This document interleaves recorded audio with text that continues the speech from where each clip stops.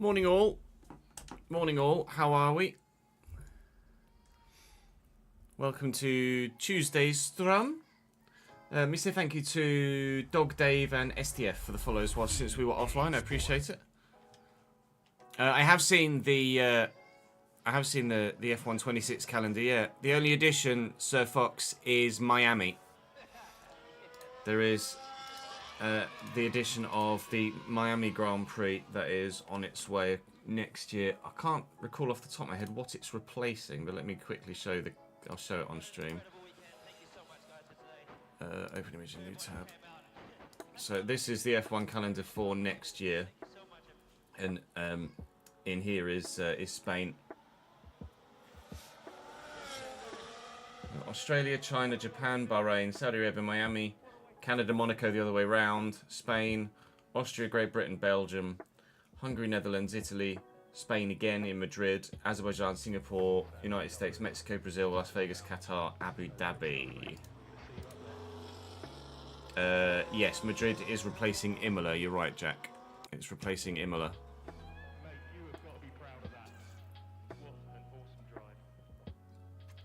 Tom, thank you for the 20th month in a row, my man. Very good of you, mate. Appreciate it, pal.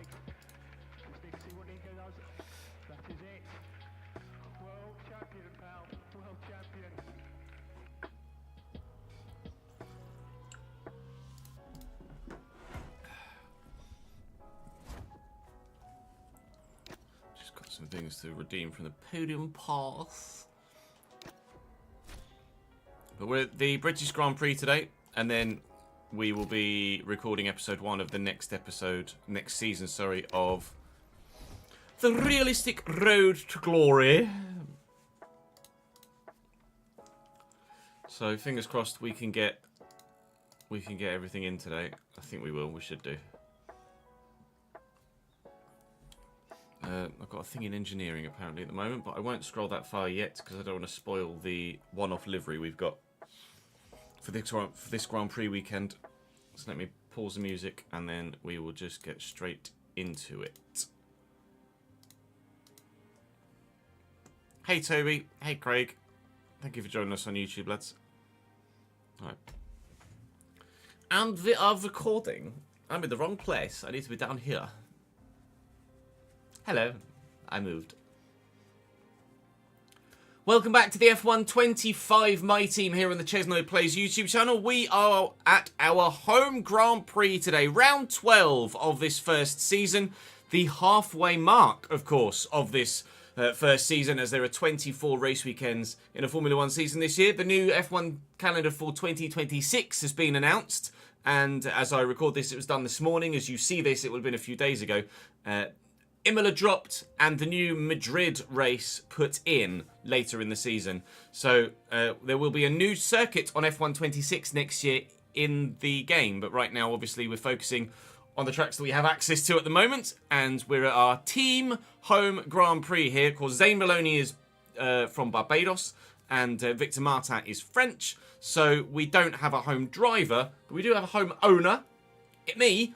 So there's a lot riding on this race weekend. We are running a one-off new livery as well for our home Grand Prix. Now moving forward and I mentioned this in a previous episode, for this race next year and for other potential one-offs, if you have a livery you would like me to run, then by all means send me some pictures on social media and I can run a competition maybe where you guys vote on what you think we should run for a home Grand Prix next year. We shall wait and see what you guys say, but you can see it hanging in the air there. We're running a red, white and blue different livery for our home Grand Prix. We're also running different overalls as well. That is our current livery for this British Grand Prix. It doesn't show the decals on it there when you show it in that one, so I'll show you it here. So we're running a red, white and blue British Grand Prix livery here with the sponsors slightly tweaked in position or in colour.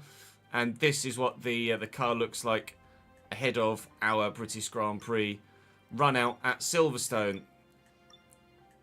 A number of the sponsors are still the same, but some we've had to tweak colour and or and or size of. You can see the Venus on the side there is now just the circular logo rather than just the text. So that's what we're running for this Grand Prix, a different livery for our home Grand Prix.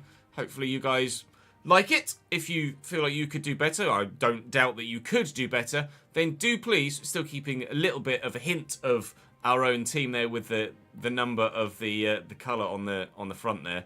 So do please let me know if you have any suggestions for a livery to run at the British Grand Prix last year. If you think there are any other Grand Prix we should run a special livery at, then I'm all ears. Do let me know.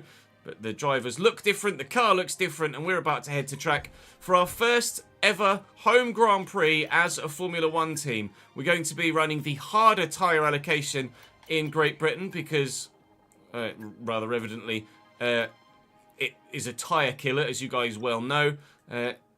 We can't upgrade anything more. I've had that little tick on the engineering side and the research side for a little while, and it just won't seem to go away. So we're going to go to the race weekend and hope that it's dry. One thing actually that, just off the cuff, it's annoying that you have to go to the tyre, you have to select your tyre allocation before you know what the weather's going to do. Because if you think that the weather is going to be wet, wet, wet, wet, wet, but with a little bit of dry, you might want the extra soft tyres rather than committing to the extra hard or mediums. But you have to go to the race weekend having already selected. I mean, I guess that's what they do in real life as well. But in real life, you can see, at least give yourself an idea of what the weather's going to do. Whereas, obviously, in-game, you can't. So, might be a little bit of feedback we could give to the devs. It's something I'd not actually considered before. But one thing you should consider is dropping the video a like. I'd appreciate very much it indeed. It obviously helps push the content to new users and grow the channel. It'd be very kind of you to do so. And if you are enjoying the content, then, of course, please do drop the video a like and subscribe to the channel so that you don't miss out on any more. Rain at the end of the race. Apparently here at Silverstone. It is going to rain a little bit. We've got some updates on the car for the second car, and all of the updates are on the car for the main car. There's a little bit of rain in practice 1 as well, apparently, but we're not going to worry too much about that. I'm going to jump straight to the practice session now and go and get my resource points, and then I shall see you guys in qualifying.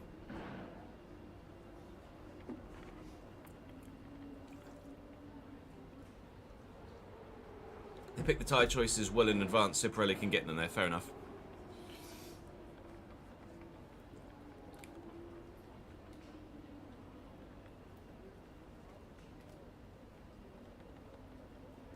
Did I say Miami? I meant Madrid. Soz. That's my bad. New contract for Soleil Kaikai is excellent. Certainly be able to do the job. Oh, it's very wet.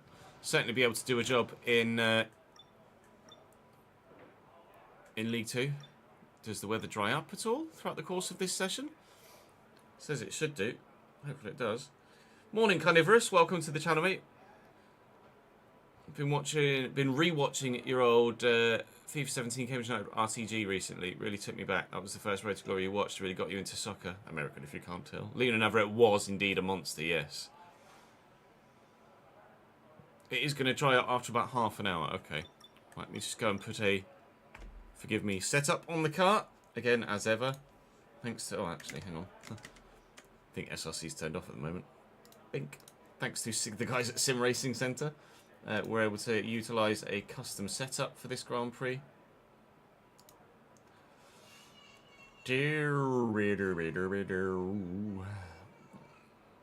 What was it here?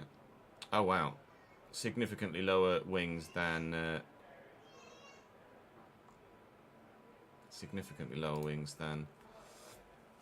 last year.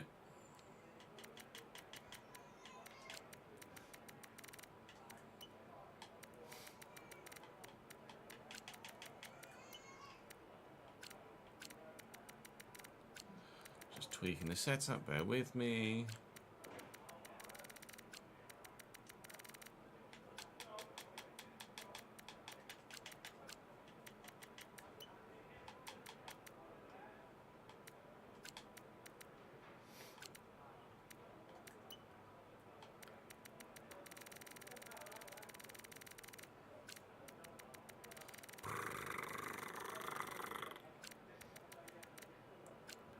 I'll save it quickly. Save as.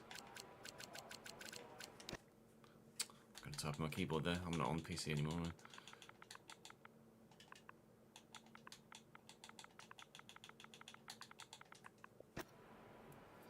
Britain. Right, much lower wings than I'm used to running at Silverstone here now this year, so Maggots and Beckets are going to be intriguing. None of these are going to be relevant in the wet, so we're just going to accelerate time until we start seeing people go out on the dry tyres. And it doesn't appear that anybody actually wants to go out in the wet, lol. Thank you for joining us on stream for the first time though, Carnivorous. Appreciate it, mate. Hopefully you enjoy it. Definitely a different vibe on YouTube than it is to... sorry, on Twitch than it is to YouTube. Or at least the bits where I'm not actually doing a bit to camera.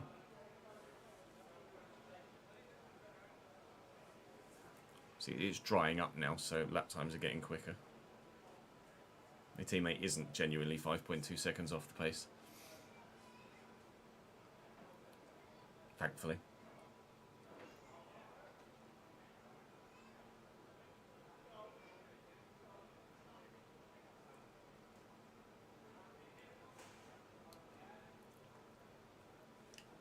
Should be drying up soon. Weather now is sunny, apparently.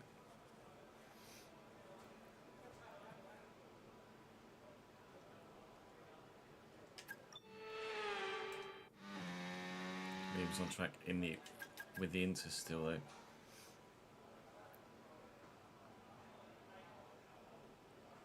Anybody gonna go out to track on a dry tyre?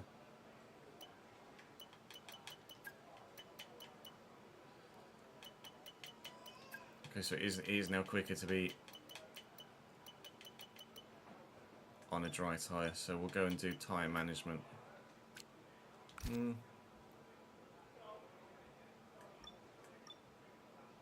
do tyre management on a set of Inters. Set of medium, sorry. Unavailable.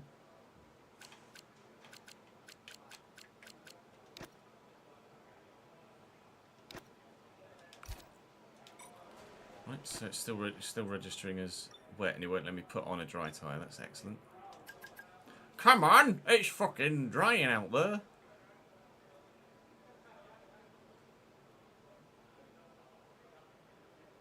says weather dry. Don't let us run the whole session on... There we go. Oh no, that's Martin in the garage. It still looks pretty damp there, doesn't it? We're going to get anything done in first practice? We're just going to lose 2 sets of tyres. I think we're just going to lose 2 sets of tyres, aren't we?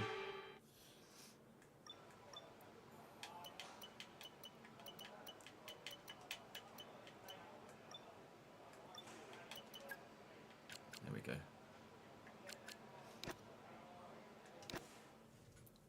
Thank Christ for that.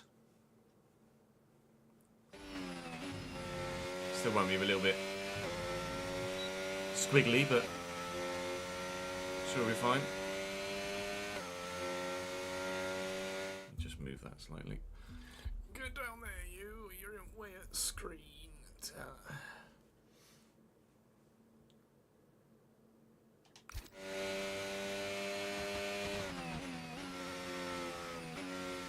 Yeah, that's significantly less downforce around Stowe than I'm used to.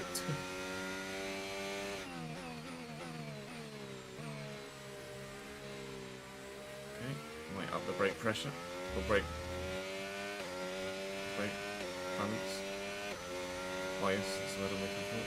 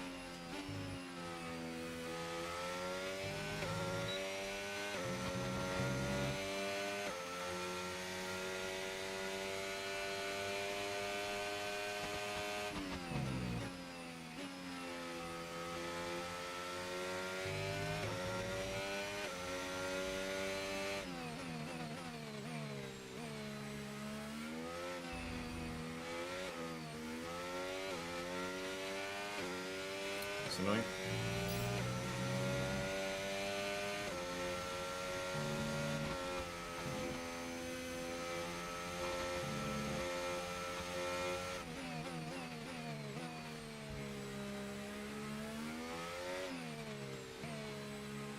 Sepang is probably my favourite circuit that isn't on the calendar anymore.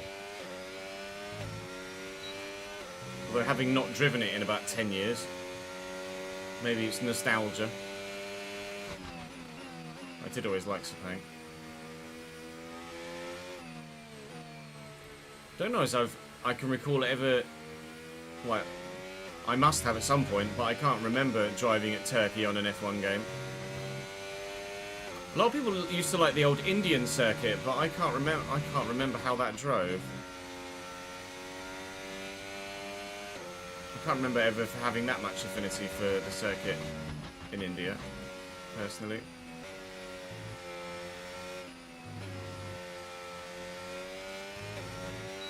Obviously, a lot of people like Hockenheim as well, but I'm not that bothered about Hockenheim. The Nürburgring, absolutely, the GP circuit. Nürburgring GP was a lot of fun. Really enjoyed that circuit.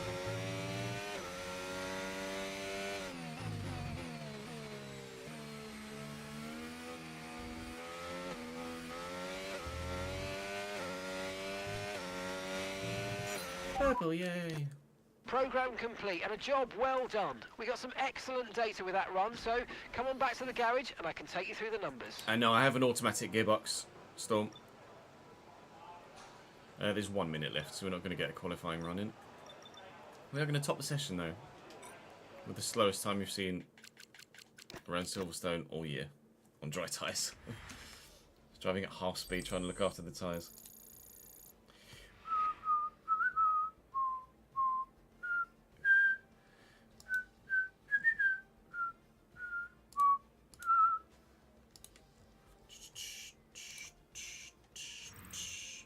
And that's it. Practice is officially over. Until next time, goodbye.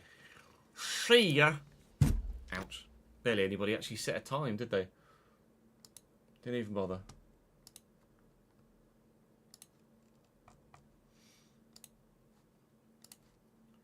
Do do do do do do do do do do do do do do do. Latest episode of the F1 Save has just gone live on the second YouTube channel. If you wanted to watch it, exclamation mark plays will take you there. The AI are strong around Emily, yes, but it's in a straight line, Ben. AI are just strong in a straight line everywhere. Right, we'll go to the next session.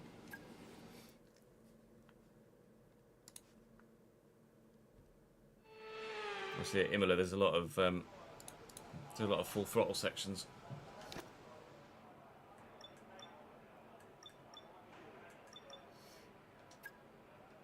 Just do race strategy.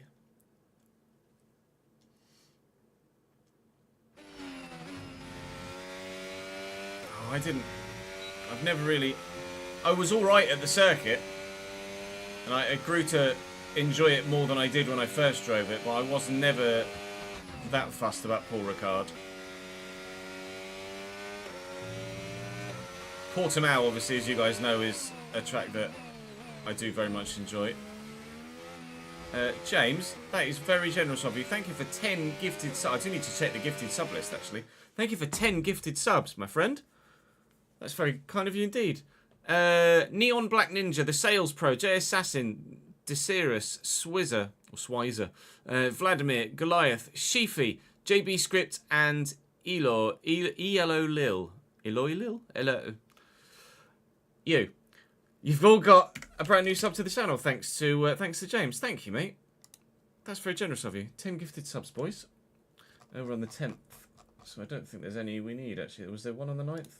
Chris was on the 9th, so we might have to gift Chris his. Let's have a quick butcher, shall we? James taking advantage of the 35% discount on gifted subs at the moment. Just as Ash did the other day. First stream back from holidays, so I thought you'd reward a few people. It's very generous of you, mate. Thank you, pal. How was your holiday? just christened, I think. Next slaughter on the 12th. Okay. Good to know.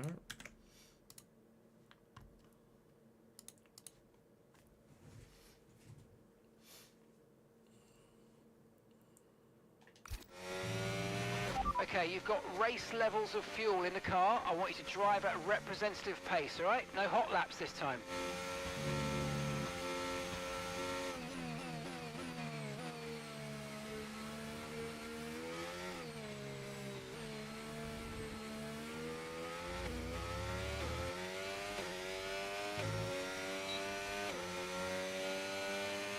The Irish love a good discount.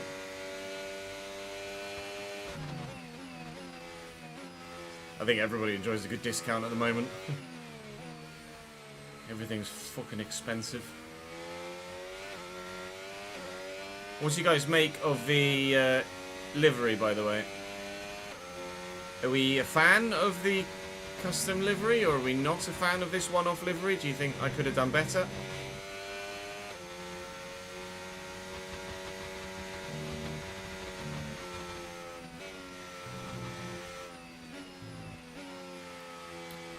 Always going to undersee through chapel.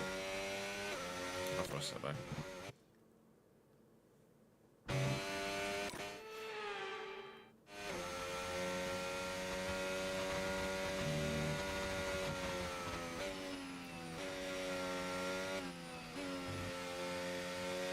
You've ended up DNFing at Imola both times. Because running the higher downforce you like there is impossible. I agree, it's much better with the higher downforce.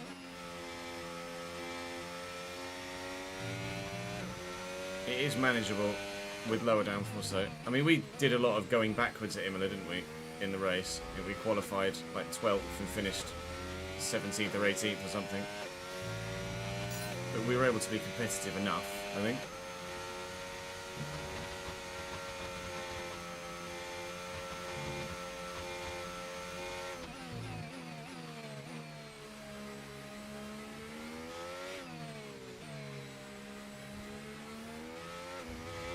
I think Silverstone's going to be particularly tough.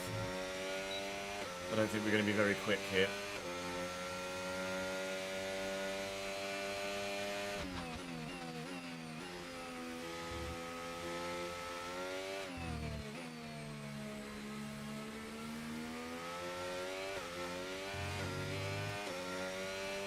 Yeah, no, 100% honesty is what I'm after. You think the mat looks a bit flat, do you? Something to take on board for next season. Are there any other rounds of the championship you think we should run a custom livery at, other than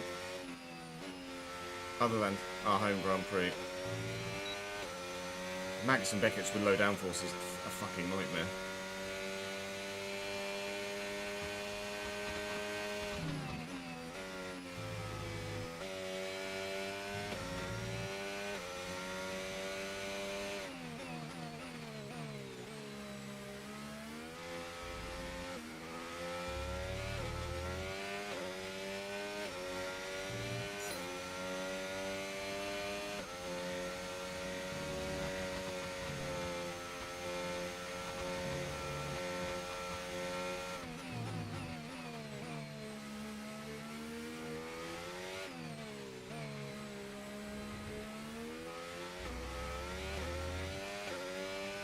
Yeah, it's the matte finish. I just tried to replicate the exact shade of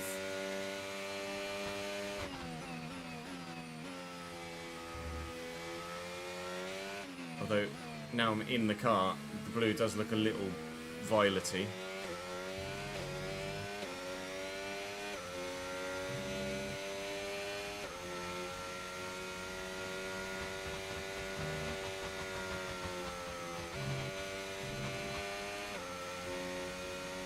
How does a livery look on the cinematic? Let's have a look, shall we?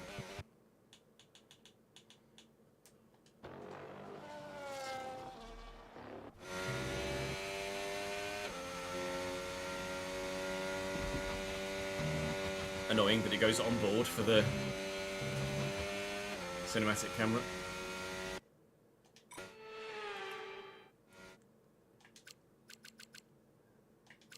Looks a little American. It's the trade-off, isn't it? It's the same colours, so it's hard to, like, without being able to put a Union Jack on the car and being limited on what liveries are available in game.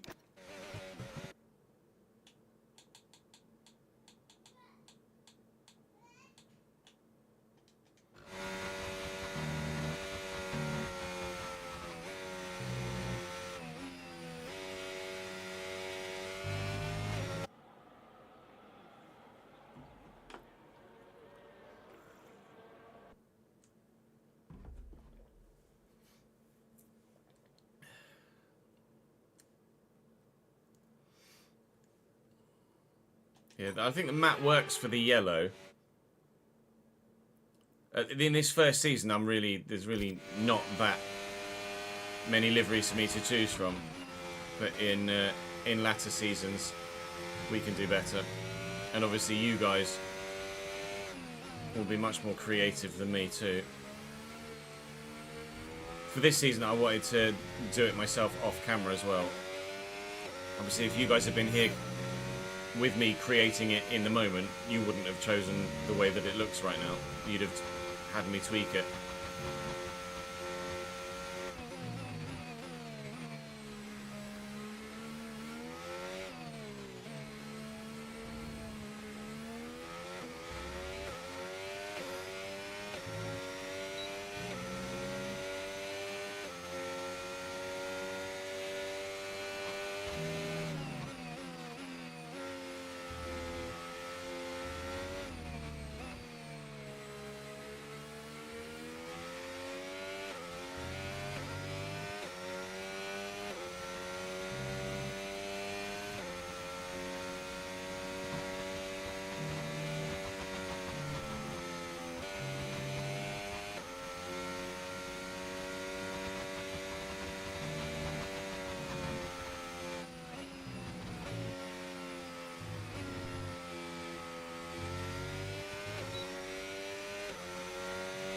Could do a one-off for Las Vegas, yeah, absolutely.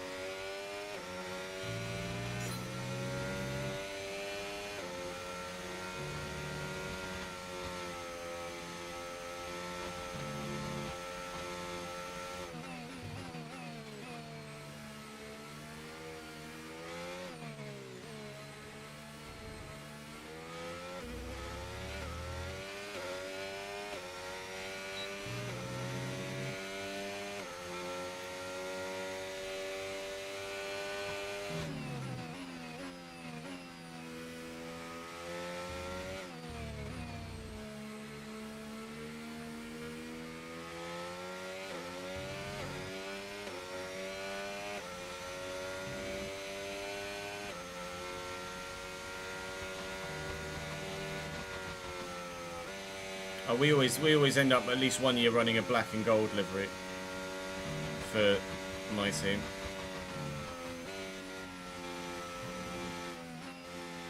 Or John Player special style, or Lotus-esque.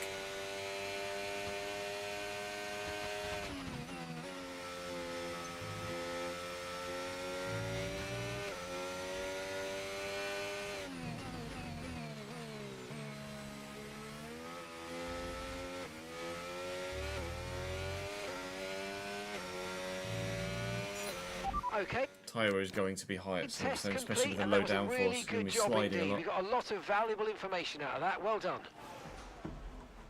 There you go. 54%. I might add some downforce in.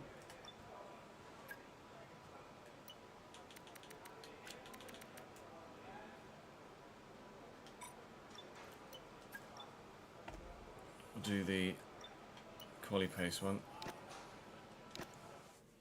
Then I'll do the race strategy again.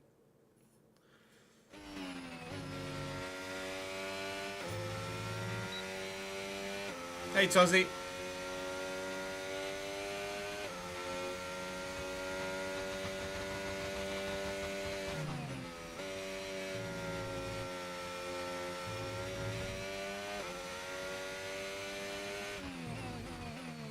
I can't, that's me braking later for the chicane.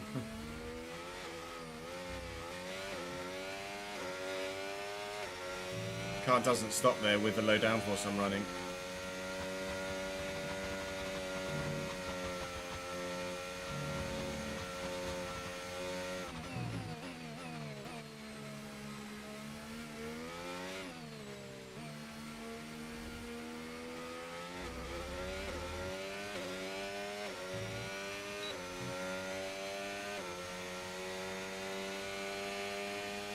Oh, earlier, sorry. Misread it. I read it as you're braking too early. That was when you just glance at chat.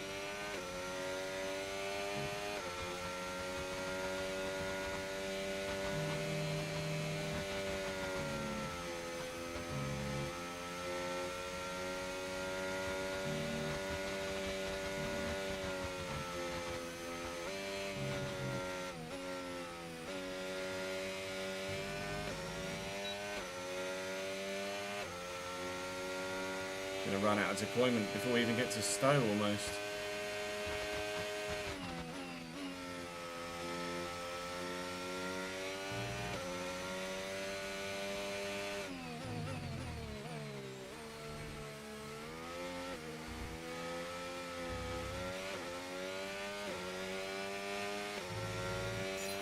Program complete and a job well done. We got some excellent data with that run, so come on back to the garage and I can take you through the numbers.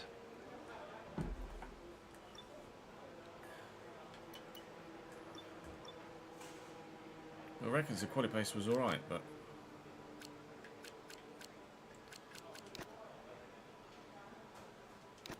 I'll do the race strategy on this set of softs, then change the downforce back down again and do it on another set of softs and see what it says.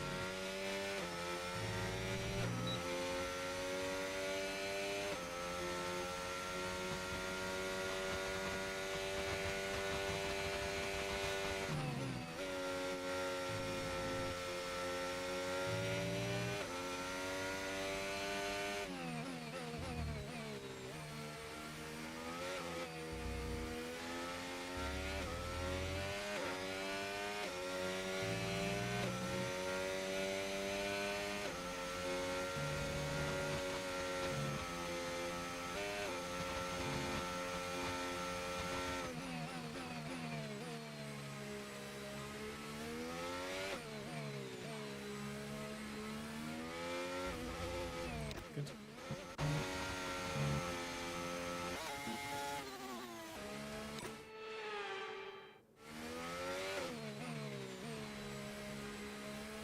There's an apex there somewhere.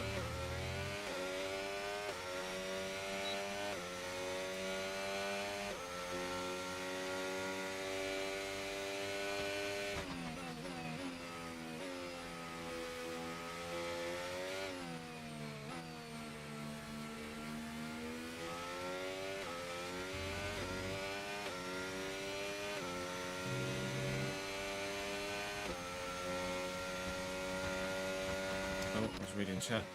Just before mid-season break, after round 14, I think Nick was the first driver to ask for drive for you without approaching him. After round 14, okay.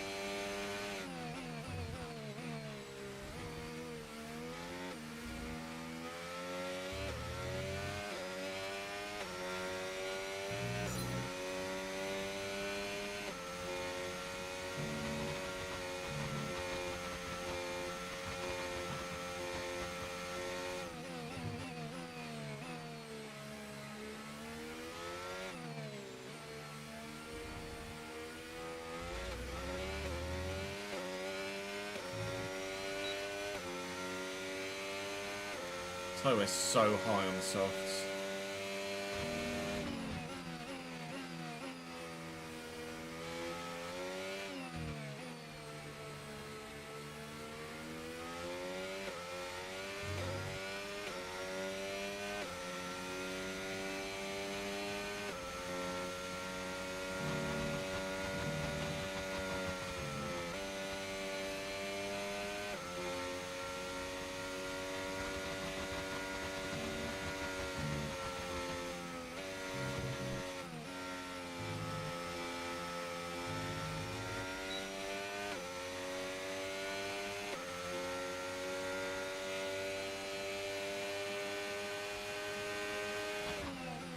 So just parking it there, Kimmy.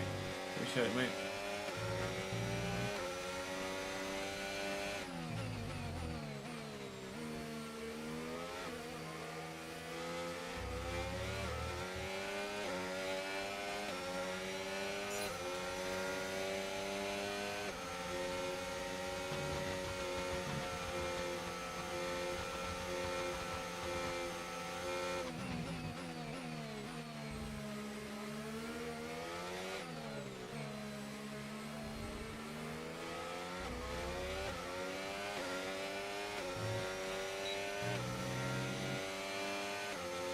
Driving a little better now.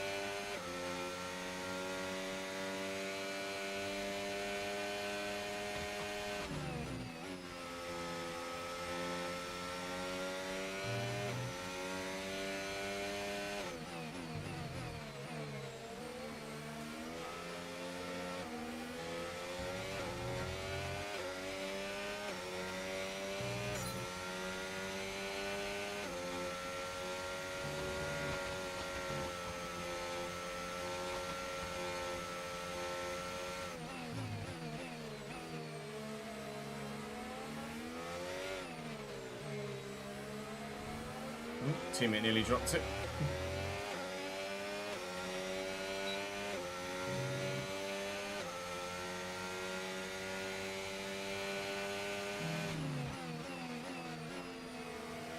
No intentions to do a driver career mode this year at the moment, no.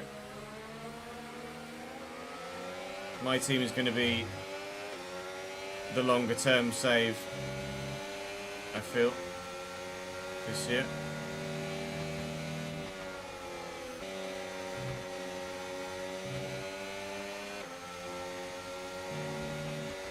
This isn't great for my data, but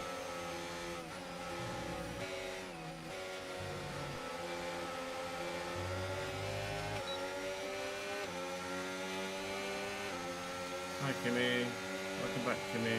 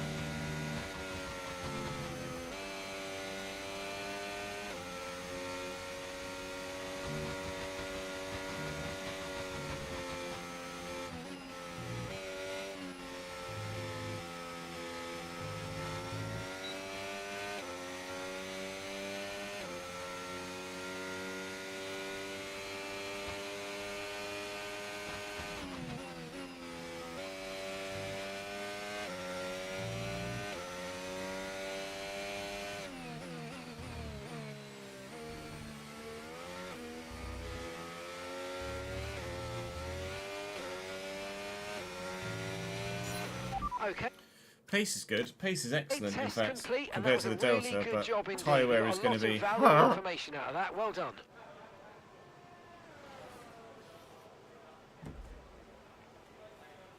Right, on the higher downforce swings, it's not as bad. Although, I did have one lap where I was slow. Pace was generally really good on both sets. But that's because I'm pushing, not tyre saving. We'll keep this setup. We'll go with a slightly higher downforce setup. Do one proper quali run so I have an idea of where I am, and then Okay, we'll guys, go everyone to, be aware, the car's ready to go. we'll go to qualifying itself.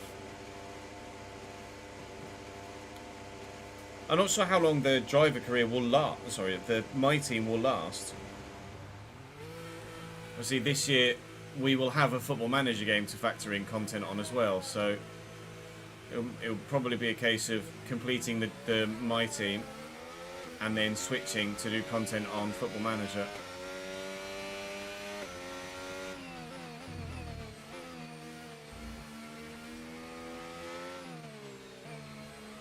Especially with FM being on a new engine.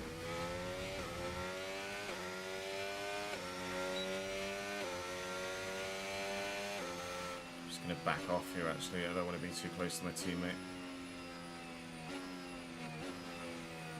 I'm comfortably catching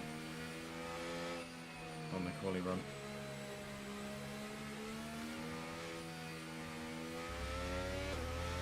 I mean, I'd love to do a full 12 months worth of Formula 1 content again.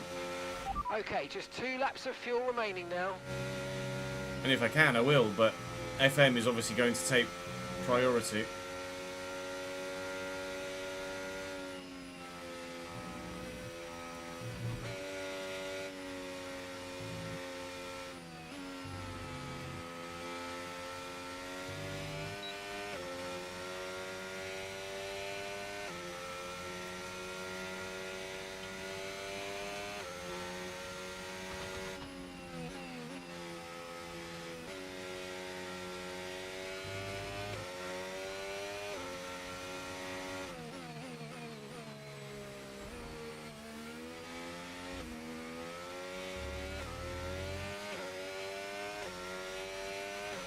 Okay, you need to come in before you run out of fuel. Pit within 2 laps.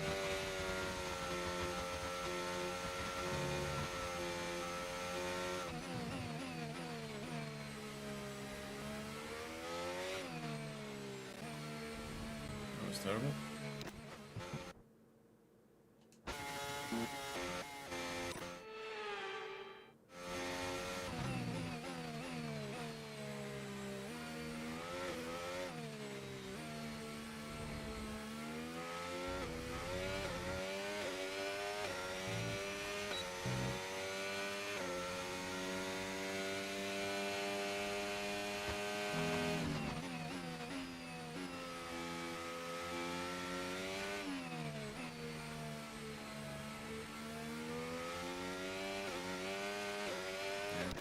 I don't have any doubts that there'll be an F1 game this year.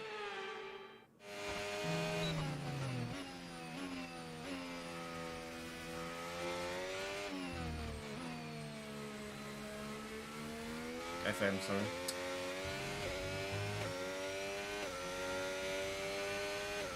It wasn't ready for launch before, but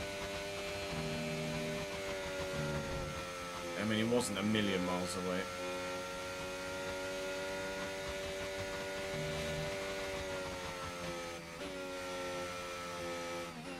Jesus Christ, swing all over shot.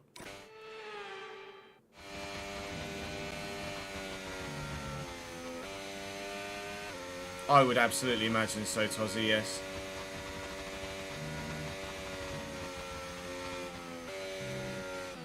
And the first driver ratings refresh, they'll up a number of the rookie drivers' stats, I'm sure.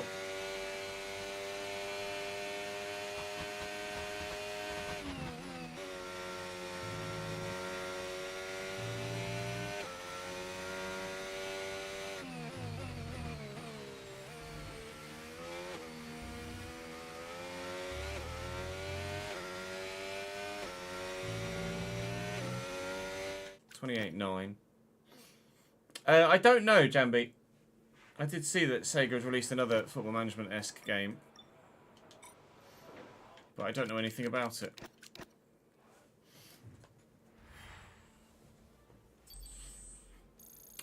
Because I need the money from 2 FC saves. Sadly, it's time to say goodbye as free... Maybe in a couple of years when Jude's at school and we're earning more as a household, I can drop an FC save.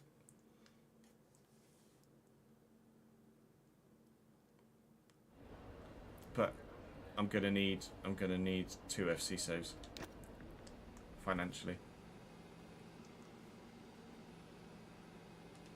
The decision is out of my hands. If I earned more and everything got more views, then I wouldn't worry about it. But every penny counts at the minute.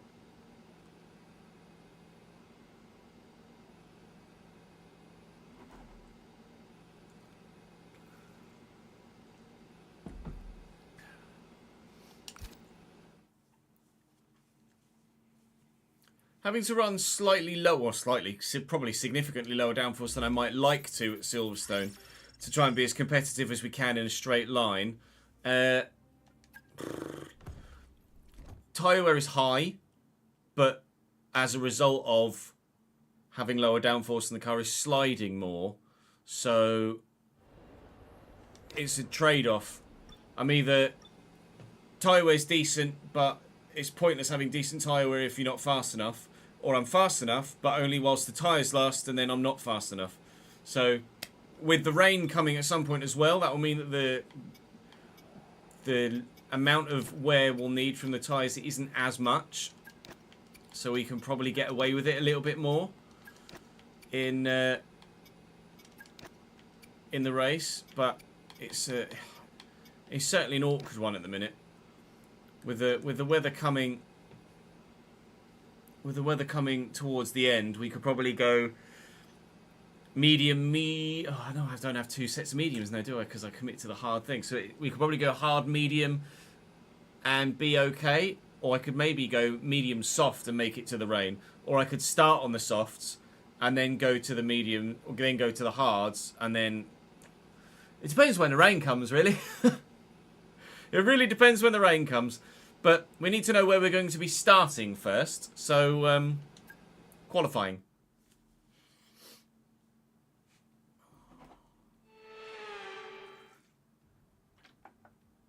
Welcome Yeah, obviously, I'd like to venue think was that second built save for views, speed. now that they're Once both an going to airfield, be now one of the finest racetracks in the world. It's qualifying day here at Silverstone. both for on the main British channel Grand again. Prix. I'm hoping that F1 FC income will be slightly higher. Oh shit, really? Liam Bennett's got a new 2-year contract. That's huge. I genuinely didn't think he'd renew.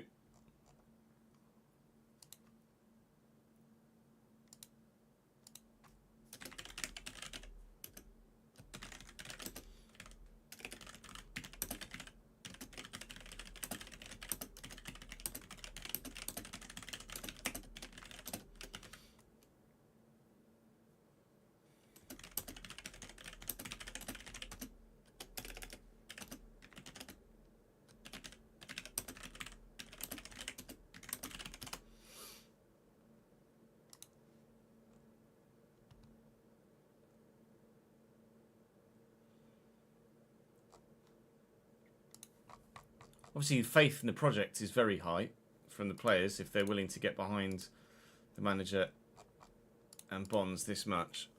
I was absolutely certain Benno was gone as well, yeah.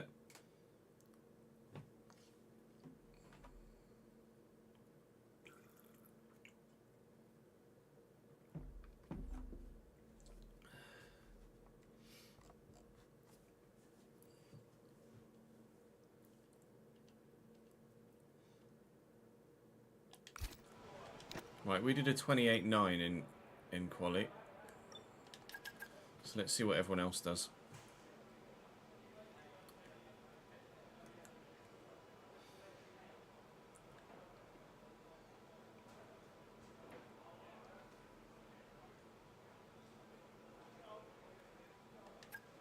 Yeah. going to be about where we expected to be, I think, here. Mid-teens.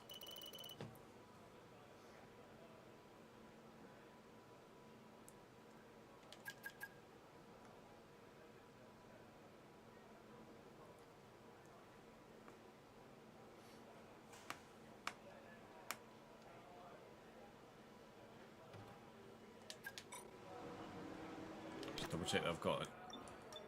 Low fuel in, we do. Out we put. Standing by. Standing by.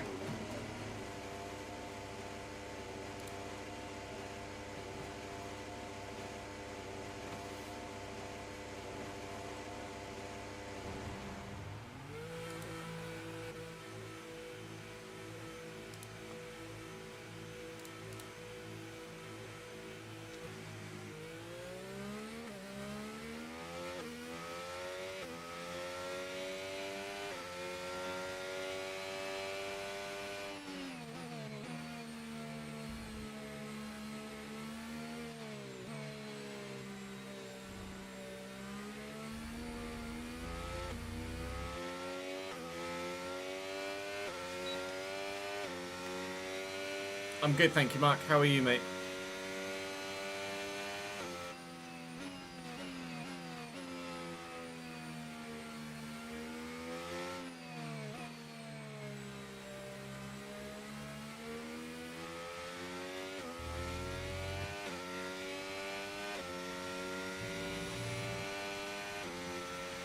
We've been pushed down to P22.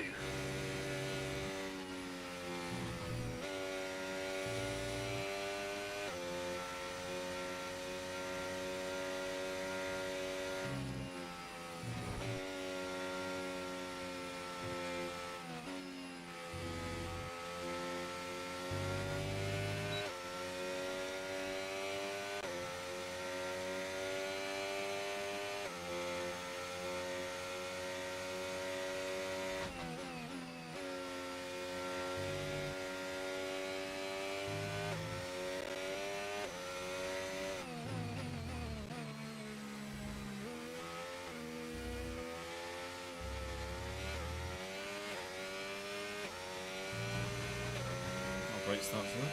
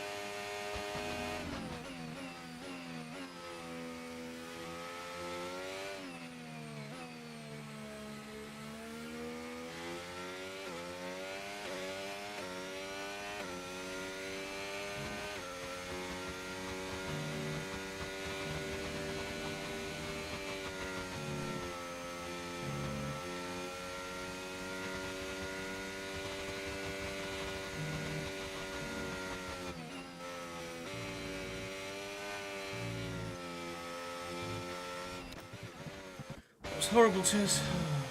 Afternoon, Ben. How are you, lad? It's your birthday on Father's Day, is it, Mark? Happy birthday in advance.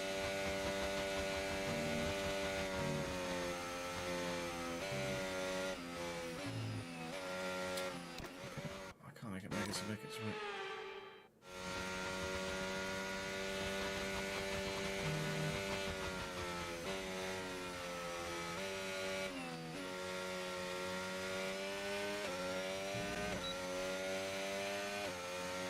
We will be live on We've been pushed down to P22 on Sunday. Got family up on the Saturday, so we'll be celebrating a day early.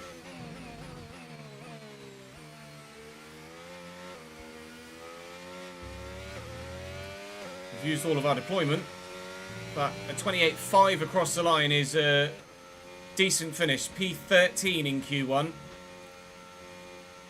We ended up running out of deployment at the end of the lap, as we have done on every quali run we've done in practice as well. So there's maybe a little bit more pace in the car, but I'm not going to be able to extract it because I'm just running out of battery. But we're still 8 tenths off those at the front there. Fernando Alonso is out, which is a bit of a surprise in the Aston Martin, but both Saubers is not a surprise, nor is Hajar in the RB, given the current stats of drivers in the game, nor Behrman in the Haas. Doohan through is the surprise. George just doesn't qualify well. Ever. Did he only do one run? No, George Russell used to be Mr. Saturday. He's absolutely not in the game right now. He does not qualify well at all, Mr. Russell. But he's through this time to Q2, as are we. I mean, obviously thrilled, Ollie. Obviously thrilled that Liam Bennett signed a 2-year extension. 2 years as well.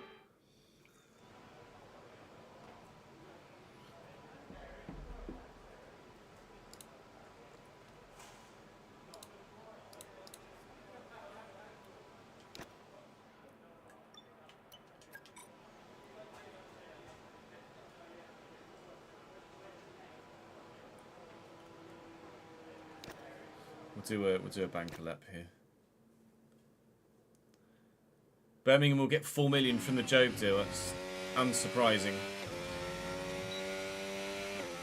It was always going to put some sort of clause in, weren't they? 10% by the sounds of things then. 10 or 15% clause. Plans for the remainder of FC25 are to do one more season of the RTG,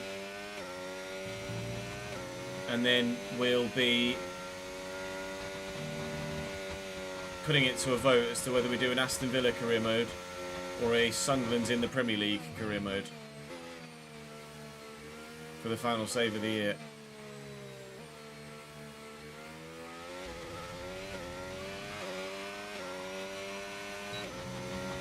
Andy, thank you for the 20th month subscribed, mate.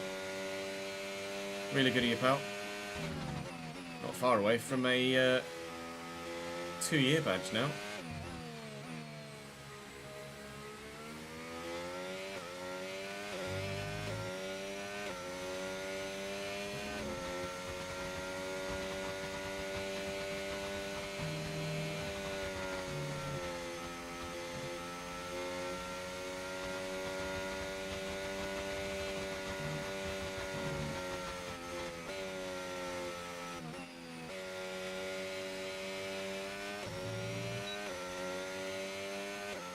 Just loaded into Season 2 and you're Hulk to glory, and Verstappen has gone to Ferrari. Nice. Love that. He went to Mercedes and someone else's in chat. Oh. Whoa. Oh, we'll finish the lap. We're seeing major front wing damage. Box, box, box.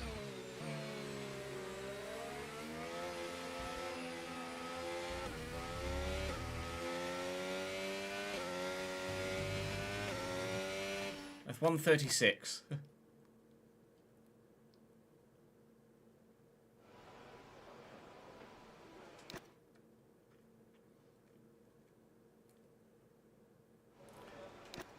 Tips on how to get faster, JJ. We've had to spend time repairing the damage to the car. Where do you feel you're weak at the moment? And what assists are you running?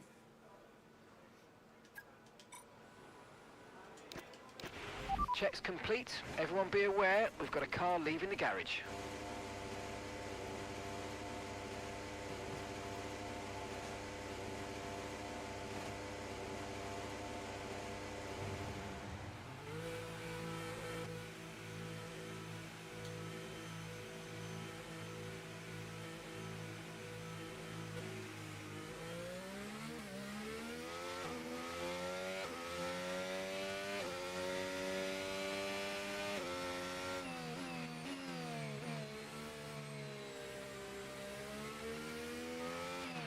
Okay, I'm afraid we've been pushed down to P16.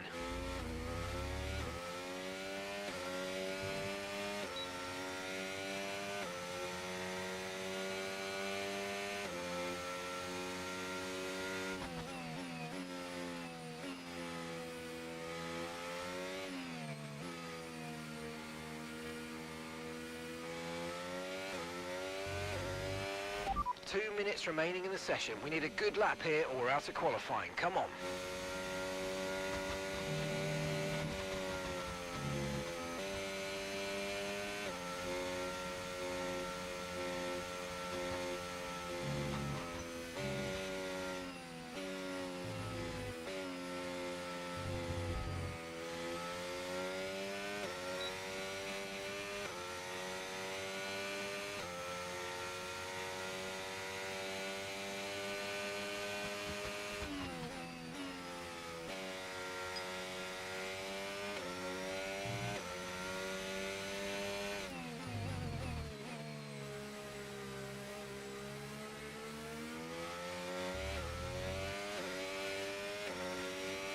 here we go then.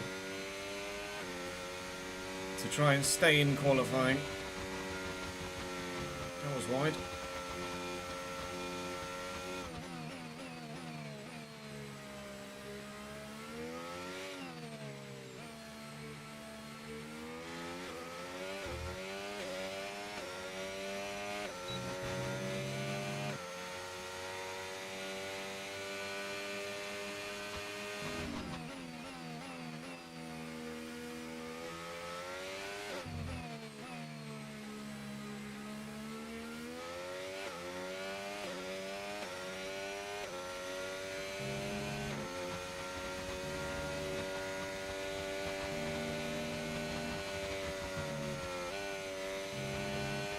Any steps on me through cops. Right, that's us down into P16 now.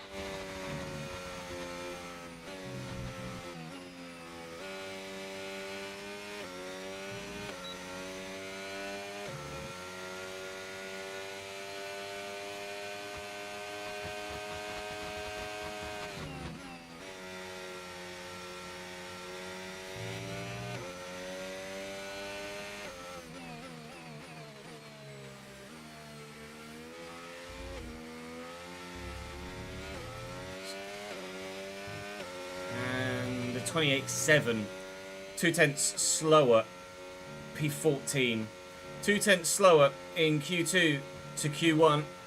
We will start the British Grand Prix, barring any penalties for anybody else, in 14th place. Needed to find another 4/10 to make it through to Q3, which I don't think we were ever going to do. Both Mercedes out, however. Both Mercedes out. George just does not know how to qualify on this game, does he? Doohan is P13. We probably could have, if we'd have replicated our time from the first session, we'd have been 12th, but 14th is fine. Lawson very close to me, 14 milliseconds back. Gasly a little bit further back. Doohan out qualifying Gasly is a surprise. Lando Norris on pole. What?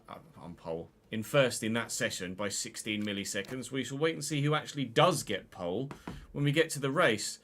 That rain looks like it's probably going to come around about lap 40, but it does tend to come earlier than predicted most of the time, so it may well be with us by like lap 25.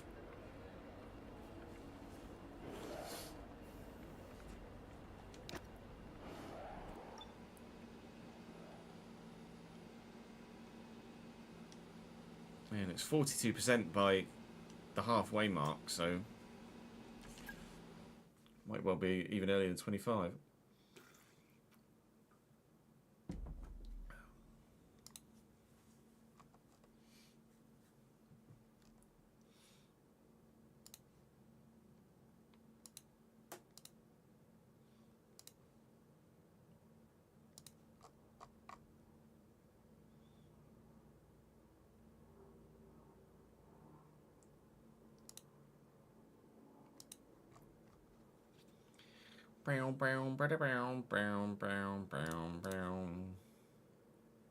You had a safety car and were able to one-stop at Silverstone. Yeah, I'm expecting the AI to be really strong here.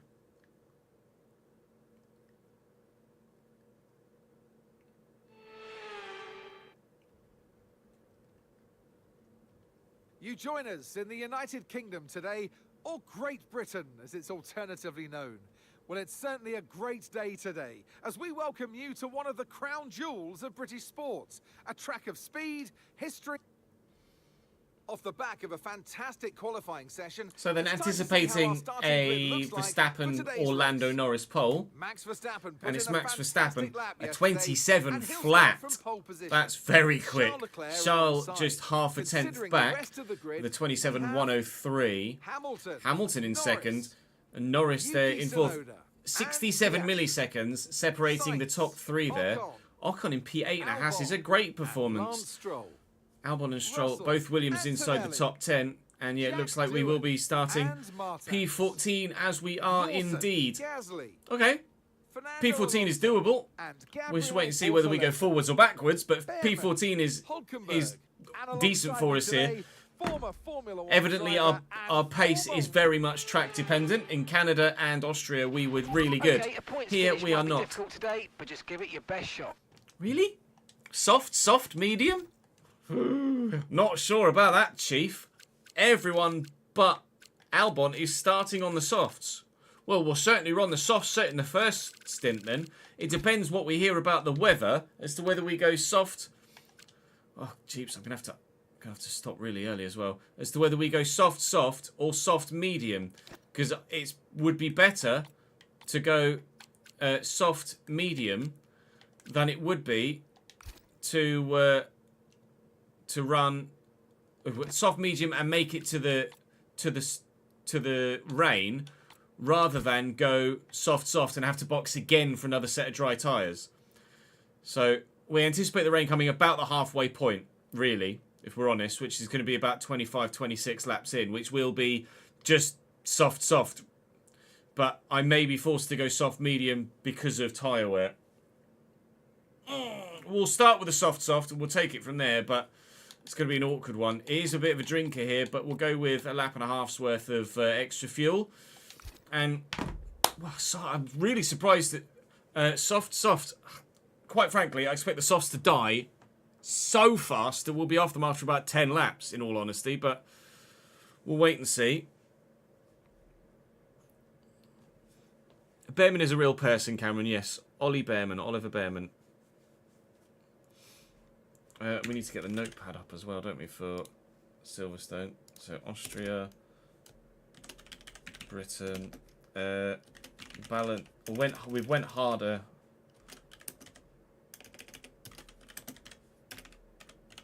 But balanced is fine. Fuel, 2 stop, 2 soft, apparently. But rain at end of race.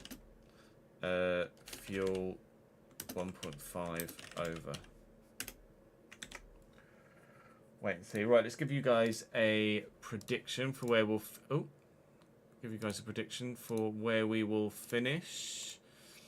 Starting 14th, not really anticipating being that competitive here, especially with the high tyre wear. I'll say, will we make it further forward at all? P13 or higher, or nah?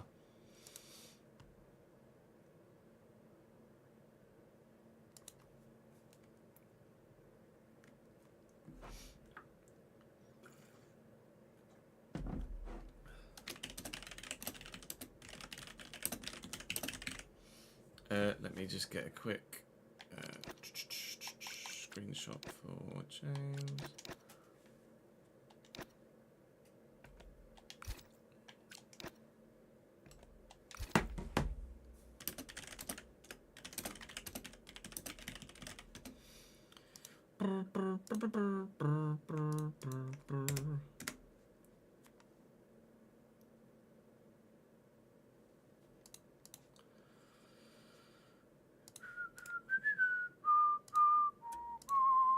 Completely missed that DM.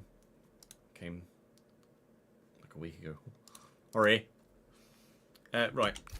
I'll leave you guys with a prediction. I'm going to go for a quick toilet break, and then we will figure out what the hell we're going to do.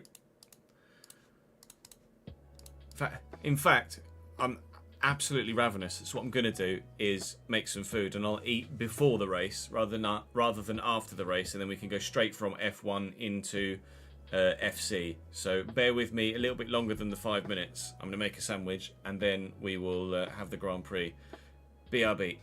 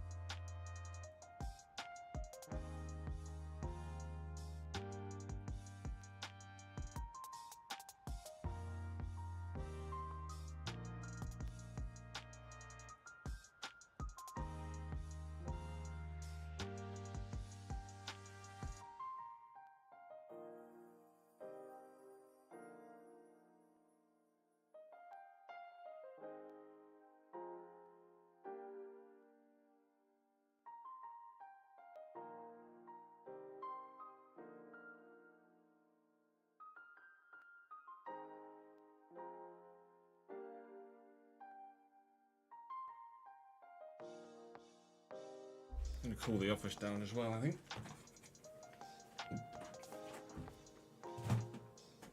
It makes such a difference when the Xbox is on.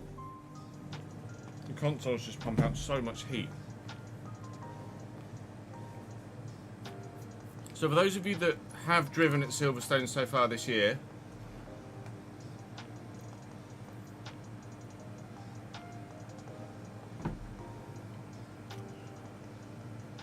where is the AI strong compared to you?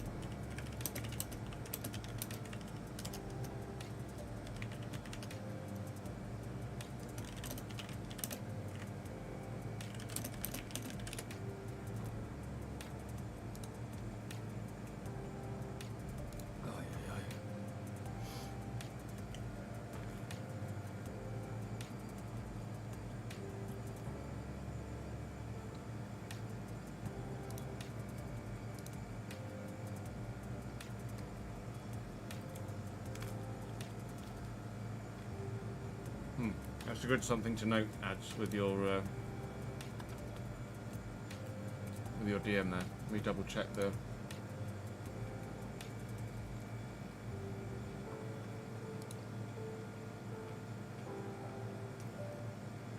Check the thing.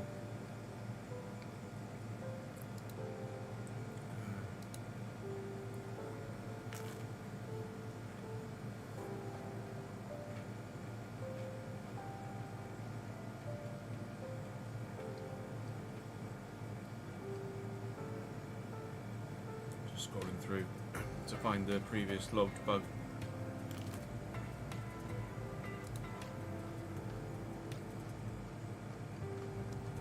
Oh, so when Gillen logged it, he had just paused and looked at the replay but didn't rewind. So when it was originally logged, it was logged with the version of the bug that you got or that you mentioned, Ads.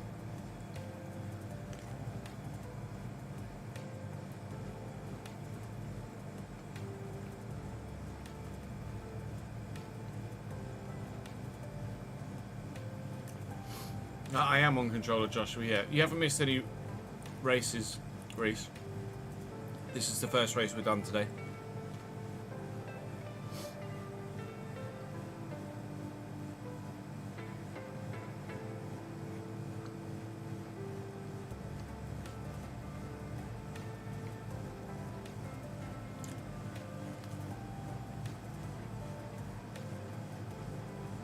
Softs die fast, but they're weirdly still manageable. Okay. AI strong through Cops, Maggots and Beckett's and Stowe.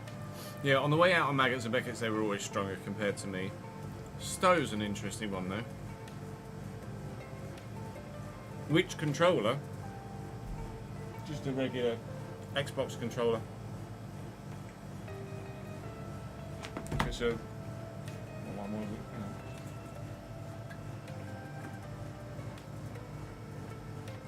It's the electric Volt one. That's what's in here was an old white one, but it came in this. That's obviously similar colour. With full disclosure, was sent to me by Xbox. I can't remember whether it came with something else or whether it was just the controller. It might have been just the controller, I think. Yes, Ads.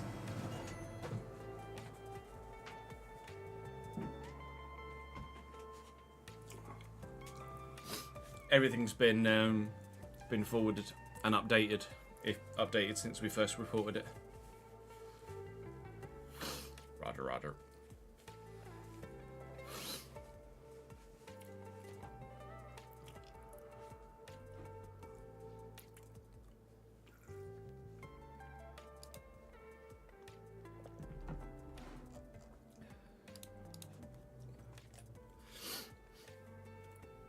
Right.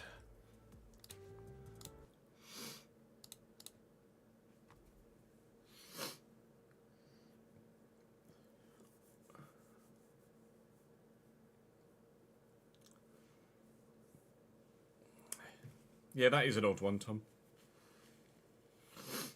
Let's see which way you guys went with your predicciones. Pretty evenly split. Intriguingly, no one is going for the DNF anymore. Sam, thank you for the 25th month, mate. Appreciate that, pal. So, P13 or higher, 10 of you reckon so. No one's gone massive. Jordan with 35k. No one's gone huge. P14 or lower. Tom's whacked up 50k, which is the biggest so far. Less people reckon P14 or lower, but more points spent. A bit only just. But that's mainly because of Tom's 50k, really, isn't it? Well, let's go and find out, shall we?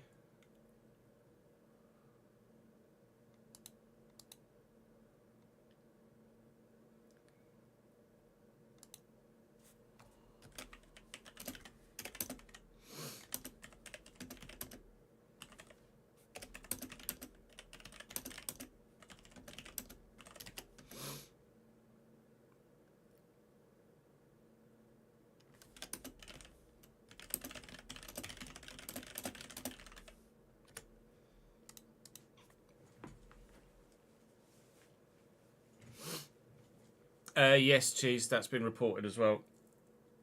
It was a thing last year as well.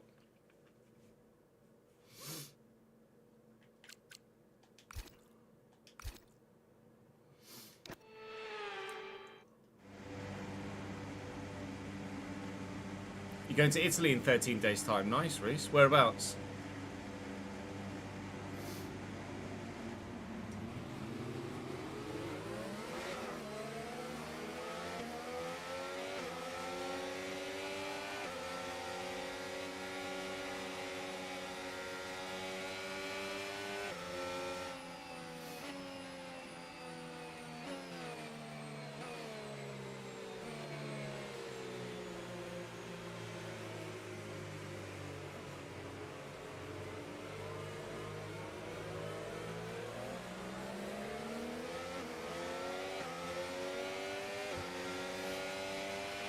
No rain expected, no rain expected for the time being.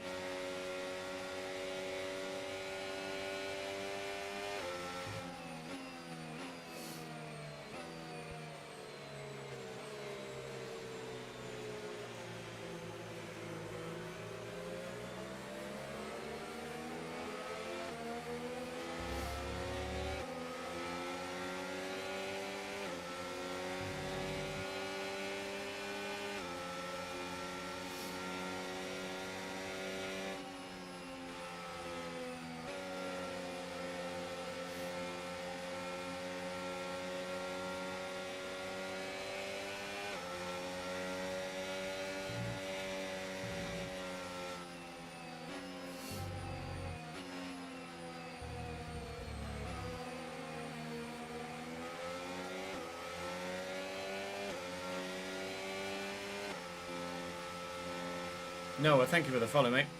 And Obi-Wan, you know me.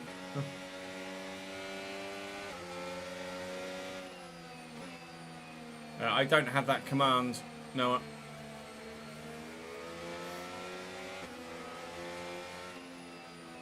Also, it's weird that you've tagged Nick in that. Spoiler alert, I am not Nick.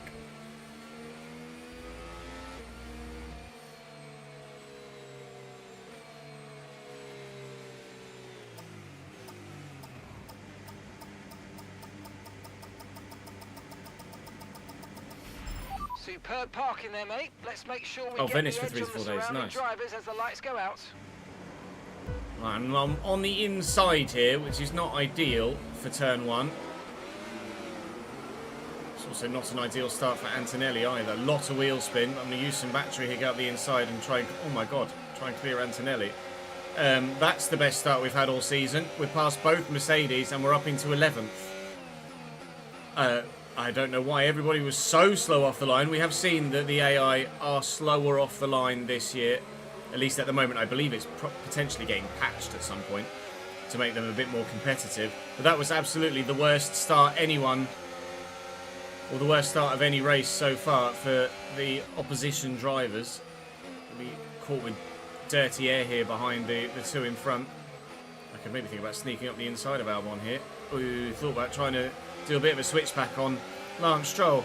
Albon's the only car on the medium tyre, so he'll be slightly slower at the beginning, but quite frankly, it won't be long at all until dirty air. It won't be long at all until his medium tyres become the better tyre to be on, because the softs are going to disintegrate effectively. We're waiting to see how strong everyone else is and where.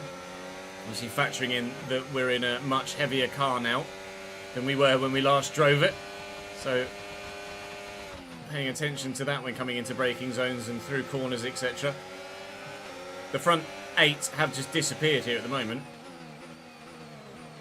DRS will be active from this next lap, so we should get it down the Wellington straight, provided I'm close enough to Alex Albon. I've always been really weak at this start to the lap section here. DRS now enabled. DRS enabled. I don't know how well we're going to be able to manage our battery either, considering it's quite a quick track where we'll be using a lot of full throttle and as such a lot of battery usage without even whacking it into overtaking the first place.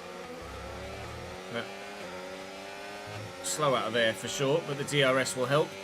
A little bit of battery too. We'll make sure we stay with those in front if we can to help defend from behind, because I've got two rather interested Mercedes cars that would like to find their way past me. I am absolutely anticipating falling backwards as the race goes on because of our tyre wear and lack of competitiveness. Definitely struggling around cops, that's for sure. DRS detection point is through Maggots and Beckett, so provided George doesn't challenge me here, we will have DRS down the next part of the track. Definitely not driving very well at the moment though, but we do have the DRS. Need to fix up. I've barely used my overtake button and I'm still finding it die, so that's not great. I shouldn't really fight this that hard, but I'm not just going to let him go through. At the same time, we don't really want to lose Albon or Stroll, but ultimately, if we're honest with ourselves, we're not fighting for points today. So losing Albon and Stroll here isn't No need to worry about the tyre condition for now. a huge thing. Good. We're just going to be falling backwards anyway. Russell and Antonelli now side by side through Abbey, but after 2 laps, we now stay P11, but having lost DRS on those in front, battling with George Russell, will very soon be not P11 anymore. The going backwards is about to start.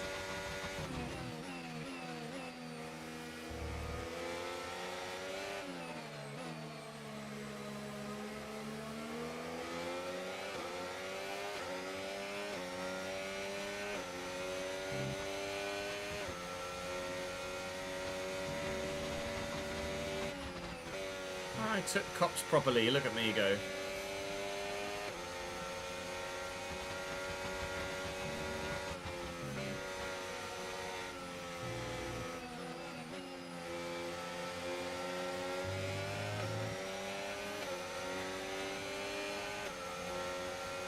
George is probably... Actually, he might not get it to me before Stowe, you know? He hasn't.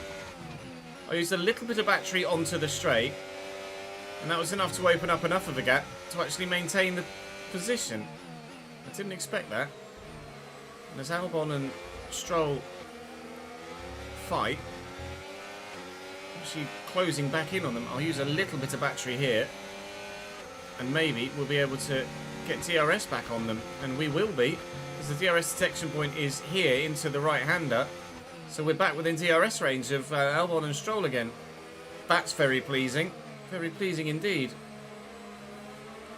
So we stay in touch, albeit potentially only for one DRS zone again, but we stay in touch. Rain is With forecast in just oh, over 10 wow. minutes Rain time. in 10 Rain minutes. in 10 minutes. That's way earlier than we thought it was going to come. Okay. That's changed things. Alex Albon might put himself in a great position to go for a bloody win today.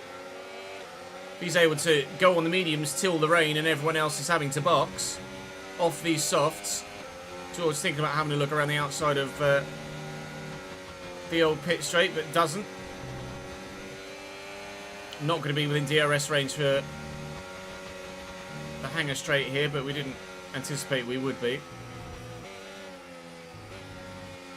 And I'm slow around there. Alright, now I'm a sitting duck down the straight. I didn't get it right this lap at all. Antonelli's dropped a little way back. Russell's got me comfortably. I'll try and stick with George if I can. Okay, Unlikely, lost but a position. That's us down a place. George is going to get stuck behind Albon and Stroll himself as well. So we're not going to completely lose everybody in front of us. Just a little bit.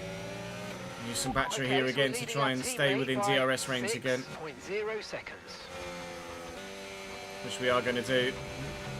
Pay attention, Chess. I'm too busy looking at the deltas. Which we are going to do. But again, we will fall out of it by the time we get to the hanger straight. So we're only really able to utilise DRS at this part of the circuit, which is fine for now.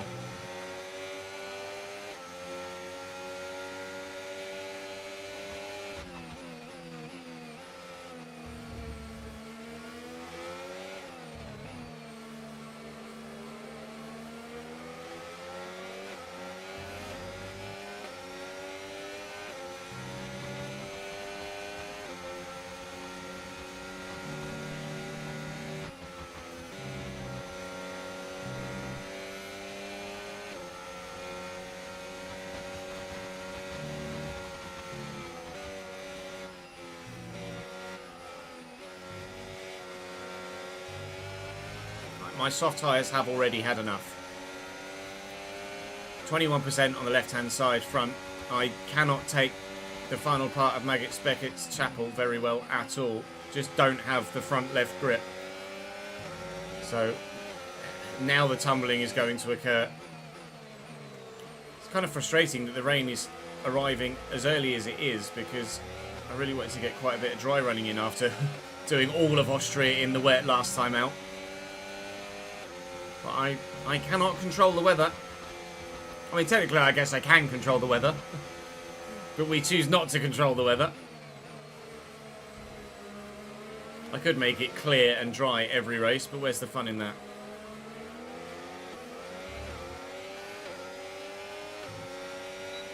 Oh, it's Fernando Alonso behind me. Teammates dropped off the back of everybody, which is excellent. Can't wait to get a better driver in that second car. Already in talks with Nico Hülkenberg and Yuki Tsunoda. I don't necessarily have the finances to be able to afford them both, but I would like to get them both in if we can. We'll wait and see if anyone actually approaches us too, because we know that's a mechanic this year that we haven't encountered previously.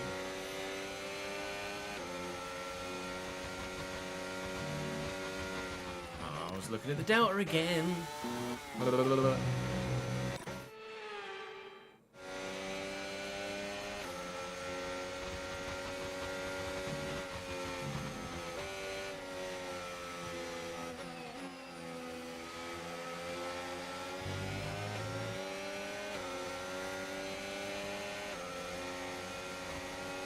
25%.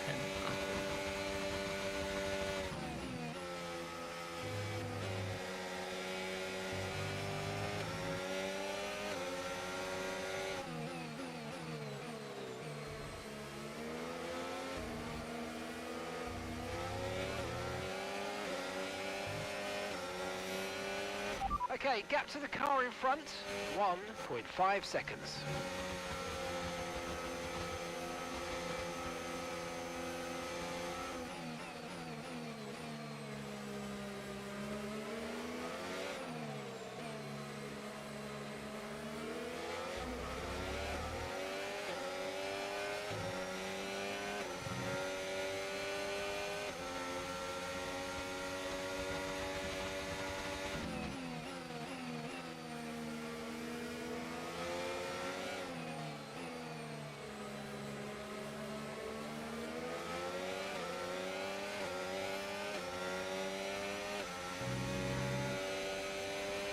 Alonso's got a run on me up to Cops.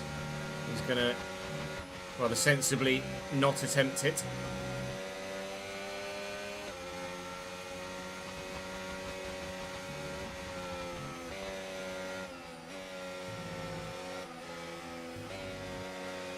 It's just understeer City on the way out of Chapel.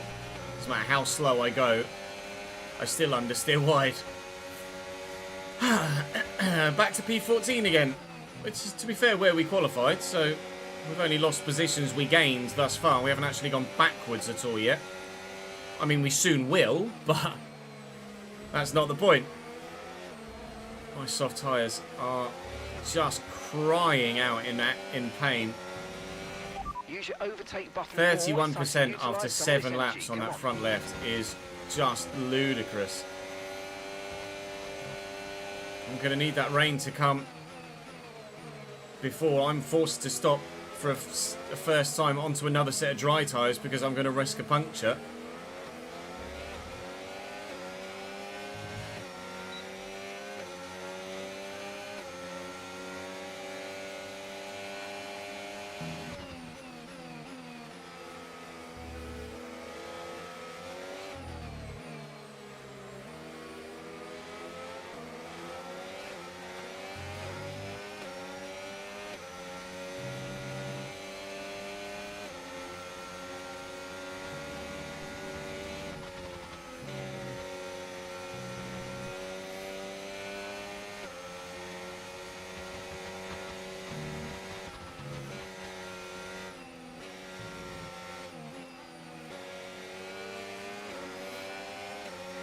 I managed to take Chapel a bit better that time just by scrubbing more speed off than I felt comfortable doing. We are in DRS range of Fernando at the minute, so that's going to help us defend from behind. Fernando's about 1.2 seconds off the quartet in front. That might very soon be about to become a quintet. Never and have never been able to get the power down at that part of the circuit very well at all. We use some battery here to try and get back within DRS range for that Wellington straight again as well, and we will do so. Well, we've fallen back, but we, at the moment, are holding our own in front of the Alpine of Doohan. I think it helps that we've got 2 rookies directly behind us now in Doohan and Bortoletto that aren't as fast in their respective cars as their teammates in the exact same machinery. We think we might see some rain. ETA. See, now it says 15 minutes. You said 10 minutes 5 minutes ago, and now you're saying 15 minutes. We will absolutely be boxing for another set of dry tyres. It's just a case of what do we go to. I absolutely won't run the soft tyres again. I think I'd be silly to. I'll just lose too much pace. It's a case of do we go mediums and get to the rain with them, or do we feel like the hard tyre might actually genuinely, if the rain's going to come a little bit later than anticipated, is the hard tyre an option? Maybe I box early. The DRS is going to, the DRS train effect is going to mean that everyone disappears on me. I need to stay in DRS of someone as long as possible, I think. But I feel like I could box super early and go to the hards, but they're just probably not fast enough. The pit stop is scheduled for lap 16. Gaining on the car in front. Try to keep up this momentum. It is due to be the softs, but considering we're not going to need the medium tyre at the end of the race, because we anticipate it's going to rain for the remainder of the race once the rain begins, I could go to the medium tyre next. Albon isn't necessarily struggling massively at the minute. Alonso has DRS now, which is not good for me. Whilst Albon's not struggling anymore, he's also not so fast that he's able to get past Stroll and disappear. So the soft tyres for at least the other drivers are still holding on. I have to use some battery here to try and catch up with Alonso, who's all over the back of Kimi Antonelli now. I think we're going to be out of DRS range of Fernando Alonso here, although I've run wide. And they ran slowly through Cops themselves, so we are going to be still within DRS range, rather fortuitously. Right, And so we continue. Not a massive amount of action in the first 10 laps, but still a lot to be discussed. Albon is now past Stroll. This might be now where the medium tyre starts to come into its own. You'll notice that at the front of the grid, one of the McLarens has significantly dropped off. I wonder whether they're running damage. They're going to have the Haas of Ocon right behind them. But the front few have disappeared. George Russell is starting to make some distance now as well, actually. Just seeing that he's passed Stroll and Albon too. So Russell races really well. If he could sort his qualifying out, it'd be challenging for podiums every race weekend like he is in real life, but he just doesn't qualify very well in this save. On the 11th lap, my front left tyre is nearly at 50% already, and we've no idea when the rain's coming, but it is starting to get overcast, as you'll notice there. So maybe it's not that far away.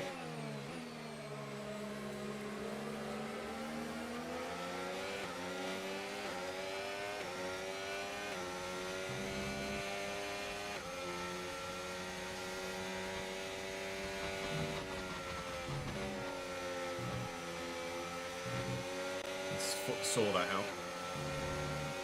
Not taking Cox very well at all.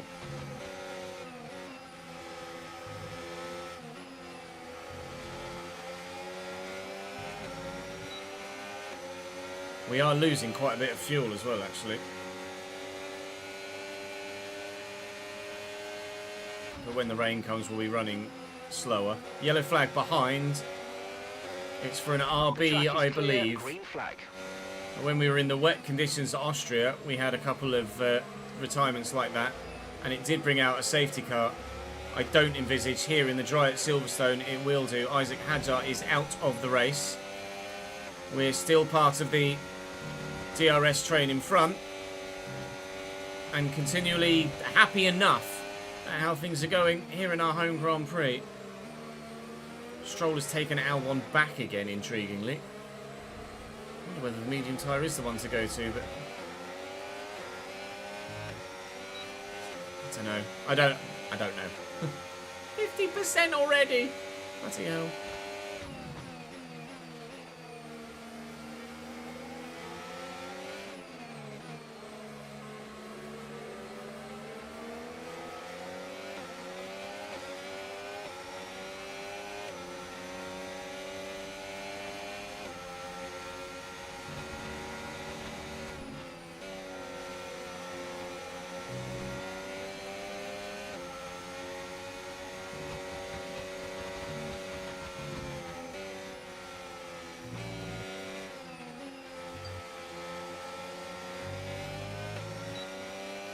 Still clinging on to this DRS.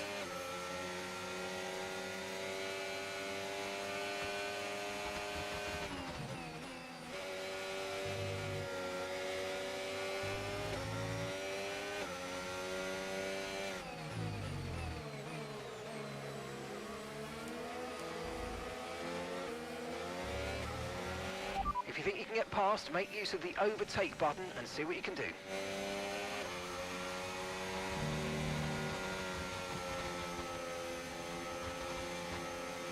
Obi-Wan, you know me. Thank you very much for the tier 1 sub, mate. That's very kind of you. Only followed earlier on this afternoon and already backing it up.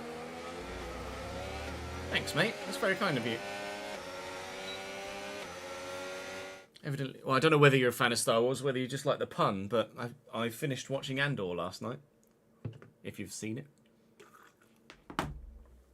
I know the tyre wear is pretty bad. We can ask about the weather, gee whiz.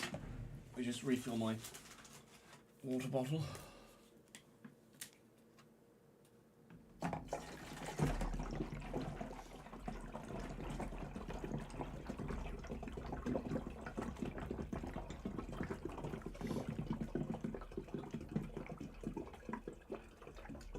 Silverstone's just a tyre killer, Dunder. Everyone else has probably got tyre wear kind of similar to mine.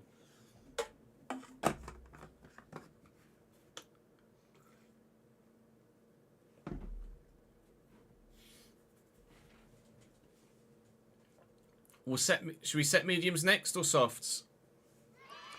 Joe, thank you for the 37th month total and 10 in a row as well. I haven't checked them, ads. Use your emotes, chat.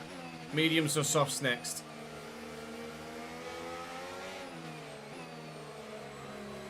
Alonso getting a little bit squirrely there. We're with them here still. Albon and Stroll starting to pull away a little bit. Albon's kind of taking Stroll with him. Whereas Alonso and Antonelli are falling back now. You should be feeling the effects of some tyre wear. Oh, I am, so and have been for a while.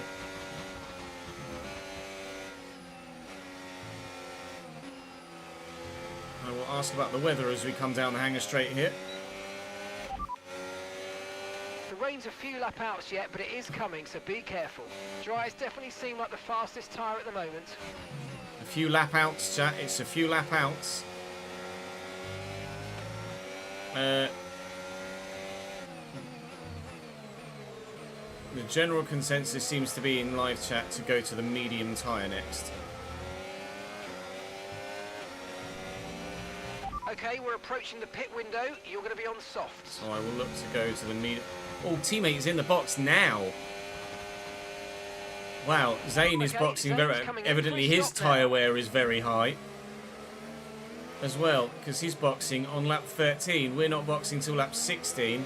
Live chat tends to lean mediums next at the moment, with the rain still not here. Radar suggests some weather's 5 going to hit minutes. in around 5 minutes time, so stay on your toes.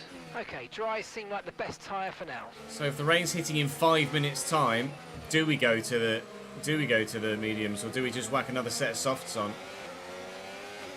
Does that change your opinion, live chat? We also don't know how heavy the rain's going to be when it first hits. It might start to rain. Alonso went wide. It's the first time I think I've seen the AI do that. Actually run wide in dirty air. Alonso turns in here and just washes out in the dirty air and goes wide at cops. I don't think I've ever seen the AI do that. That's a great visual example of how the dirty air is affecting the cars in these DRS trains. You haven't seen that, certainly in previous games, most recently, that's for sure. I do it all the bloody time, but the AI don't. So that's quite refreshing, actually.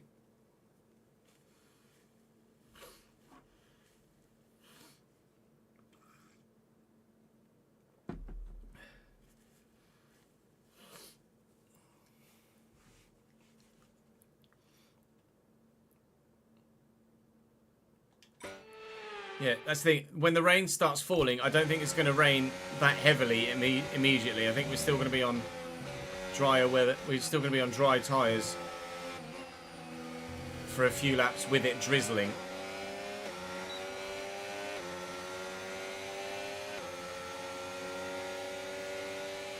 We believe others are going to box in about lap 17. So I will maybe come in on Okay, we don't think we're far away 50. from rain now. I'll keep you updated as conditions change.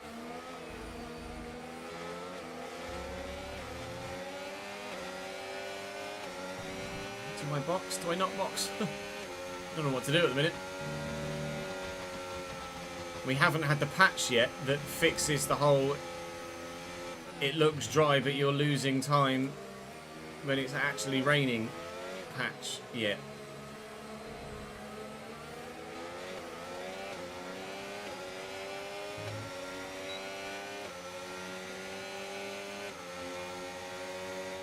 We have had the patch, have we? It was yesterday. On console as well.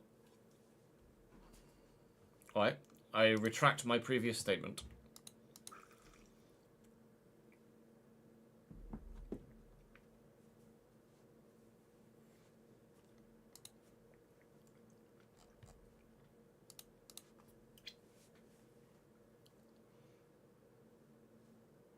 Yeah, the rain's coming, but is it going to be heavy enough? That's the question.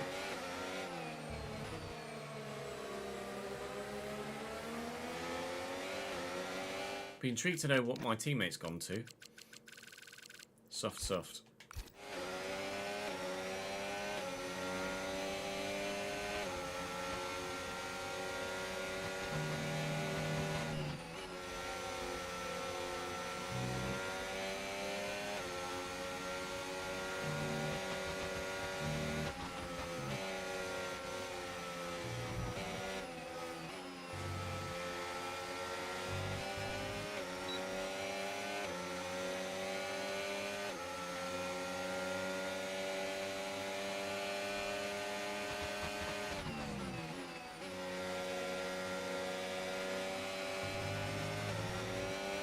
It's Antonelli past Stroll.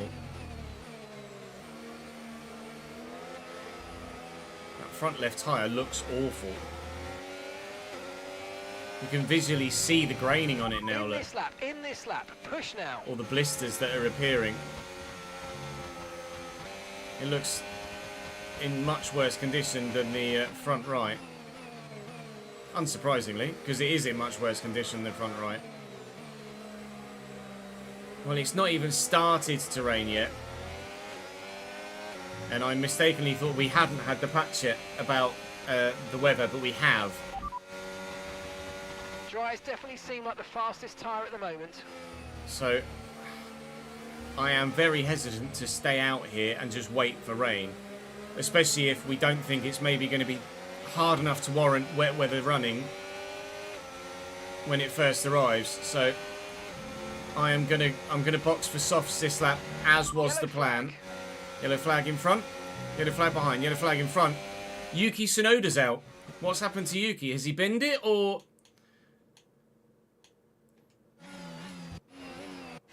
He's not binned it. He's got a mechanical issue of some description. So Yuki Tsunoda is going to retire here down the hangar straight. Yuki is out. We're going to box this lap.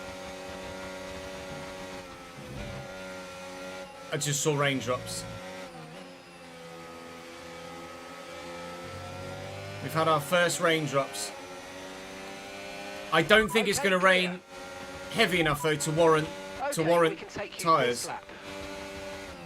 I'm going to take the risk and I'm going to box for softs.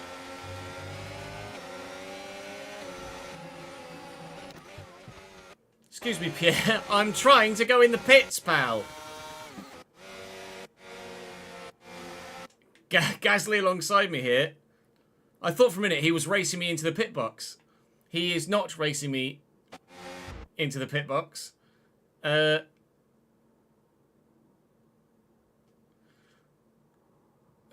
Gasly said no box. Gasly said no box. I mean, maybe I don't. Maybe chat is saying don't flashback. Maybe I don't. Maybe we just go an extra lap. Oh, mate, that's not happened before.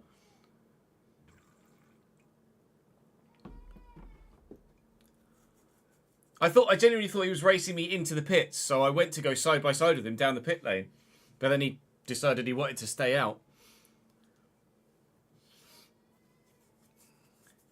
Benito, thank you for the follow, mate. And Levi's, welcome to the channel, lads.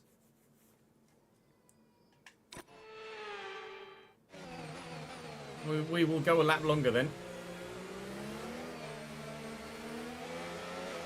We're very much in... Gasly's got me. Or has he? No, he's just not put the power down around there. Let's use overtake and burn off some of this energy. So we will be much closer to puncture territory by the end of this lap. Cost us a couple of seconds to those in front. I think the rain is going to be like this for a while. I don't think we're going to be needing intermediate tyres for quite a while. I'll ask about the weather again. Okay, so this light rain is going to be with us for a while now. Okay, dries seem like the best tyre for now. Yeah, I'd be sorely tempted to go to the bloody mediums, you know.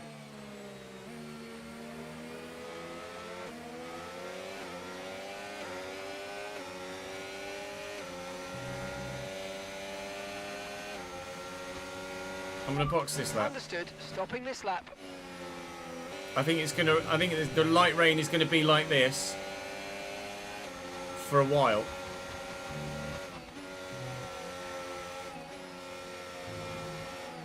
I don't think it's gonna be intermediate weather for a handful of laps, a few laps. Nobody else is in the box yet, which is a little bit disconcerting. I am going to go... I'm going to go softs, I think.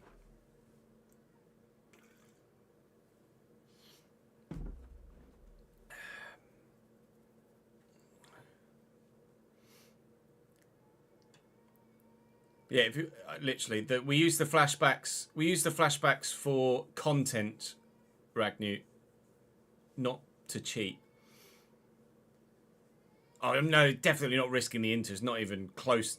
Not even close to wet weather. If I started on the mediums, I'll be last already. I don't have a chance at points with staying out. The rain is not going to come hard enough soon enough before my front left punctures. Fact. I'm boxing for softs.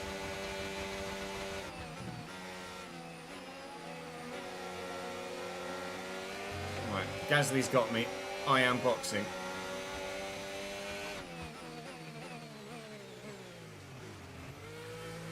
We're boxing for softs. Someone else has boxed. There's an RB back there. So, we've seen Lawson go to the mediums. Lawson's gone to the mediums last lap. The lap that I was planning on boxing. But Gasly said no. I think we'll probably have 5 to 10 laps of this drizzle before we even have to contemplate intermediate tyres. And quite frankly, my front left tyre was not going to last that long. I had no option but to do this, pit, I think. There, mate. Looks like a nice stop time. We're happy with that one. We'll wait and see. Okay, one stop to go. Just one stop left in this strategy. Coming out alongside Liam Lawson.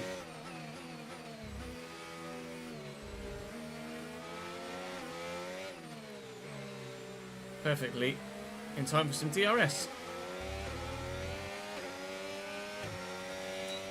Thank you, Liam. This is our true position. We're on the same strategy. They've pitted as well as us, so warm up your tyres and make the most of this stint.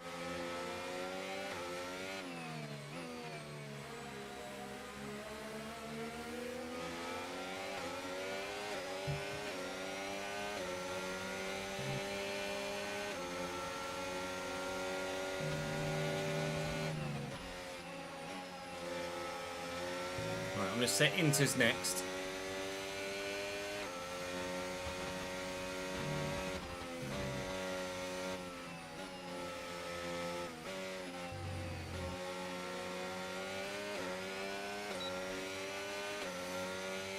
We'll keep an eye on the gap to Hulkenberg and see how it closes.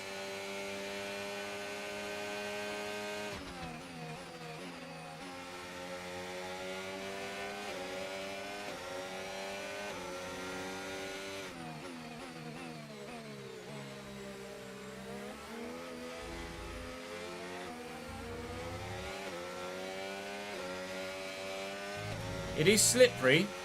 Okay, no issues with tyre wear for now. But it's Keep definitely taking not care of it. intermediate weather yet.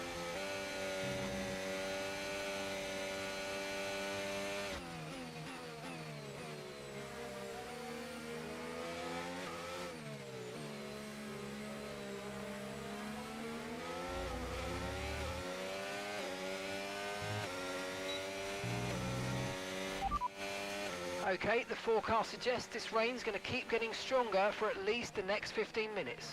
Dries definitely seem like the fastest tyre at the moment.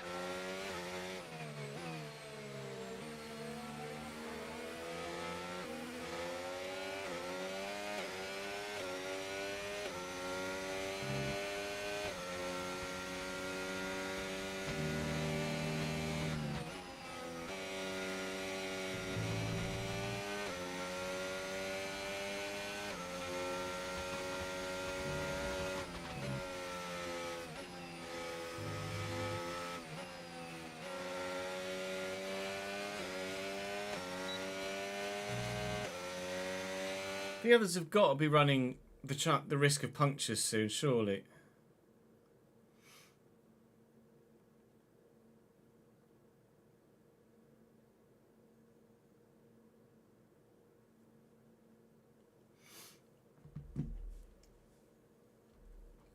Oh, was it Doohan, was it, Ryan? Not Gasly. I thought it was Pierre. If I'd have stayed out, my front left would have punctured already.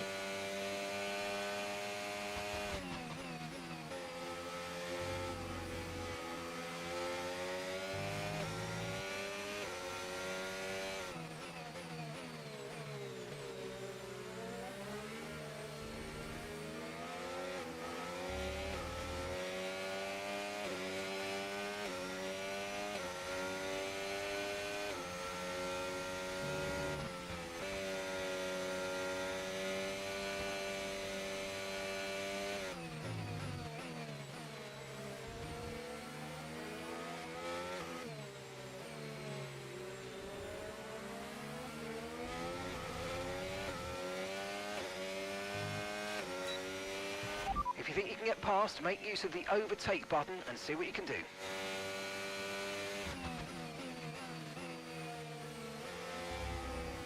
It is getting slipperier and slipperier, but it's still not Inter's weather yet. Need the dry tyre running for another 5 laps or so, really.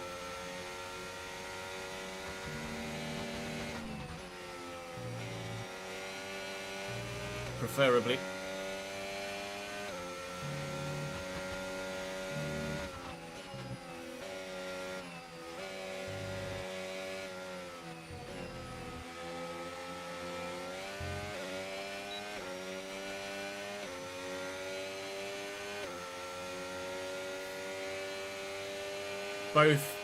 Both Alpines are in the box. Both Alpines pitting. What are they going to? That's the question.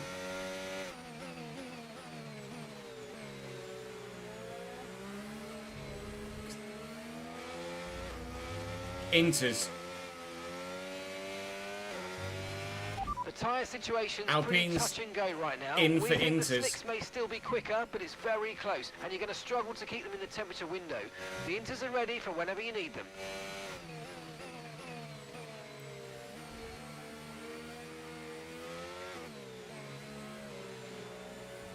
Okay, so we're leading our teammate by 11.0 seconds.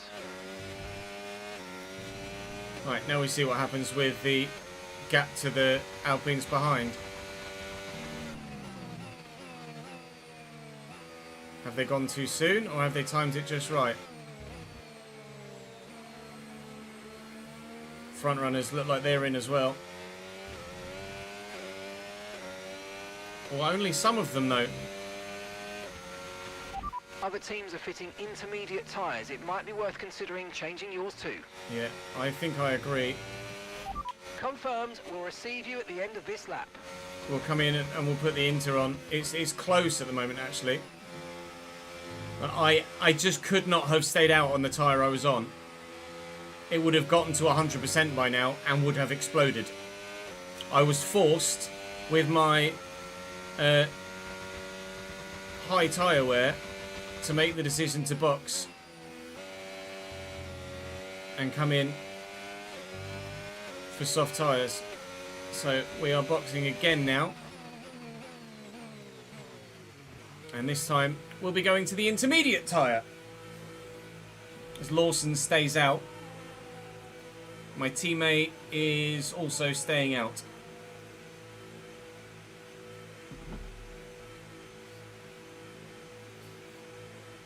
"2020 hindsight, I should have started on the mediums, yes, but I don't think I'd have had the pace. Okay, I don't think I'd have had the pace on the mediums to have been able to stick with anyway. I wouldn't have been fast enough on the mediums. So you say that, but I don't think I'd have been where I was with the medium tyre. So unfortunately, the tyre wear here is going to cost us. Is going to cost us a significant amount of positions here, which is unfortunate. We know that the weather is only going to get heavier though. Okay, the stewards have And now DRS disabled. DRS is now disabled. So we're now running dead bloody last. We won't be last by the time we get round. And Lawson has boxed and Maloney have boxed for intermediate tyres, but we will still be 18th, I believe. So the tyre wear is costing us hugely at the moment, and it will do so even more so on the intermediates, because I won't have DRS to help me maintain a modicum of pace.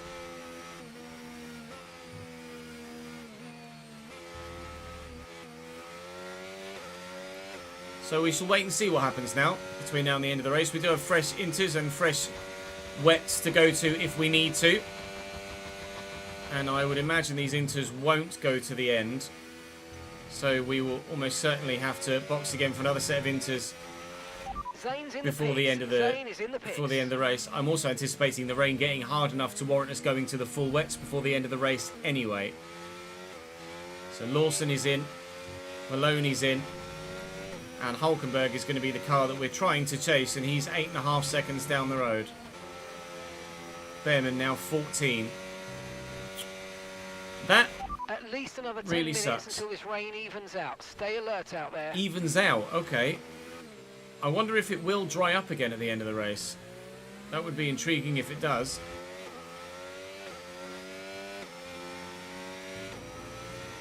I don't think we're going to have the pace. The bloody forced short shifting is going to kill me as well. I hate that.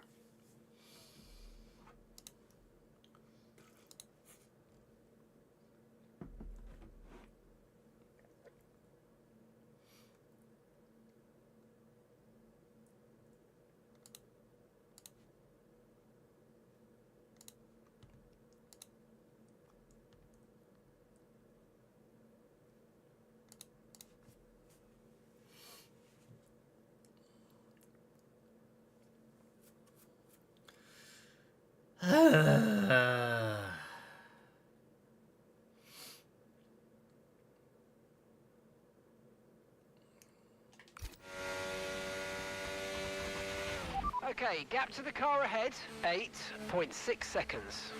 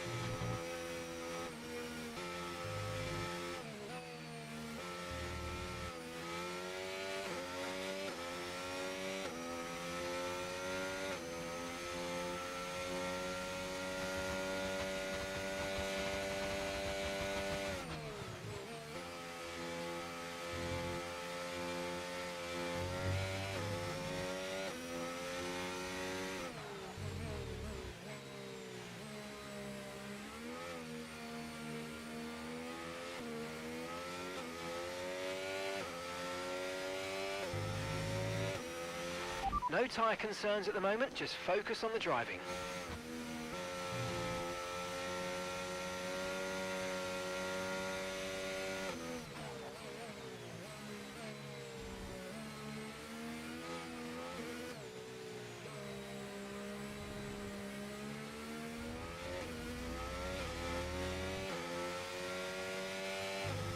Should have upped the front wing in the pit stop. Really struggling for front downforce.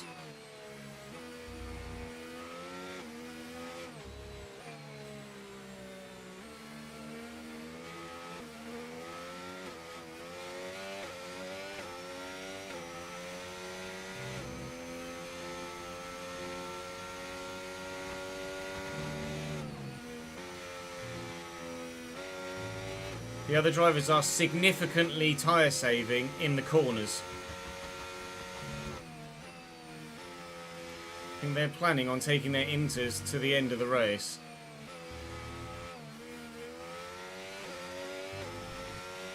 At least trying to. I don't know whether mine will last till the end of the race, in all honesty. What lap did we box? 21. I don't think these inters last to the end of the race for me. We have to hope that the weather changes so much so that we need to change, or it forces everybody into another pit stop, whether that's to dries or for full wets.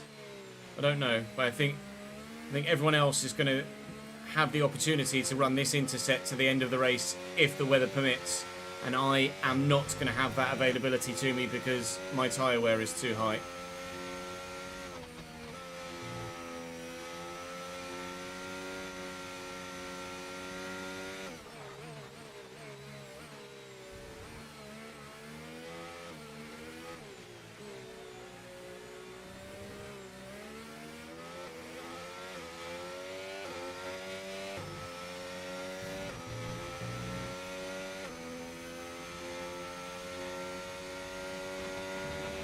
Okay, here's the gap that we're trailing the car ahead by. 8.9 seconds.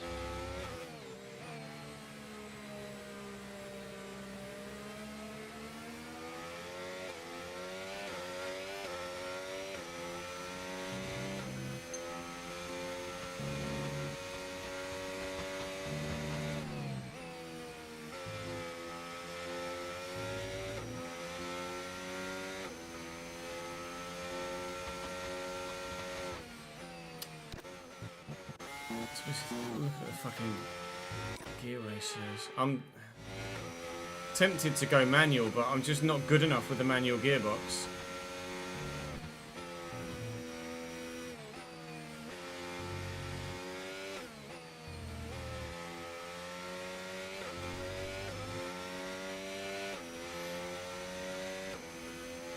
And these upshifts are costing me tenths of a second in a straight line.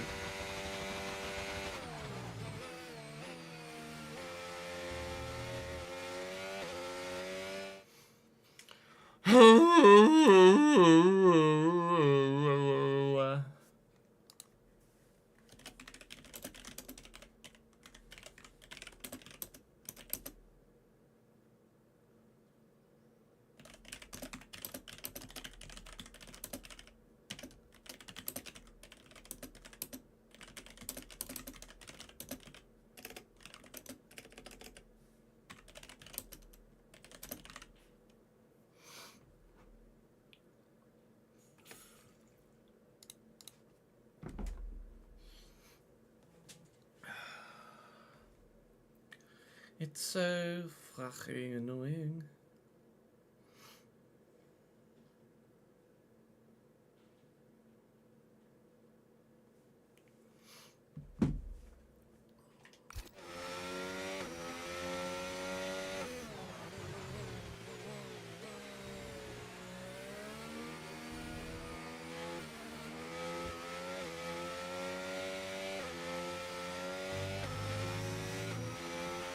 You've lost some time to the car behind. I've tried it before, Sam. I'm just not good enough with it.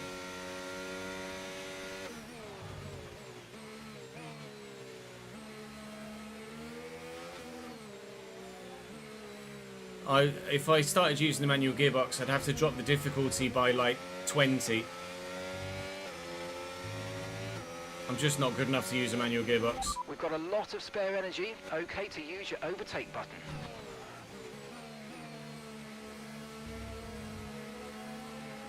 It's so unintuitive on controller as well to press a button to change your gears rather than...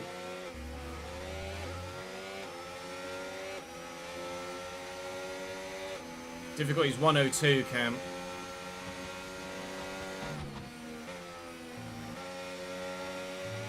Hey Fusion, how are you, pal?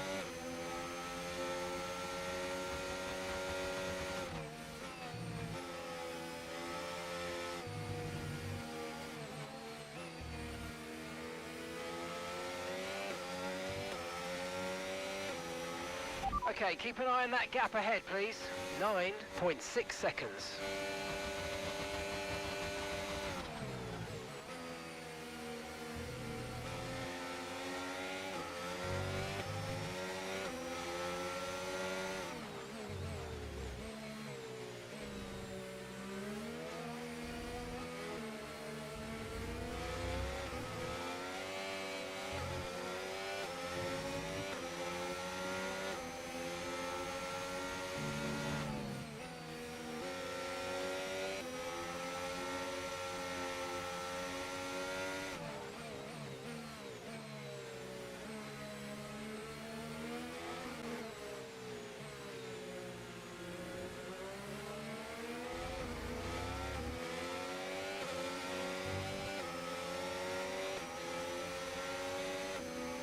Yeah, my brain doesn't work quickly enough to use the auto gearbox at this speed.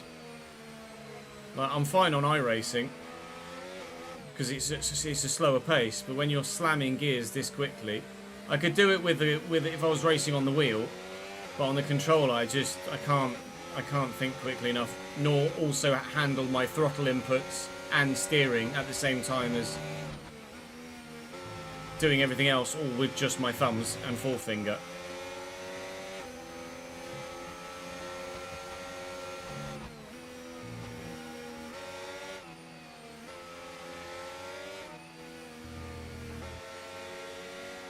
Yeah, if I had a scuff, I could use that maybe. But I've only got a scuff for PlayStation, and even then, I don't know as I'd be comfortable doing it.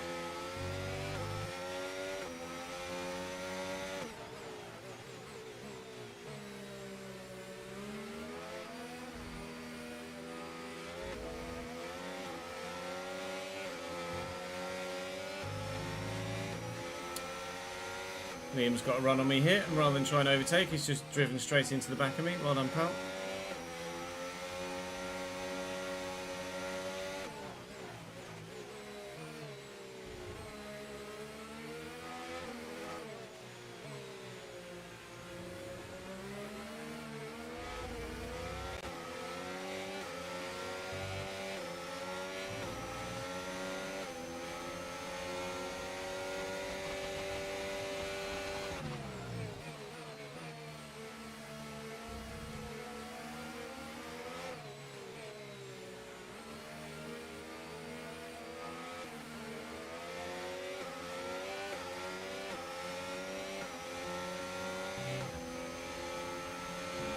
Okay, I think we're still on the right tyres for the time being.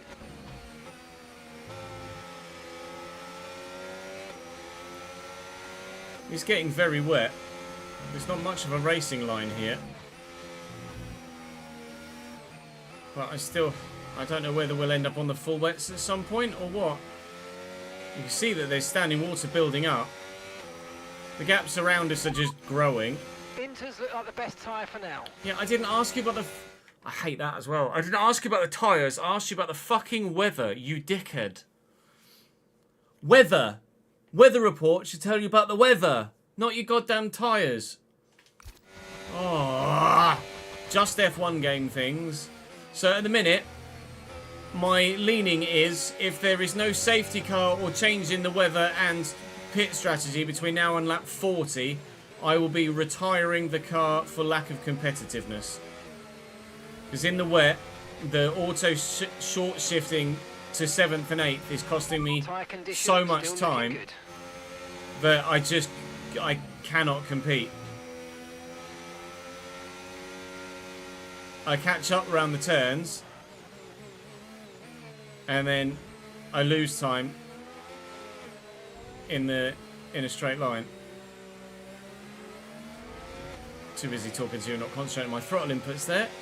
Whilst I'm getting a little bit frustrated, I end up losing time around the corners too because I'm not putting the throttle down as I should be. This has turned from a genuinely positive, really exciting potential for a great result, or certainly plenty of on-track action Grand Prix, to an absolutely miserable, probably going to retire early shitfest. Sag. Very, very sad.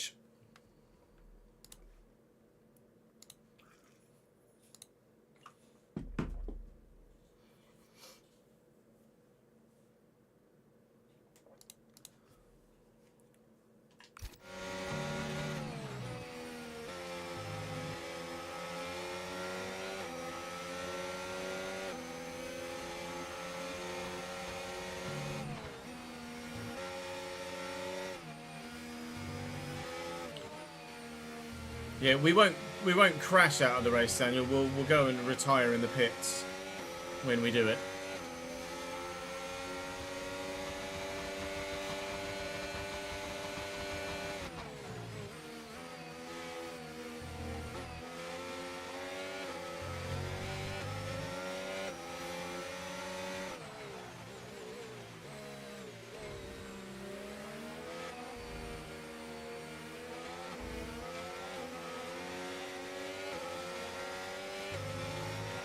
Okay, so gap to the car ahead, 12.4 seconds. There's not enough time in the day, in the working day, for me to be able to do another Grand Prix and record the FC video I need to record, unfortunately.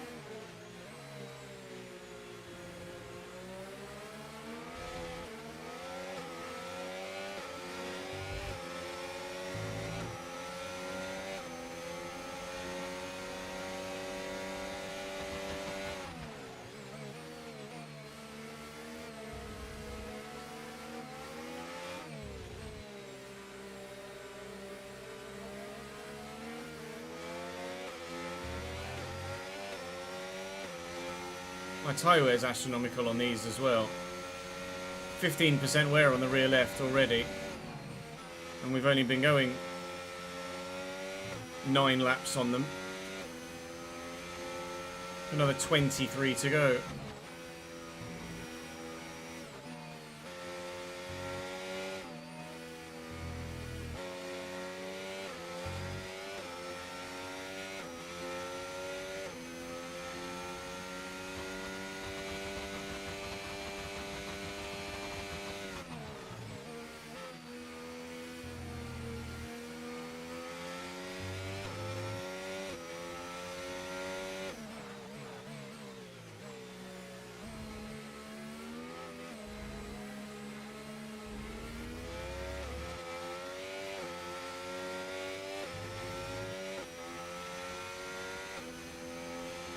Oh yeah, no, I know I'm where I am because of the extra stop and the tyre wear. But I still would have just ended up losing time to everybody else in front of me anyway. And because the AI aren't clever enough to be able to overtake you in conditions like this, then it's like Austria, where Lawson is significantly faster than me, but just won't overtake. And gap to the car in front, 13.1 seconds. So I would maybe, if I'd have managed to last until the pit stop, wherever I had come out again, I would have just stayed for the rest of the race. Or maybe, if I'd made a mistake, lost the position. But Lawson, he should commit up the inside of Copse here, because he's got massive overspeed. He doesn't, he just gets off the throttle and backs out of it.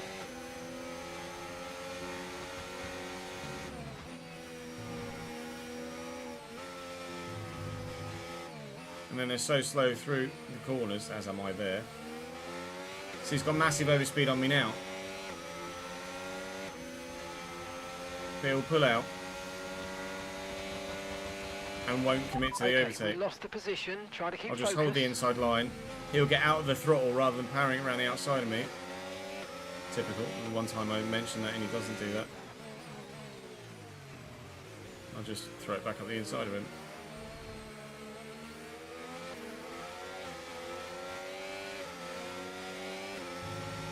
If I'd have fought that with a bit more battery, then maybe what I predicted would have come to pass. It's just a mixture of a number of really shitty, unfortunate things, isn't it? My tyre wear's super high, which meant we had to box early and not stay on the set of dry tyres we had till the rain. Then the AI are stronger in the rain at any given difficulty than they are in the dry. Then you factor in the auto box short shifts to 7th and 8th, which lose you more time in a straight line.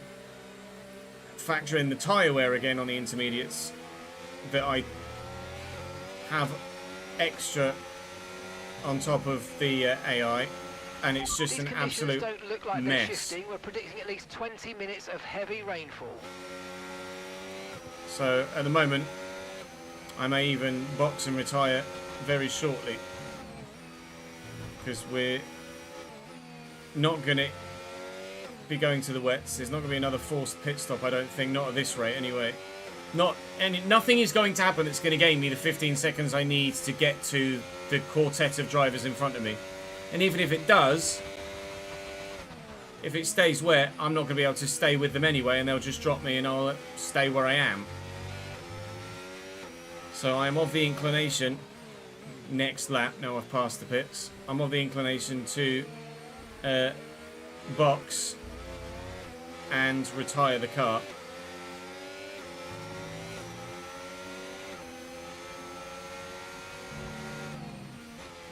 Because we might as well just save the wear on the engine components rather than just lapping around needlessly, knowing nothing is going to happen for us.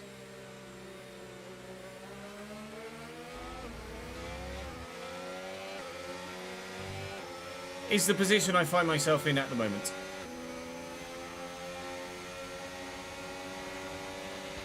Okay, gap ahead, 15.7 seconds.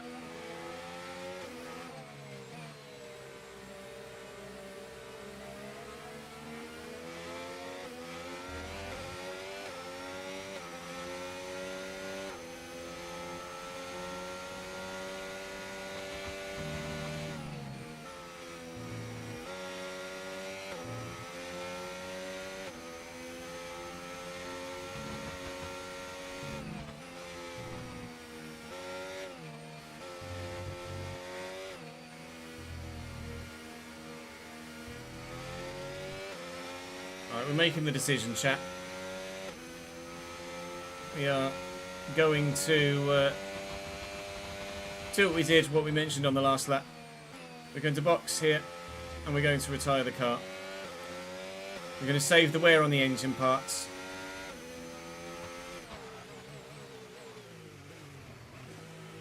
A 10-second penalty for speeding in the pit lane as well. Excellent. And then we will retire from session. Unfortunately, that's not how I envisaged my home Grand Prix going, if I'm completely honest. It was the perfect storm of tyre wear and poor weather conditions and current issues with the AI that just means that there's no point. Such is racing in real life at times as well for different reasons. But Lando, I think, won the British Grand Prix. So continually there is a British driver on top of the podium here at Silverstone. Carlos Sainz, the only non-British driver to win in recent years. Lando from Max, from Lewis on the podium as well. Nice to see that it's not the trophy, but a gold trophy for Great Britain, as is the case IRL as well. Ah, Sag. Well, delivery wasn't very good. The race wasn't very good. Absolutely cursed. Did they box again? They didn't. They just stayed out on those inters for the rest of the entire race. It would have been absolutely miserable to continue that, so I didn't. Our teammate did get lapped. We were not far away from getting lapped ourselves at the moment of retirement. Oh well. It is what it is.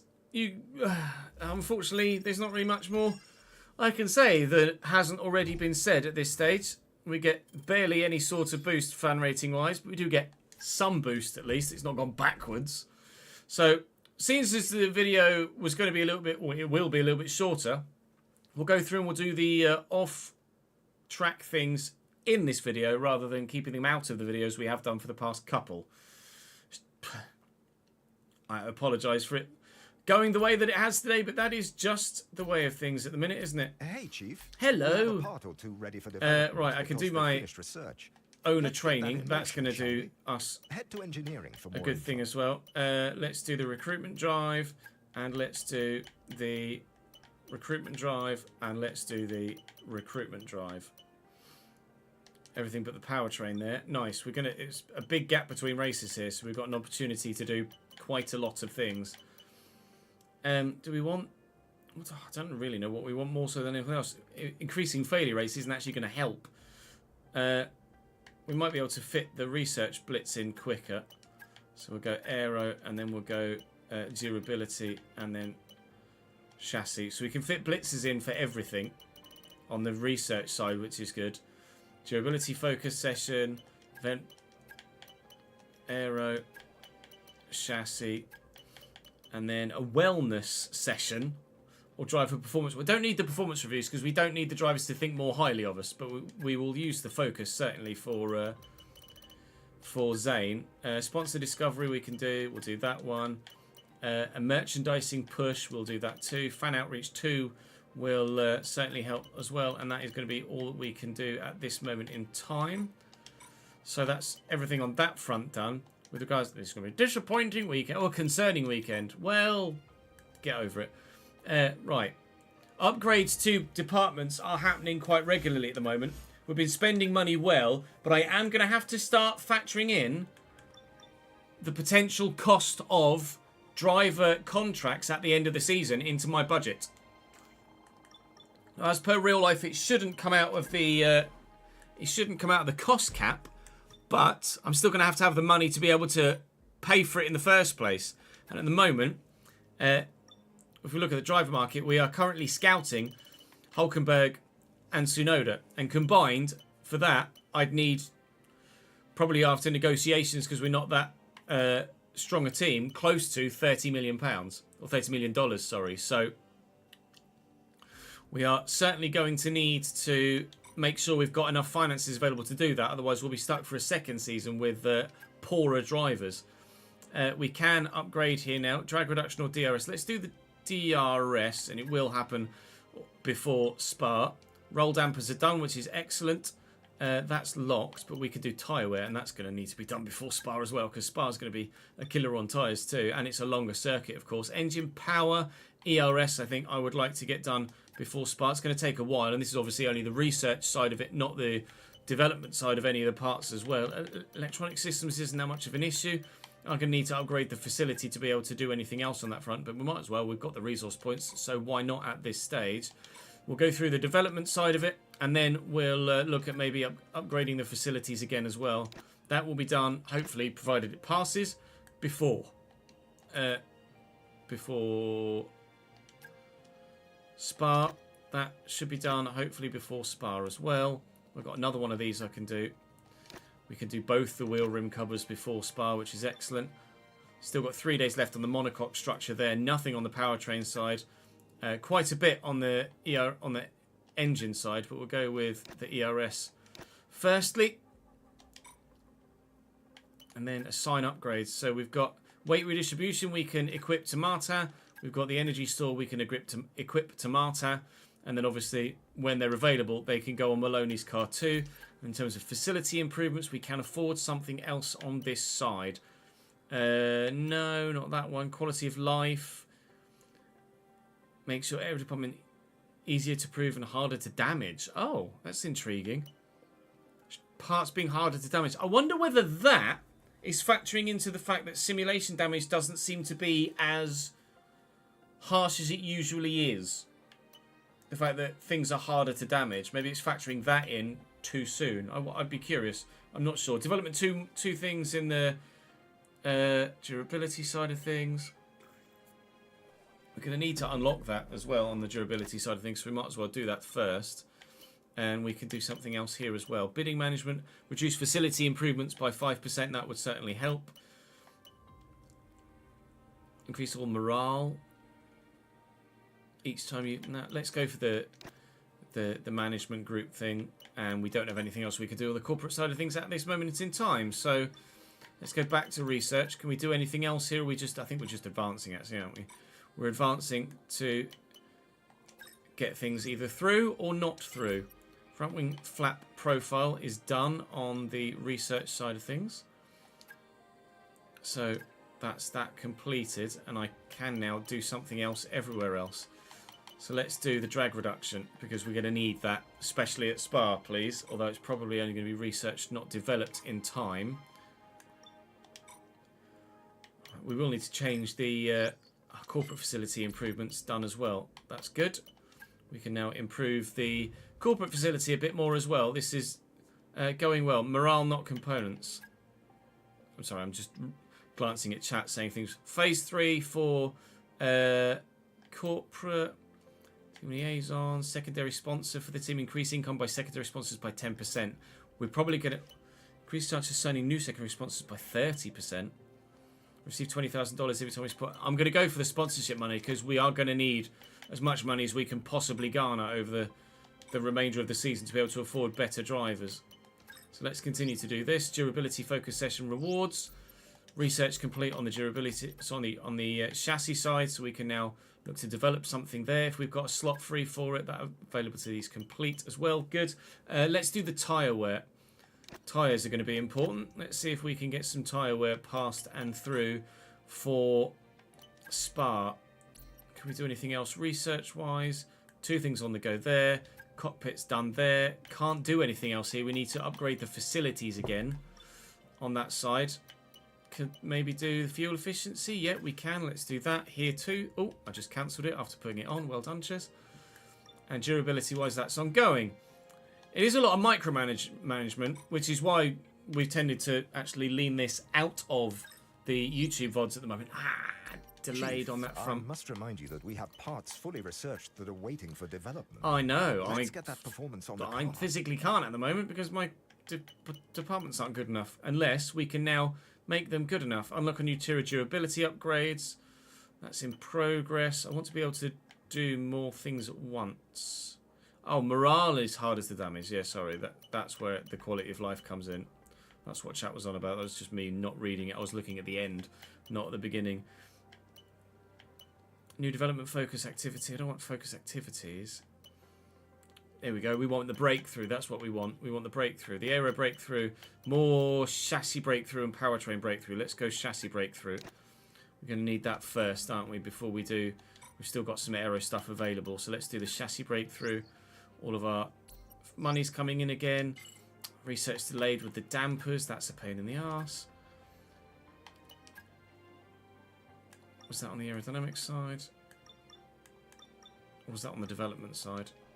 Might have been on the development side. Activities complete and stuff's coming through though. No. Oh, the roll dampers is just taking an extra day, that's all. It's just delayed an extra day. So it should come through now instead, and has done. So we can equip those onto the car as well. Excellent. Martins is going to get less drag. It's also going to have better tyre wear. That's superb. Developmentally, we can now add more. That's one failed. We could do that, and we could do one of these. This is actually a lot more micromanaging than I was anticipating. So, editor Chris, if you get the chance to maybe cut out some of this, it might be a bit tedious, but please do. We're going to keep going for the time being, though, powering through all of these bits. I mean, it's adding length to the video, but I don't want you guys to be bored whilst watching for the sake of making a longer video. So let's see what else we've got. The Belgian Grand Prix is on the horizon now. Hey, Chief. Hey, We've got Chief. multiple parts out of research. Don't forget to develop them. I know, We've got I know, performance I know. sitting on the table that we could be getting into the car. He's a bit whiny, isn't he? We can't do much else at the moment on that front because everything is still waiting to be developed. So, well, we can do two things here. So let's do the front wing and let's do the research on the halo as well. Can we do anything else in any of the other departments, actually? Nothing there, although we have now unlocked more options here. Do need something else to require more developments there to be available to us, so we'll start advancing again. Fuel efficiency's failed, or at least is delayed. Tyre blankets are done. Fan outreach is good. That's going to bump us up a little bit as well, get us closer to adding more sponsors to the car. Chassis-wise, we've developed the tyre blankets. That can now go on the second car. We'll do the improved energy store as well. That's not going to be ready until after Hungary, so that's a couple of Grand Prix away now. But we can... Well, that's already on Martins, isn't it? The tyre blankets.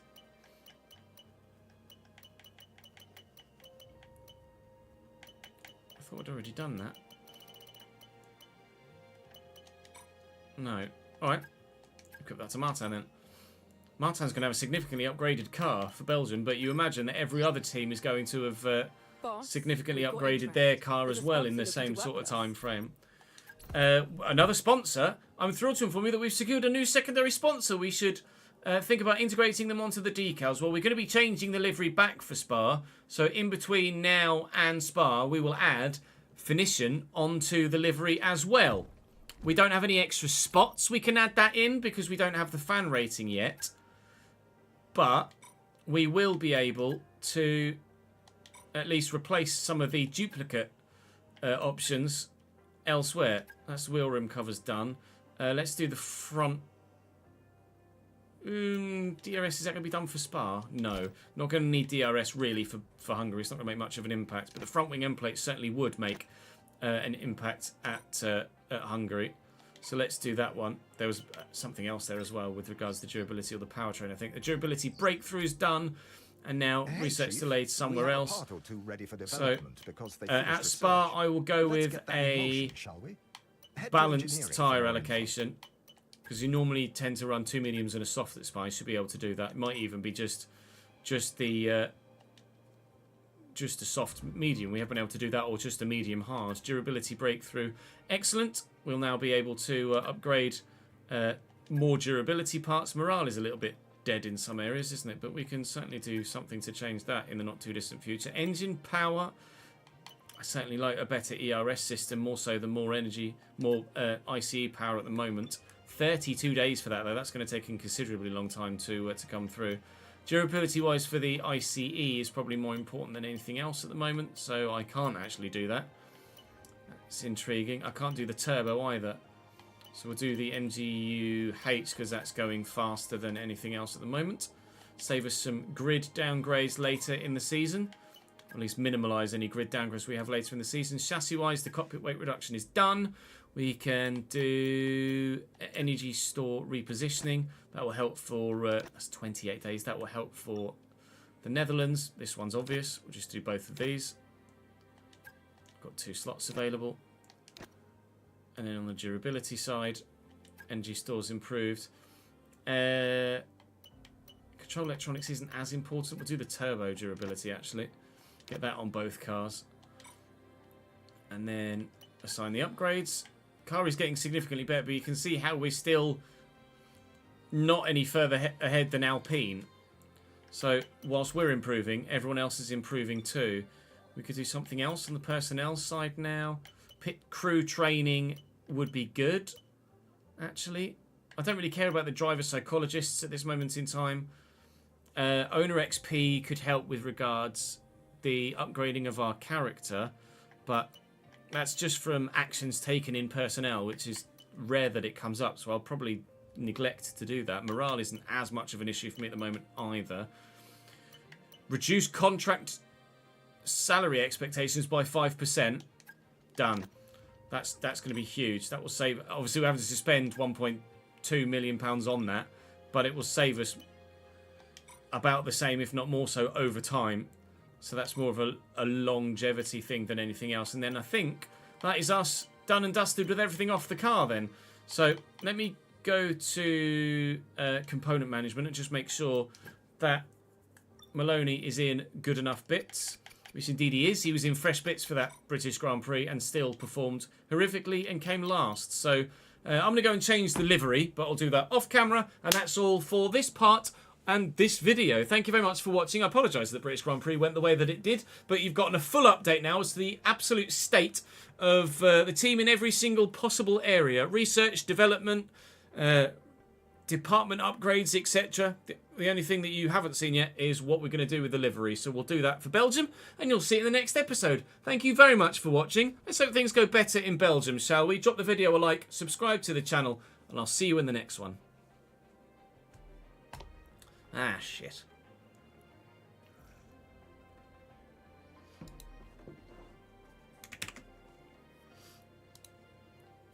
Streams. F1 12. Britain. Is it 12? Actually, it might be 13. No, it was 12, wasn't it? It was round 12. 'Twas round 12. Twas. And then we set that to upload to the Dropbox for Chris. Upload, file. Right, let's go and sort the livery out, shall we? Lil Oxid, thank you, thank you very much for the follow, mate. Appreciate it, pal.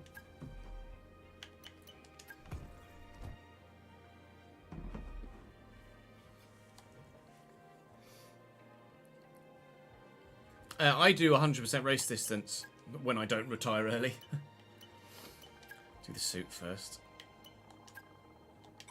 It's an easy switch. And the car, to be fair, actually, it's just an easy switch. It's just that. But then I do need to go and edit some of the actual decals.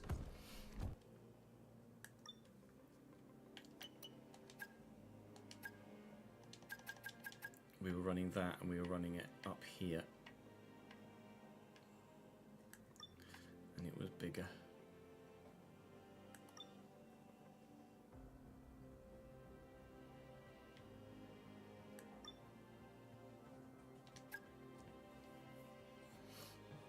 I don't think we replace any of those. Similarly on that side of the car. Maybe we change the octonic here.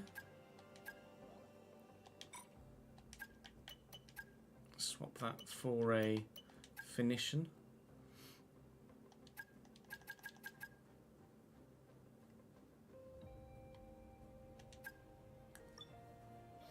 The Phoenician logo looks quite good actually. I quite like that. That we're going to need to edit. Make that white again.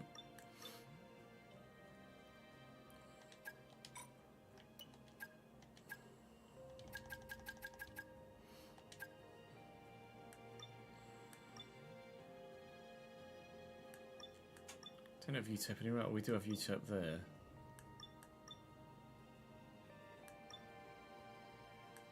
We've got a couple of Venuses now, don't we? So maybe we put Phoenician on the wing mirrors.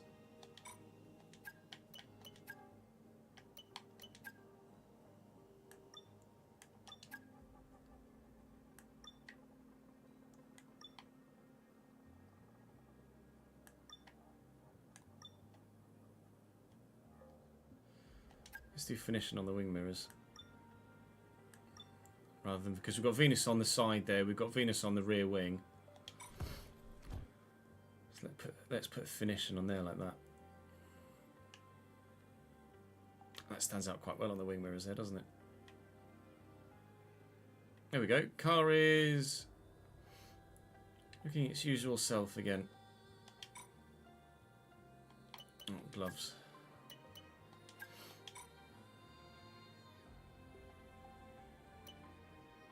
You're going to load in the background. There we go. So the car and the boys are back to how they should look. There's one spot available on the front wing Mammoth, but what I need is two, so I can mirror it on the other side. What I'd like to do is have one on the left and one on the right, but at the minute I can only add one more sponsor to one side of the wing. So I'm waiting till I'm fan rating 3 and then I'll mirror it on either side. I'd rather lean away from Colapinto. If I'm forced into Colapinto financially, then so be it. Yes, you are, ads. Thank you. Everybody loses their points. Sorry, nobody gambled. Is the gold? So that's the point. We haven't checked to see what. No, we're not far away from that Seren, I don't think.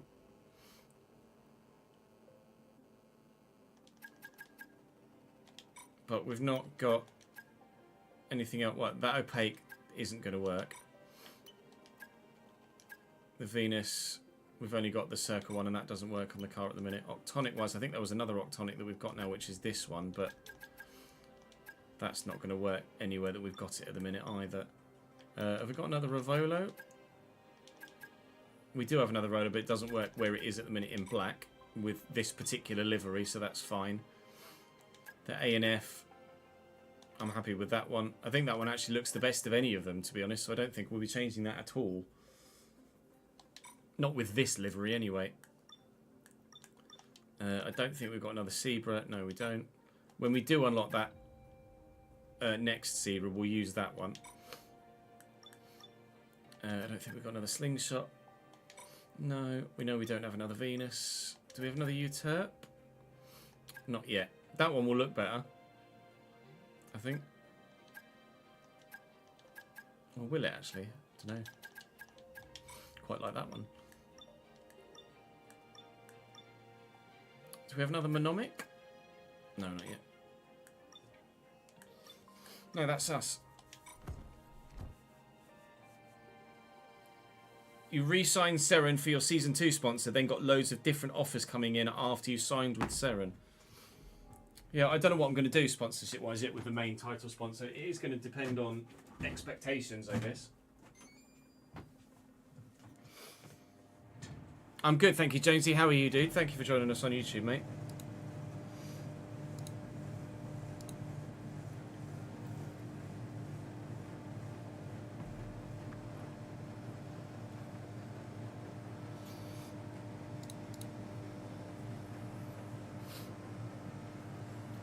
Yeah, the different options for Seren are quite smart. There's that one, blue and then gold underlined, then the star, then a different star, and then just that. Just the star, literally. So there's plenty you can do with it. Just need more bits. The car, by the time we get to the max fan rating, is going to look, hopefully, significantly better. It looks way better now than it did at the start of the career, anyway. The livery editor's so sick, isn't it? You do get an entire livery for your main title sponsor. You're right. Oh, personnel's upgraded. That's something else we could pay. Or did we do that already? Might have already paid for that. Phase 2 unlocked. Holy moly. Yeah, not got any spots. Right. Let's go and get a thumbnail for that video when it will go live, and then we can switch to FC, can't we?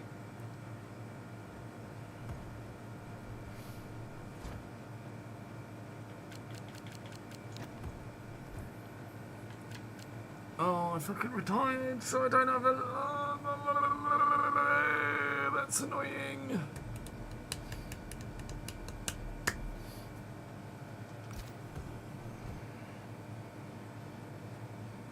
Fuck.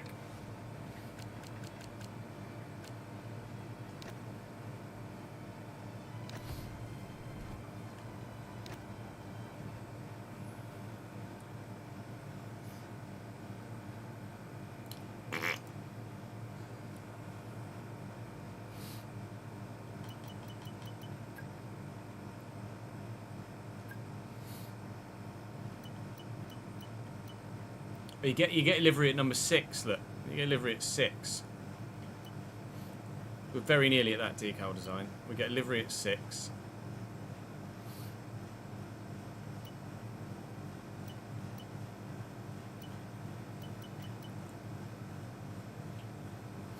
Although I can't say as I'm a fan of that livery. Although obviously we could tweak the colours, perhaps. Can you tweak the colours? Or is it locked? I presume it's locked, actually, isn't it? I imagine.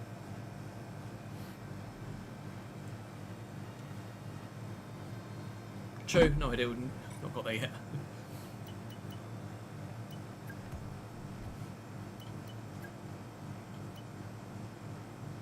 What I'm going to try and do here...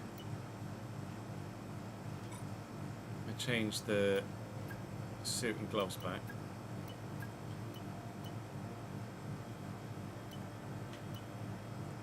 Annoyingly, it didn't save the... Oh, I can't remember what the fuck it was now.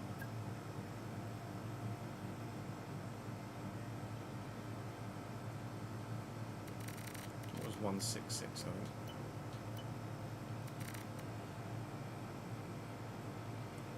Was it that way round? It was 114, I remember that much.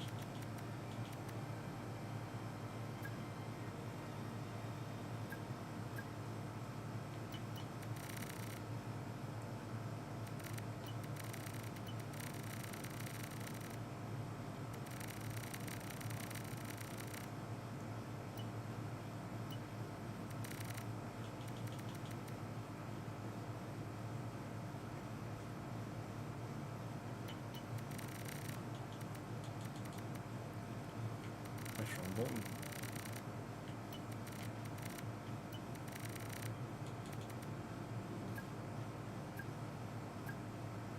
Oh, for fuck's sake.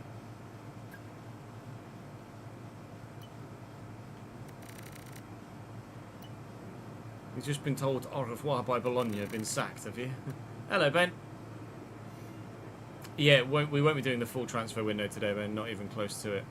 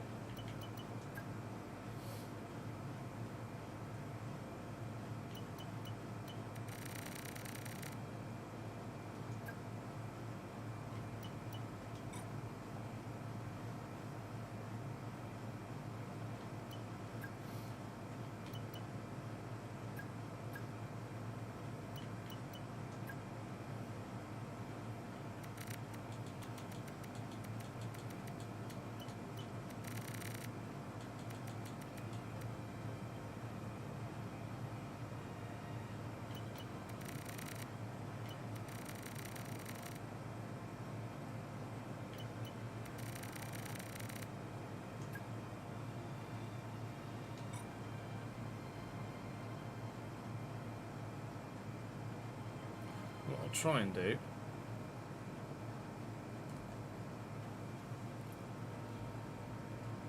is tweak that so I can show like a blanked out version of the car. It's going to take some photoshopping, but I shall get it done, and that'll be what we use for the thing, for the thumbnail. Right, let's switch to FC, shall we? I can close you.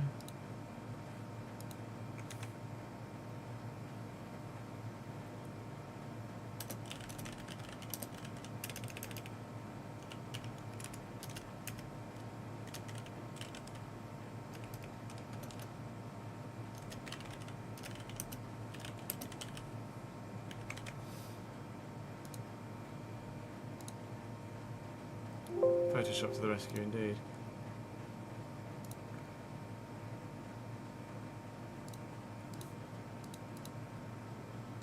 Finished 10th, sacked because you failed to give them European football. Was that on FM, Reese? Or on FC? They did indeed, Leona. You just missed the grooming.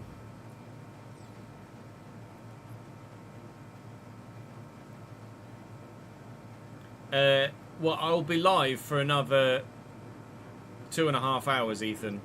So my advice would be go to bed, pal. And catch up in the morning by watching the VOD back or waiting for the video to go live on Thursday. Because we'll be this is Thursday's video that we'll be recording now.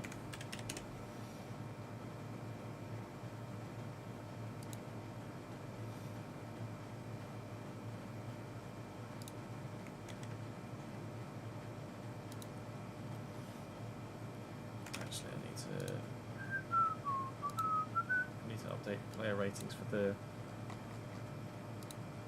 thing as well, aren't we? So rating is 10.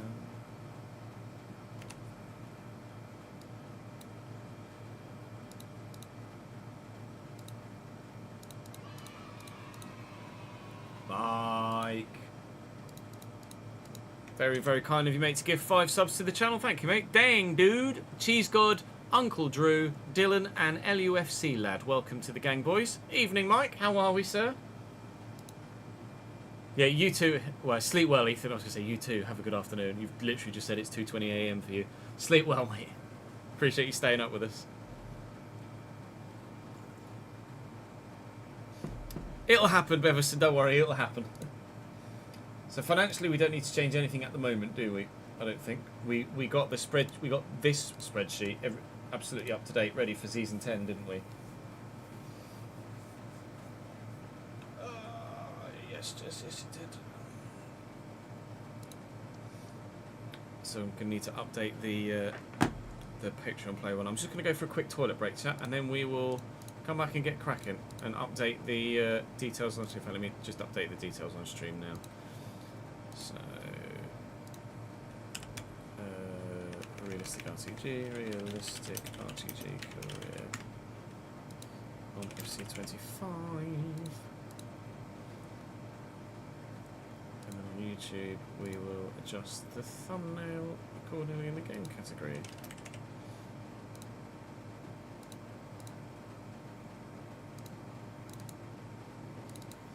Okay, and save. And now I'm going to go for a piss, BRB.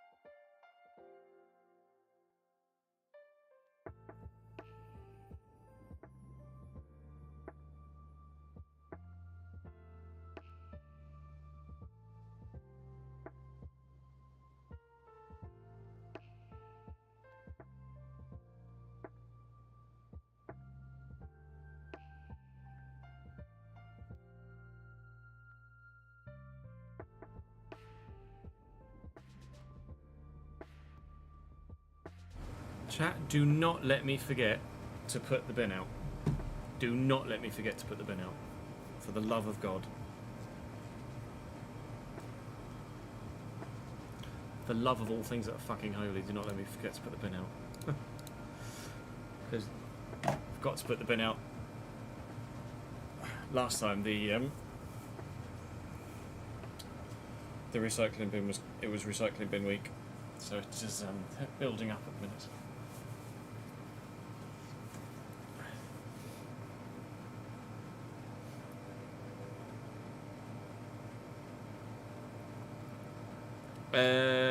Training plan is 90-30, 90-30, or 30-90, 30-90.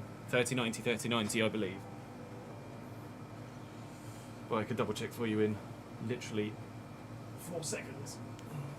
Ready, 1, 2, 3, Oh, let's see if I'm tabbed in. 1, 2, 3, 4. 30-90, 30-90. There you go.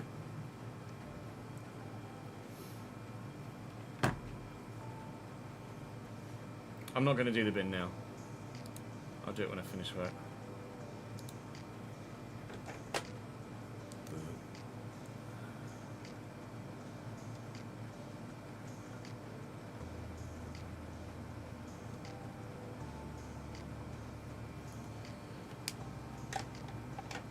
Yay, adds his brain. Right. Let's quickly update that spreadsheet and then we can get crack-a-lacking. So I am not going to be able to see you guys for a moment here, chat.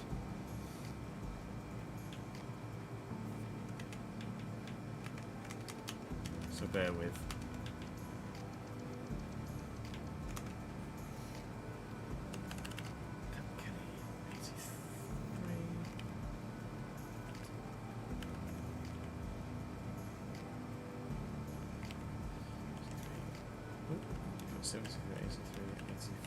We do actually need to make. We do need to make Cameron, don't we?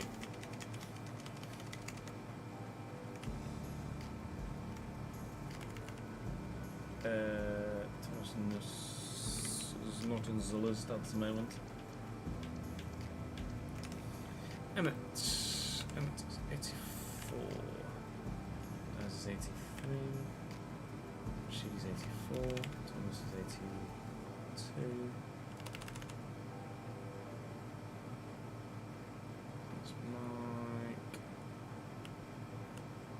Oh, Mike's got a club.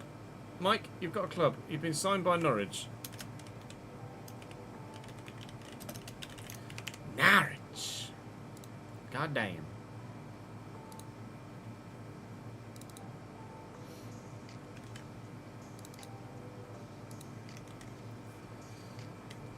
Where are we? Kimpo. 81. Tourish. 75. Rip. Sorry, not growing very well. I don't know why. Some of you guys just haven't grown very well at all, and it's a real shame. 82. Then Bennett Coventry's 83. Dallas. Dortmund is 82. Julio is 80. Seb is 80. Aiden's 82. Chris is 83. 83 for James as well. Matt's 83.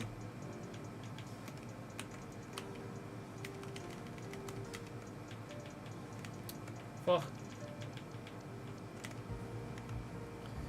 Mike 81. Cameron 82. Connor 81. Obaid 84. Daniel is 85. Davison's 82. German 82.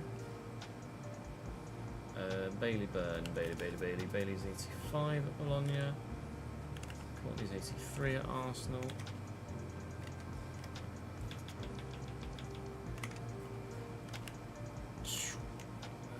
Josh. Josh is 85. Luke is 82. Jordan's 86. Paul is 84. Brett is 88. Catherine is 79. Nolan is 78. Ads. Where are you on this list? There you are. Ads is 87. Ash is 84.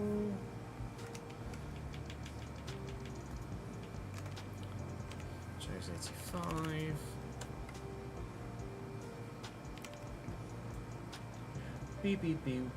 Bill. Jay Jackson, 84 at Villarreal. 82 for Jordan. Owen, Howell is 86 at Barcelona. Liam's not there yet. Brannan is 83 at Montpellier. Mr. Melvin is 81 at Burnley. 81 rated at Burnley. Joey Führer, Joey is 83. And there's Liam, he's also 83. And Sanders is 84. August is 82. Schiller's 82. Halson's 81. Jack is 83. Sheridan. Where is Brayden? There he is. 86. That's a new move, I think. You pressed the wrong button there, Chess, and you fucked it. Well done, pal. You just start at the top now.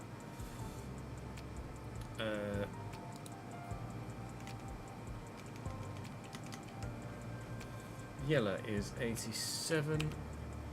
Luke is 84. Cole is 82. Nick is 85. Millie's 78. Nick is 81. Luke Rogers. Rogers isn't there yet. So we go Chen Ho. Chen Ho is 86. Adds Austin. Is up here. 84.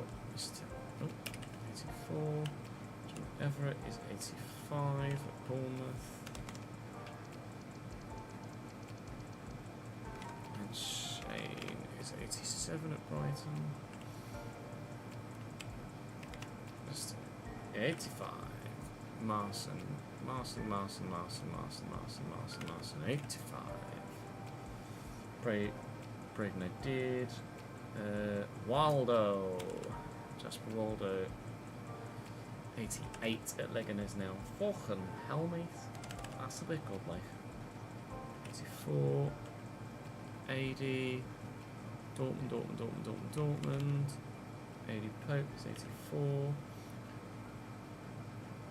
Luke Rogers is there. He's also 84. Marcus is 87. Where are you, Marcus? You're there. 87. Not seen Marcus for a few days, have we? Sam is 86. Oops, is 85. Hazard, unfortunately for him, is 80. David is 83. Brandon is 85.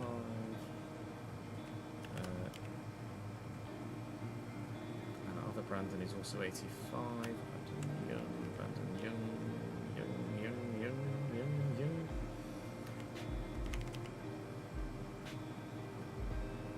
Can he fucking find Brandon Young? There is.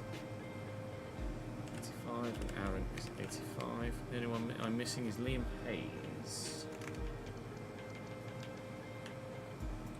Who I may have missed, or I may have accidentally removed from list. Accidentally removed from list, 83.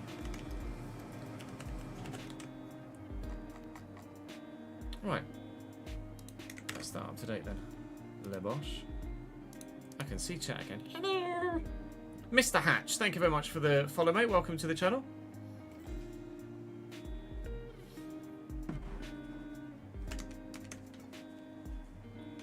Right, so we were looking at Trubin in goal. You guys said that Trubin was much better. So we're looking at Trubin in goal. We are looking at Trent for midfield. And then one of Katongo, Norton Cuffey or Walters for backup right back. We're getting Lewis Miley in midfield. And depending on finances, maybe Conor Gallagher as well. Maybe Bino Gittins out wide.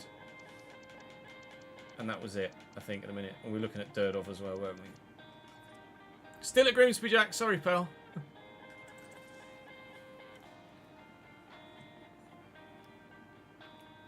Someone in chat said that they'd give me 50 quid if Trubin was shit. They did. I can't remember who it was, though, unfortunately. Hong Kong 1, India 0 in the Asian Cup qualifier. Is that a full-time result, Ambrose?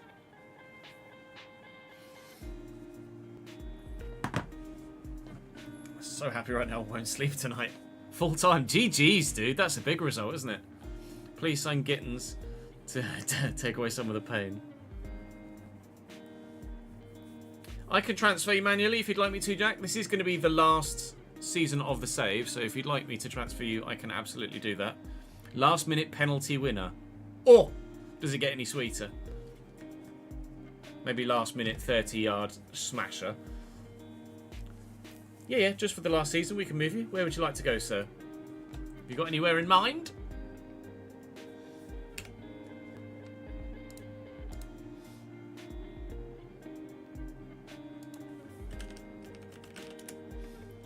Where do you want to go?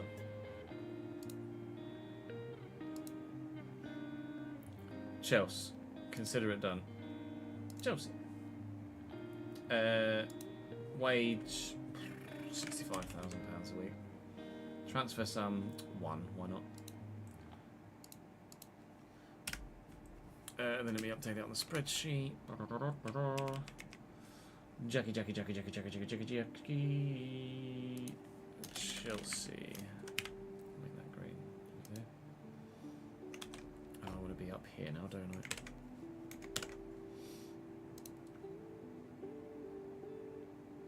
Right, let's make Cameron.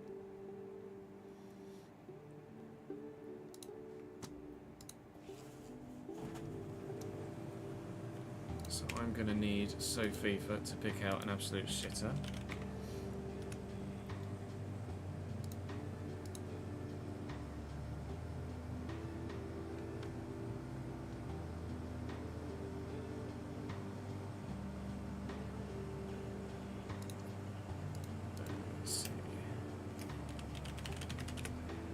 Litherland in, Litherland is not in.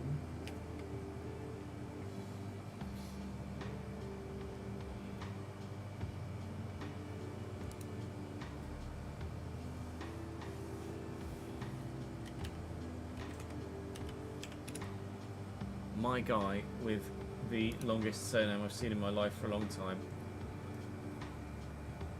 Chong Fansanga. Sorry, pal. You are now going to become Cameron Wilson.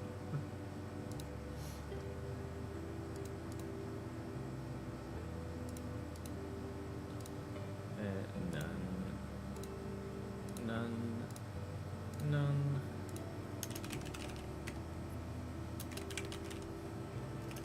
Wilson. Is it actually almost Dorgu's exact surname? That's intriguing.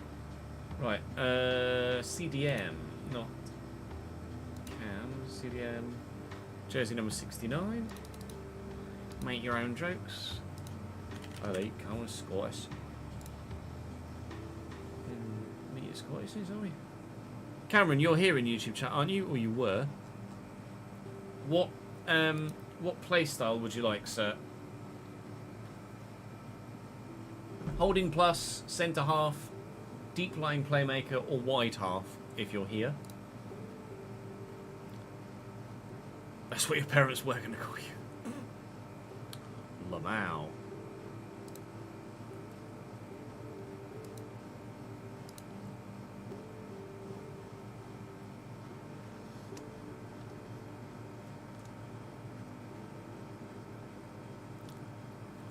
No, it doesn't roll off the tongue so much.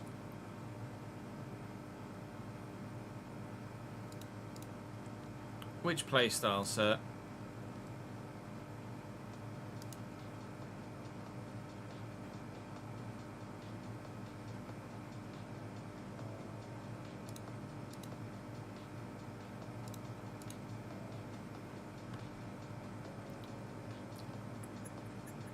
Yeah, box to box.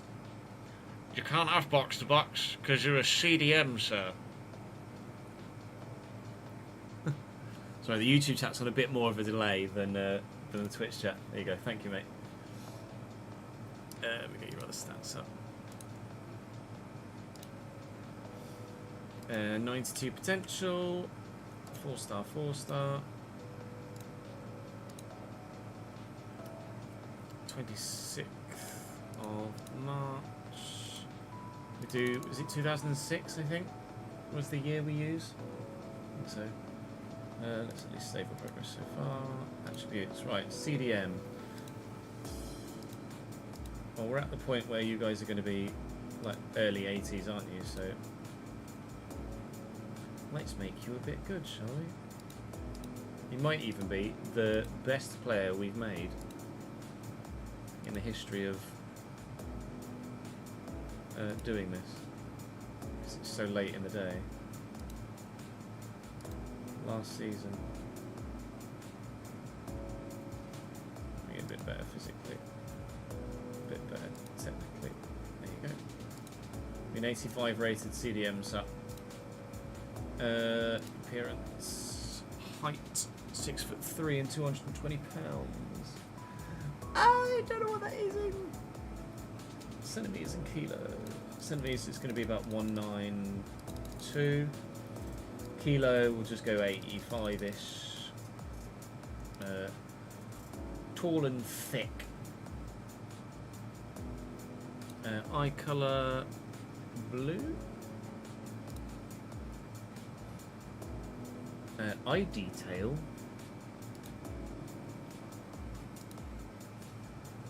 I presume that's just an ethnicity thing, potentially.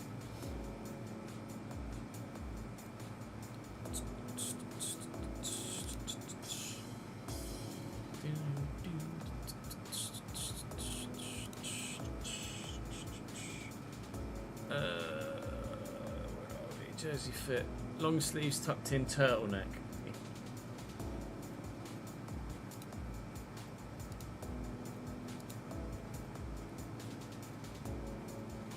We'll go with a tight fix, it'll look funnier. Seasonal undershirt and turtleneck.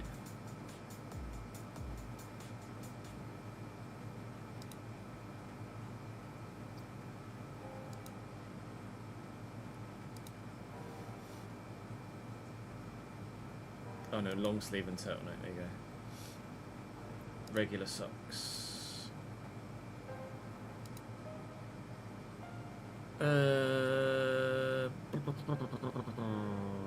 Blonde goatee. Ah, you've given me an idea of a player with the facial hair you want, which is excellent. I'm gonna have to make a change on how I.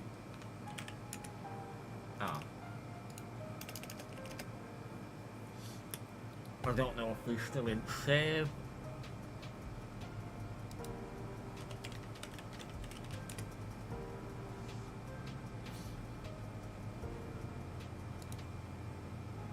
Or are you on about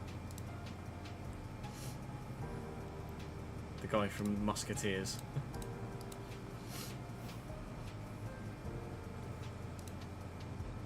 Potentially. Chat, who has a goatee in real life? What footballer has a goatee that we could copy? Hair colour, blonde.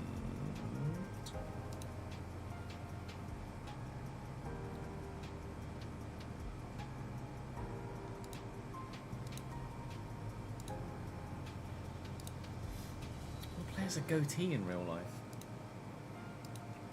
Wouldn't even know where to begin to look. We could have a look and see if any of our other players have a goatee. That would give us an idea.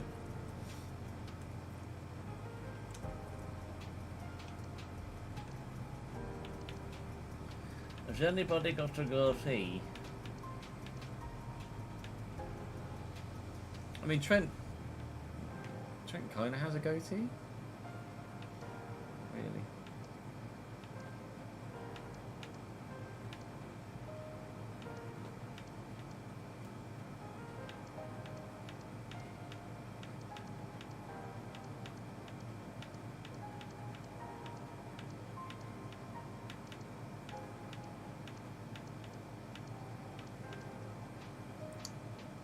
Alexi Lalas.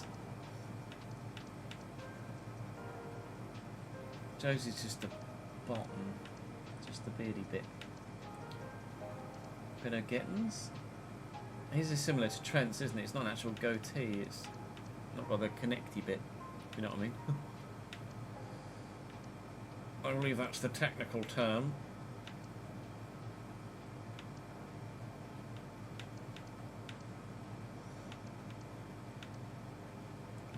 No one's got a goatee.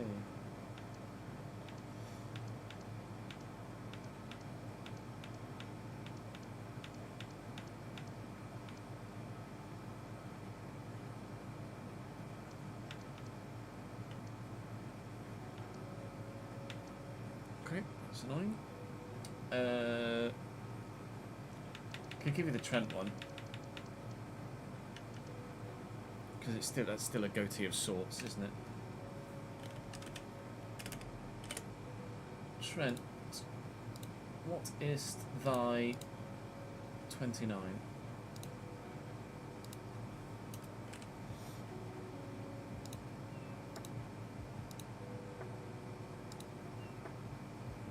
I didn't change the ethnicity, what did it says? Pale AF, because Scottish.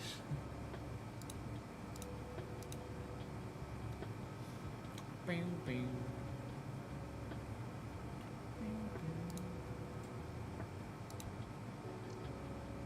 That looks more Scottish. And then transfer player to all.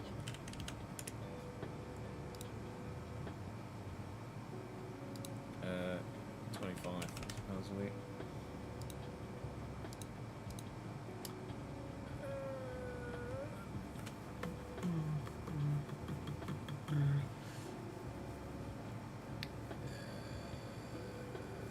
We've got name, we've got nationality, we've got birthday, we've got height, we've got position. Right. Did I make you right-footed? You were already right-footed. That's good. All right, that's everything. Excellent. Right, we just save.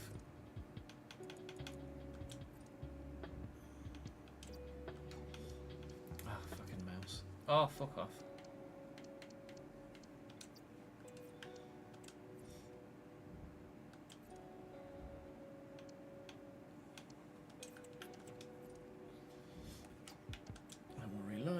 Just finished the Imola Grand Prix and had to do a long last stint because DRS stayed open, then had to defend with no DRS again.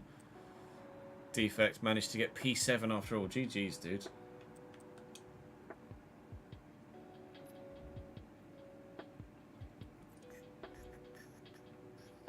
No, there isn't much sun up there. Oh, right. Cameron. Wilson. Damn, son. And then let's add you to the spreadsheet.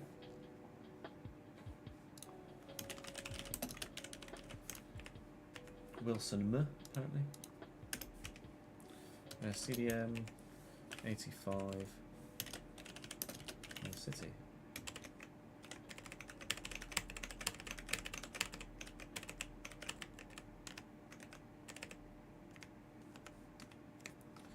Off with your stupid control thing.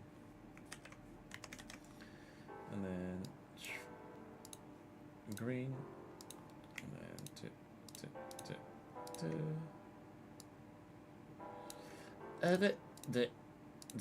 the red.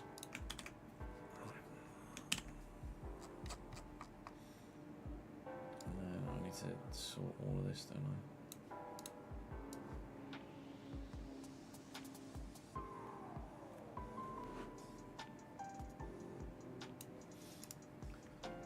Hello, Fly. Where the fuck did you come from? Custom sort players. That one. Tar. Right, Le Bosch.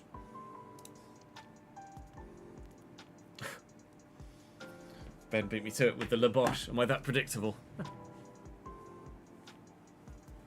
Oh, fuck off.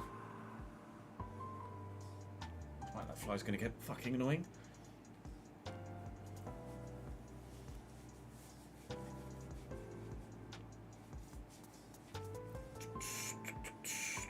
You want to go to Man United for the last season, do you, Daniel? Okay.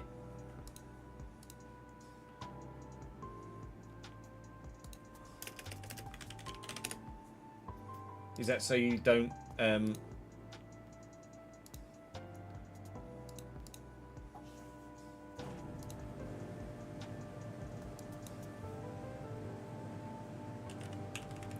don't stop thingy from getting football?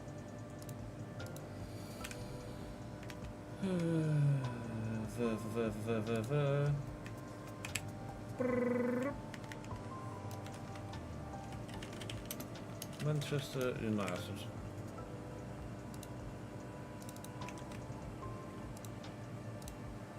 It's alright.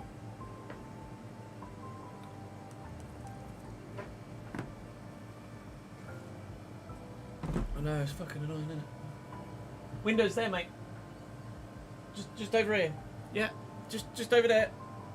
Just over there.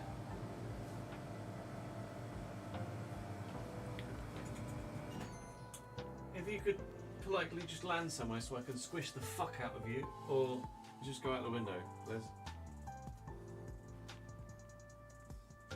I tell you what, he's got more energy than me. He's not sat down yet. Oh, he went out the window. Yeah! Not only did he go out the window, it's one of those windows that opens like that. He went out the little top gap up there. Go on, lad! Up the fucking fly, lad. Right. Names on the board. Names on the board. Names on the board. Let's take some from chat. If anyone wants to use their channel points, they are welcome to. Obviously, I can't put any more than 3 of you up there, so do be wary if you might spend your channel points and then not get up there.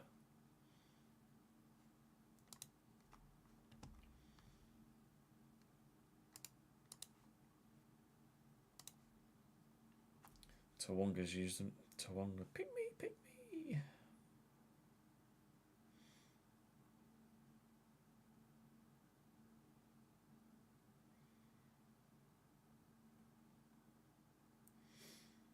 Oh, you'll refund any that come in after 3, fair enough. Mike's hoarding his. Had a fly once, fly out the kitchen window, then immediately come through the kitchen door. Son of a bitch.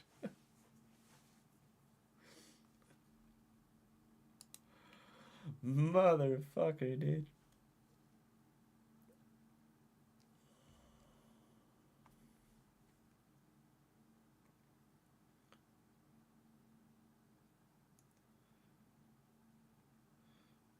Oh, Fabio's got a great surname. Fabio Dalfenbach and Toby. There we go. Toby, Tawonga and Fabio. Thank you, boys. Toby Barker.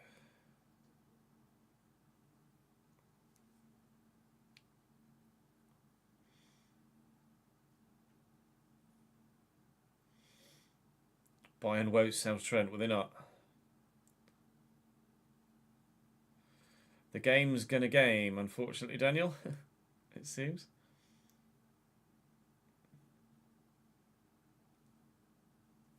The game's gone game. Right, it's been a few days since we've done this, hasn't it? So,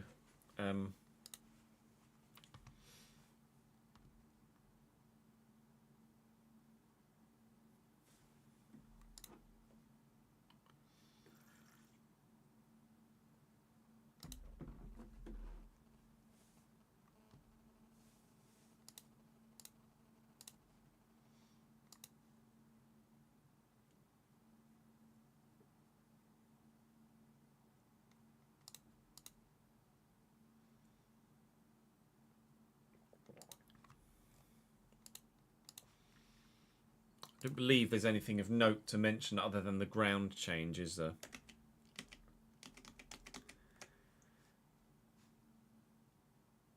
Ground change, bank balance, transfer budgets, players transfer listed, players that we've got on the short list. The end, maybe. So we've got the Community Shield against Liverpool to play. Let's just double check that we're in the Europa League. Because you can't be too careful. Bradford City, Europa League. Let's fucking go. Well, let's not fucking go because we wanted Champions League. But fuck my life!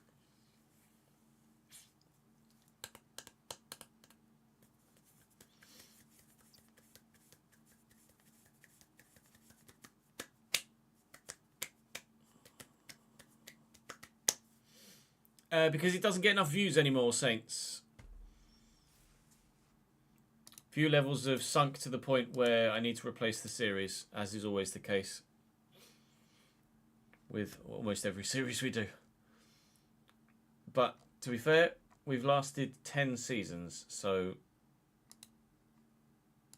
it's not bad.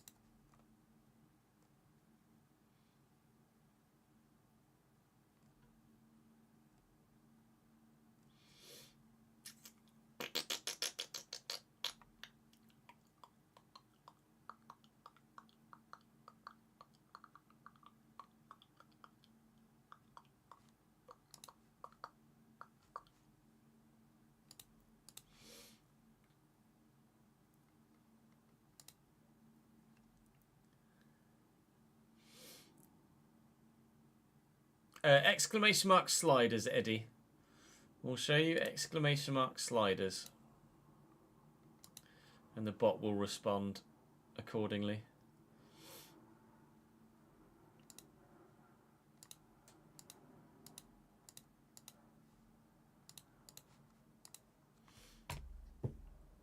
Right.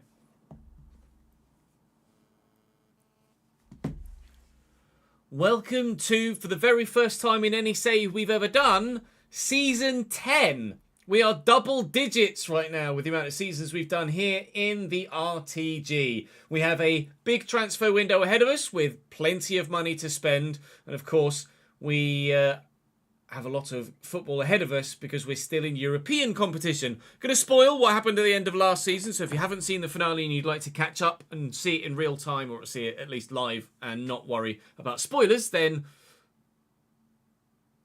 right, you've had your moment. We finished in 6th again last season. We did not manage to find our way into the top 4, so we are in the Europa League this year. We won the FA Cup and finished within a Europa League finishing position in the league. So we are playing in the orange one, not the blue one or the green one this year in the RTG. We have upgraded our stadium at great expense. So we have spent £99 million upgrading the stadium. We now have a capacity of 55,299. We've more than doubled the capacity of the ground. So we've significantly improved on what we've gotten recently. We used the TV money plus a little bit more of what we had left over to do so. Obviously, we then paid corporation tax on the profits we made last season, which I believe were the biggest profits we'd had in the save so far. Second biggest profits we'd had in the save so far, behind Season 6, which was our first season at Premier League level, I think. So beyond that, we find ourselves with this being the situation we're in. We have a transfer budget of £100.5 million with £238,000 available in the wage budget. We have players we are looking to move on and positions we are looking to strengthen in. And what they are, we shall show you in just a moment, and who we're looking at on our shortlist, I shall show you in just a moment. But players that are moving out are as follows. Planned sales include Nicholas Raskin, Lucas Bergström, Damien van der Haar, and a couple of the youngsters. So not a massive overhaul with regards to players we've currently got at the club. Obviously, a lot of the other youngsters going out on loan. But in terms of outright first-team players, only the 3 sales planned this season. So we are looking to sign a brand new goalkeeper, another centre-back, preferably starter. Goalkeeper would be starter too. And another centre-mid, preferably starter. We have names on the shortlist. With regards goalkeeper, we are looking at Aguirre Zebalar, Van der Voort, Lunin, Koen of Crystal Palace, Juan Garcia, Franco Israel, and Anatoly Trubin. Trubin is the most popular option with the live chat. 86 rated, which is our peak rating at the moment for this window.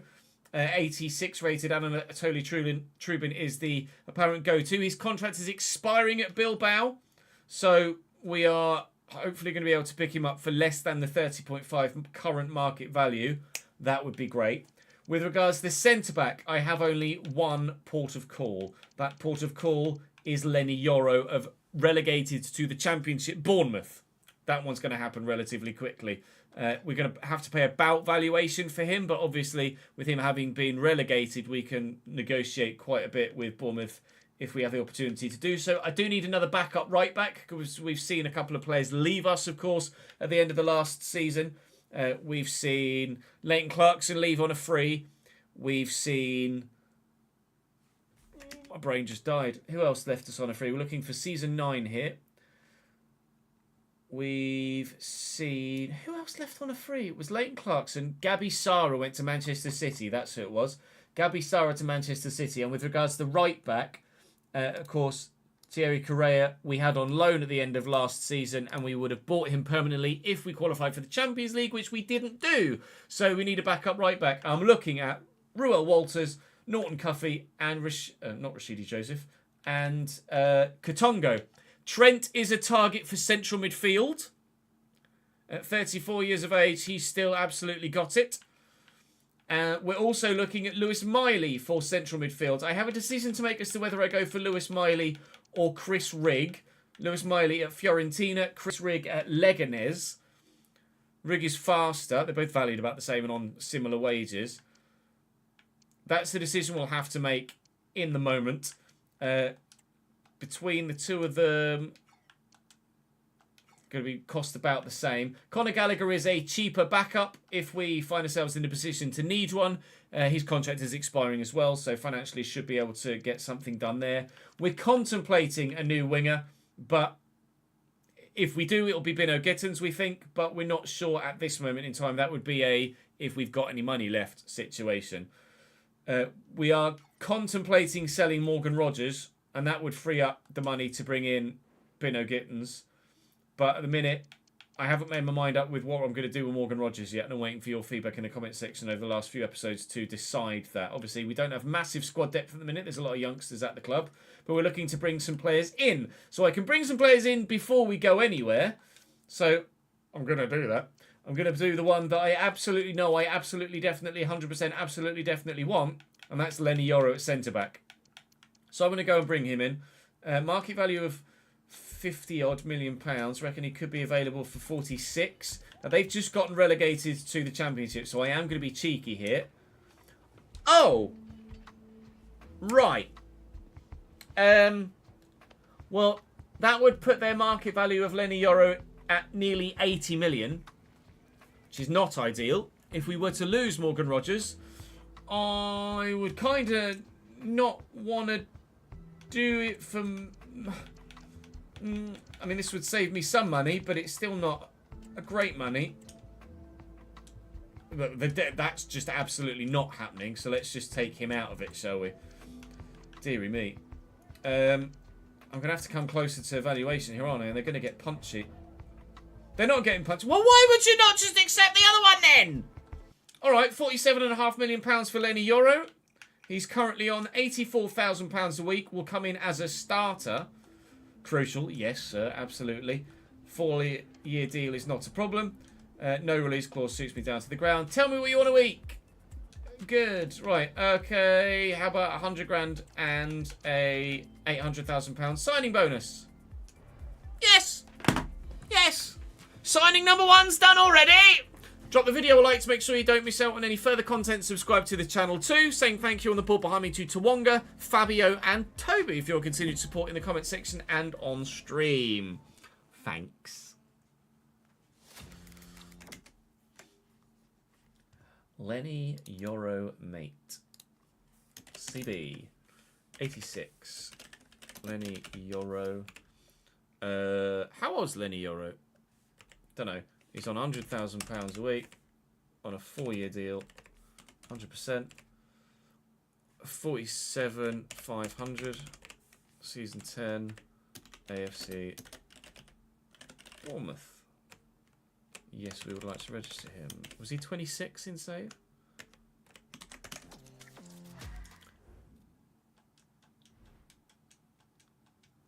Was he 27, was he, Jack? He was indeed. 237, apparently. Well, that's taking a chunk out of the budget, isn't it?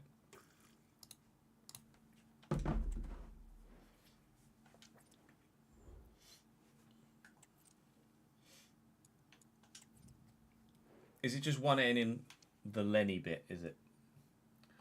Okay. Lenny Euro. Right footed, Mario is left footed, swap them over.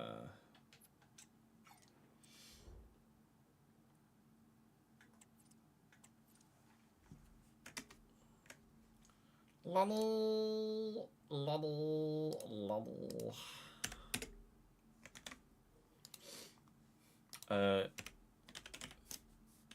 Signing bonus £800,000.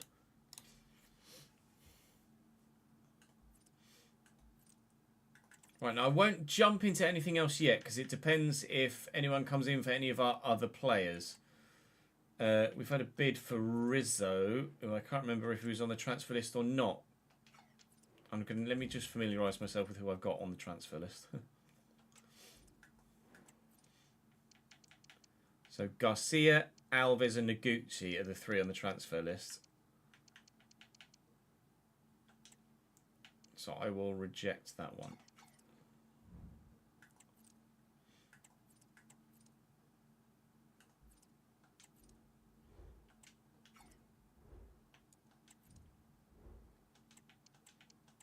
Oh, he's loan listed. Rizzo's loan listed. Okay. Fairy snuff.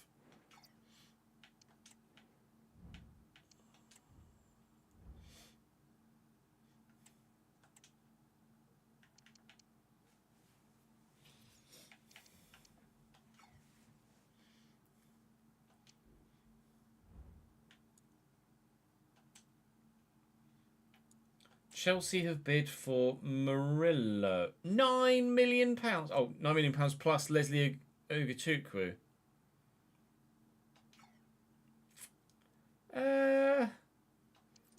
No. No, I don't know as I do. Where did Chelsea finish in the league last season? Let's have a look at team stats. What European competition are they in? Chelsea are in Champions League. I would be inclined to not accept that. Chelsea weren't. It was Liverpool that won the league. I'm gonna reject that. I think Chelsea came second. Did they? You're right. He has only been here 6 months as well. Yeah, no, we're rejecting that.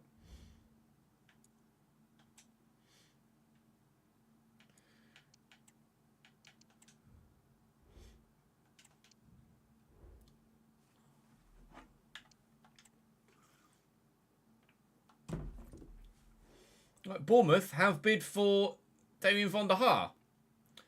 So they should have just added him to the previous deal, shouldn't they? We signed one of their centre-backs and they've gone, oh, could we have your winger? And then we said no. And then they've gone, okay, well, we'll take your money then. And then they said, oh, actually, can we have your centre-back? But later down the line.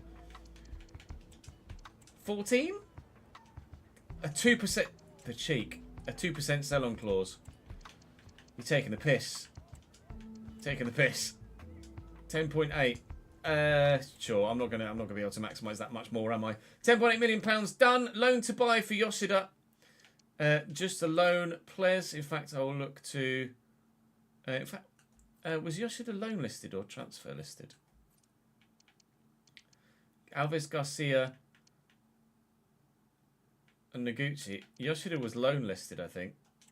Not transfer listed. So I'm going to negotiate this to just the loan if they would be so open to it. And they are. 2 years fine by me. And a 50-50 split of wages would be lovely, please, if you don't mind. So very much. Well, that's Von der Haar out and potentially Yoshida out as well. That's presuming Von der Haar accepts contract terms at Bournemouth, which you imagine he will. But it's a bit of a downgrade for them from Lenny Yoro to Damien Von der Haar. Deportivo would like Ribeiro, and they've offered me Jose Luis Duarte at the same time. No, absolutely not. Raskin we are looking to sell. Alves we're looking to sell. I'll just take that if we're quite frankly honest. Right, Raskin. It reckons I could get up to 20.5, and that's where they've started their negotiations, Hoffenheim. So that's positive. Already started at valuation. He's 32, so I'm probably not going to be able to get too much more. I might regret this if they instantly accept it. They don't instantly accept it, so I don't regret it. 22.5? 20.5. 22. It's early days in the window. I'm not just going to accept something for the sake of accepting something. And they will pay 22 million for Raskin. So that's some more money through the door. That will leave us needing 2 midfielders. But we have players on the shortlist that we know that we would like to buy. Napoli are now in for Raskin as well. And they might have a little bit more money to pay. So Raskin, I would prefer, went there actually. Whether they're willing to pay it or not is a different matter, but they should have a little bit extra money to pay. But no, Antonio Conte is playing hardball as Antonio Conte almost always does in every single situation. No, final offer, they don't want to pay any more than 22. Well, looks like 22 million is about his valuation then, doesn't it really? And they will pay 22. Thank you, Antonio. Well, he's going to Napoli or Hoffenheim then. Carides, negotiate that. We'll just make this just a loan, please. If they're open to it, sometimes they're not. They are good. Alfaya, we'll take him. For a... Is that realistic? I don't think that's a realistic loan destination. I'm actually going to back out of that one. And Longhorse. West Ham have come in for Longhorse, but Sonder stays. You guys know that much for sure.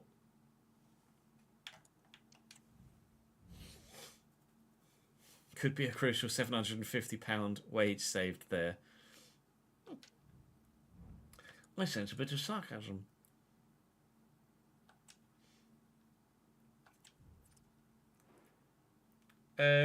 Garcia in a swap deal.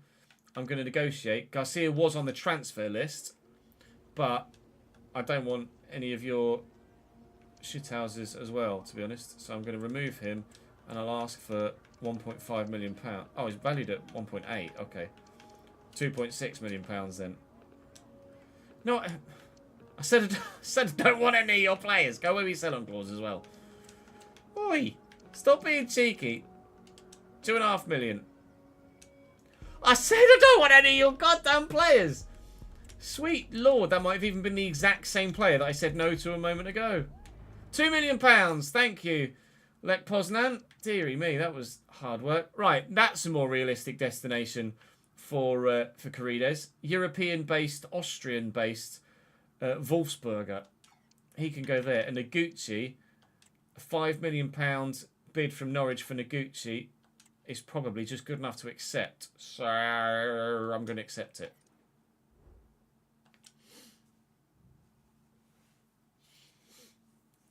This is Von der Haar on his way out, I believe. That's Yoshida. That definitely wasn't Yoshida we just saw a moment ago. But Ryuki Yoshida's gone to Queen's Park Rangers for 2 years. And Von der Haar has gone to Bournemouth for £10.8 million. Spreadsheet, you need updating.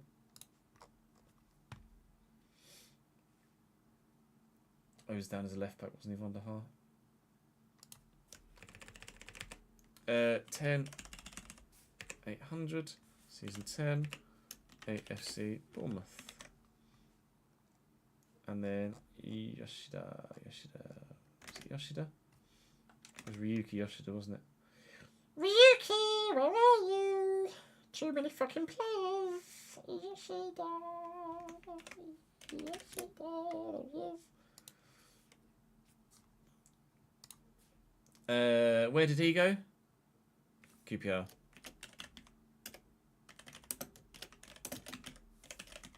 Queen's Park Rangers, 50%.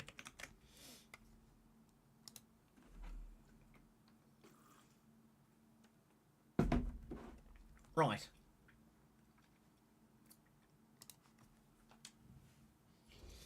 Moving on then.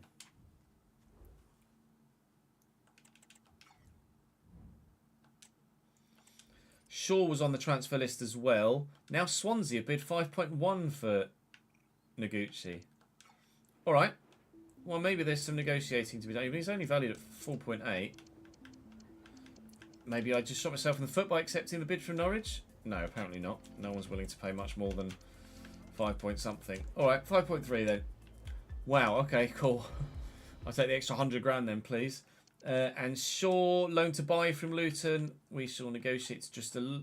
Actually, no, Shaw was the one I was trying to sell, so no. Shaw for sale, please. Not for loan. Thank you.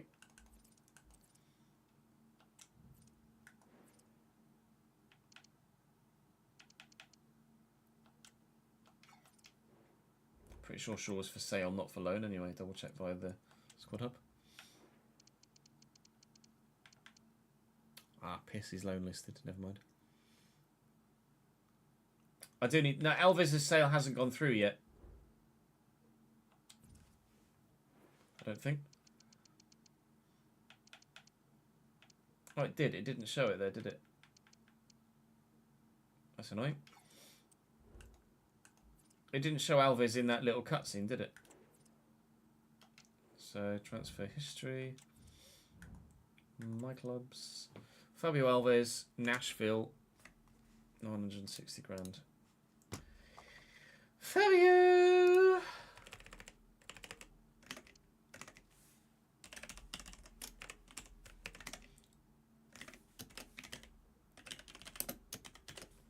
Nashville.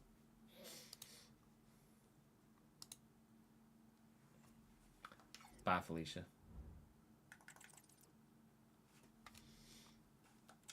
Advance.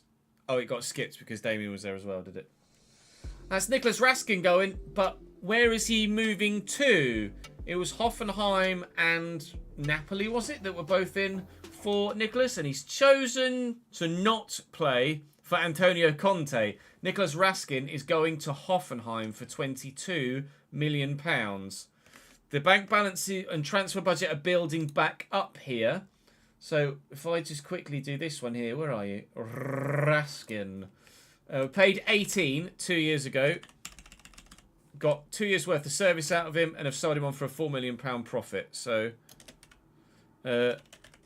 Hoffenheim will do. And then what does that leave us financially now? £78.3 million in the budget. £247,000 in the wage budget, which at the minute we're not really utilising. So let me do that. Leaves me a little bit more. I'm probably going to need to be more close to that if we're to be able to afford wages of players coming in. So I've got £83 million. I might be able to get Trent and another centre mid in for that sort of money.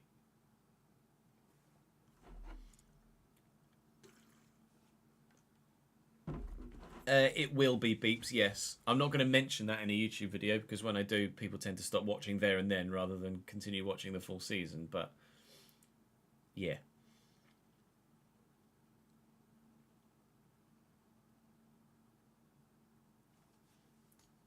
No, you're at Man United there, Daniel. I'm pretty sure you're at Man United.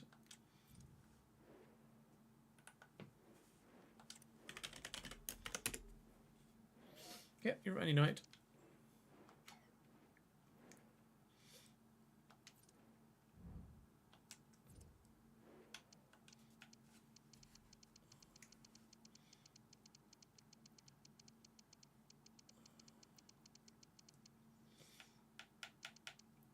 Right, chat. Miley or Rig?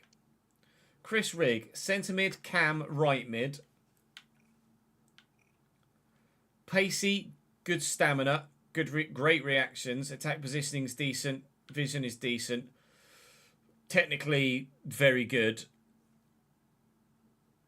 Miley, he's not as good in possession. His passing's better, his finishing's better, his dribbling is nominal, but his ball control is 10 less, but his tackling's better, and he's 6'2". Physically, he's not as quick, not as agile, but is stronger and has better jumping.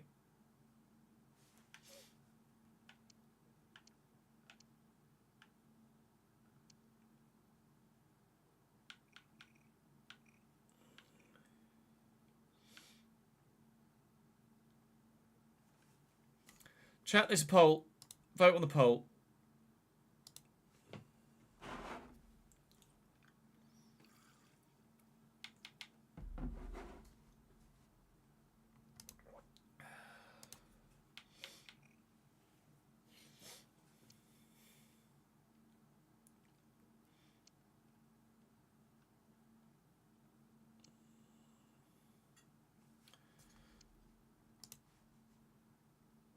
YouTube chat have gone Rig.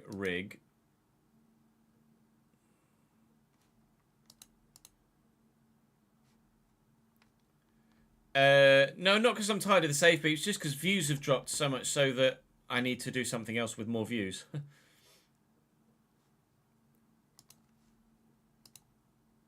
It's weighted towards Rig at the moment. I need a haircut so bad. Real fucking bad.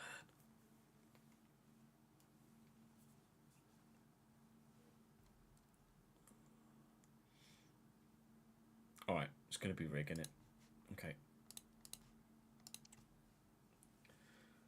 So our main decision was which centre mid to go for. Rig from Leganés or Miley from Fiorentina.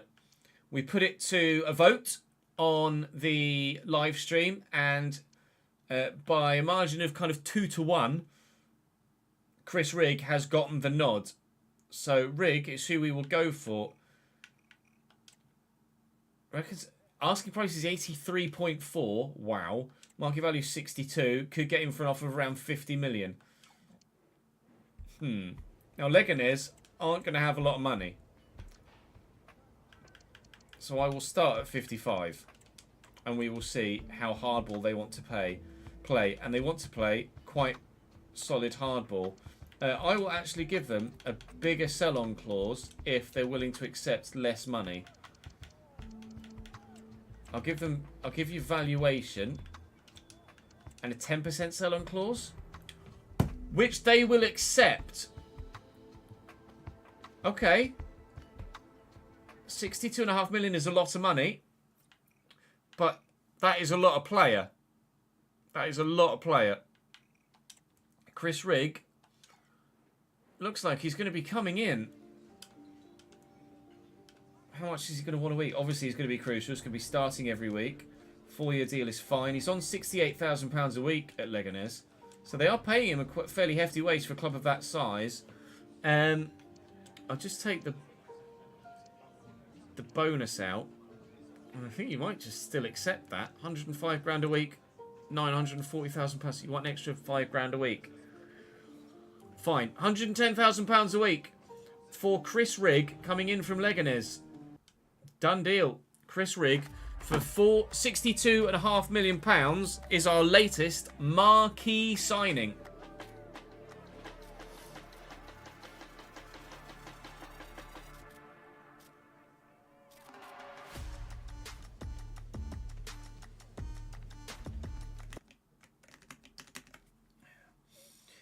Alrighty then. Signing bonus of £940,000. Centre mid. Insert. Centre mid. 86. Rig. He was 26 or 27. I put 26. £110,000 a week. 4-year deal. 100% of his wages. Signed for 62,500. Season 10 from Leganés. I see, is it CD Leganés?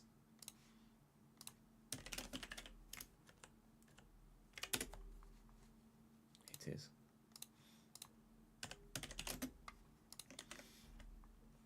I would like to get it correct. And then we need to register him. Yes.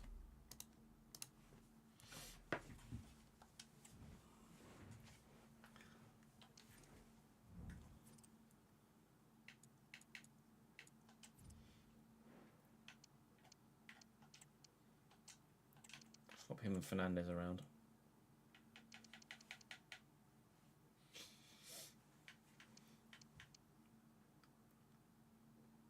So we spent big on Yoro and Rig. We still need to sell Bergstrom. That's one sale we haven't seen, or one player we haven't seen any interest in at the moment. With regards to other players on the transfer list, I think that's pretty much everybody gone, isn't it? It's just Bergstrom.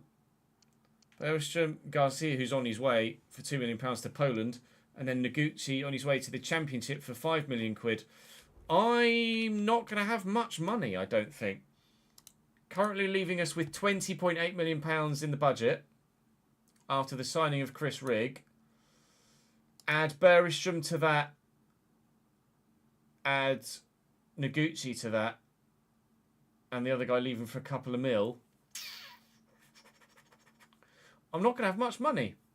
I'm really genuinely not going to have much money to be able to potentially bring in another centre mid and a backup right back and a goalkeeper. Obviously, the goalkeeper is first and foremost the most important position. Although we do have Grabara, but I do need two goalkeepers to fulfil the eligibility for Europe. So when Bergstrom leaves, I need to sign another goalkeeper regardless of some description. We maybe need to make a decision as to whether we just bring in a loanee goalkeeper for now and then look to use Grabara as our number one keeper and look to fill squad roles elsewhere. I'm going to need the money from Bergstrom and the wages from Bergstrom.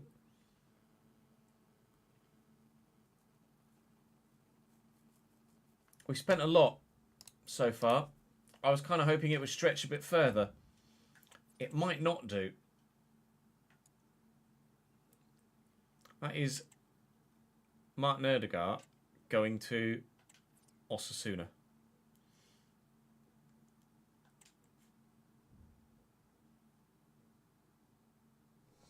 That's Noguchi leaving. Norwich or Swansea was the question. And there's only £100,000 difference in either fee, so I don't really mind which one he chooses. Where are you going? Oh, Garcia's gone to Poznan as well. So Diogo Garcia to Lech Poznan for £2 million. And then Noguchi has gone to Swansea for 5.1. Thank you for earning me the extra £100,000, Hero. That might actually come in handy.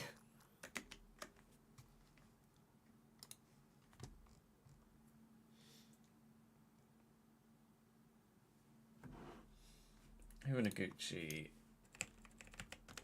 Sales value 5,100. Season 10. Swansea City. And then who's the other guy? It was Lech Poznan for 2 million. I can't remember who the other guy's name was.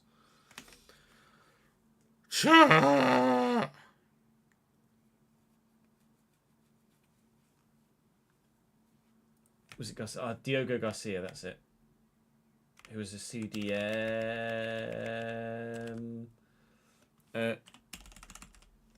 2 million quid, season 10. Lech Poznan. Okay.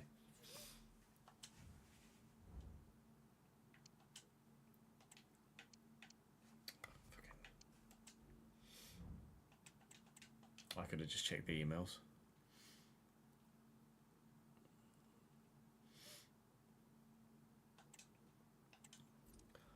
We've had a bid for Bergstrom, although it is not sizable from Tottenham. Yarrick, we've had a bid from Palace, which we are comfortable enough to turn down. Shaw is transfer list. No, Shaw was loan listed. So I'd be quite happy to send him to the Netherlands there. Verisham. What is... I mean, Grabara's 34. So Grabara is probably not going to be worth any more. Beresham's the more lucrative deal potentially for him. He's only got 12 months left on his contract though, which is going to limit his value. £12 million for Beresham. I'll negotiate and try and get a bit more out of Tottenham. Rather unsurprised that it's one of the major rivals of his original first team club that have come in for him. 17.5. I'd be lucky to get 14, really, I think. And that is an update. 12 million quid. Oh, mate! We might be forced into selling Morgan Rogers here, which, to be fair, not that bothered about. But, oh, Tottenham wouldn't even pay the extra 500 grand. Okay, well, Beresham stays for now, and we're definitely not doing anything else at the moment, but... quite happy for Agbanon to start there, and then I could quite happily sell Rodgers and just keep someone like Rizzo. Hayward obviously is a go-to winger for us as well, and maybe someone like Rizzo can just find his place in the squad too, and we use the funds from Rodgers and we put a little bit more faith in youth, just to give us more quality elsewhere. Rig can play out wide if needed as well, kind of a mid-game switch of position. We could always loan someone else. If I end up loaning Emil Smith-Rowe back for another year, I'll be absolutely flabbergasted.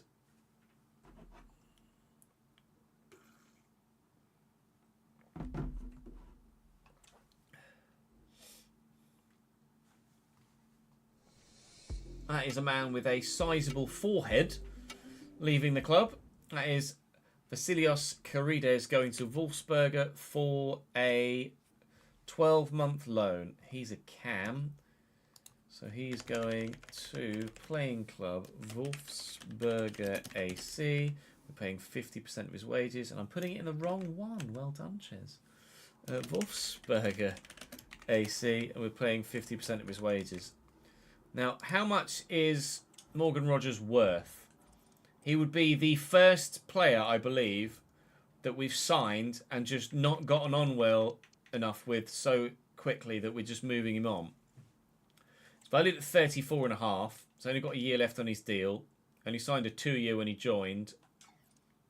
Think it's the right thing to do. We'll put the faith in youth with Rizzo, who's been approached by Stuttgart, apparently. Am I loan? No. How has he been approached by Stuttgart? He's got more than a year left on his... Maybe I've just got a bid that I haven't seen yet. He's got more than a year left on his contract. He's quick.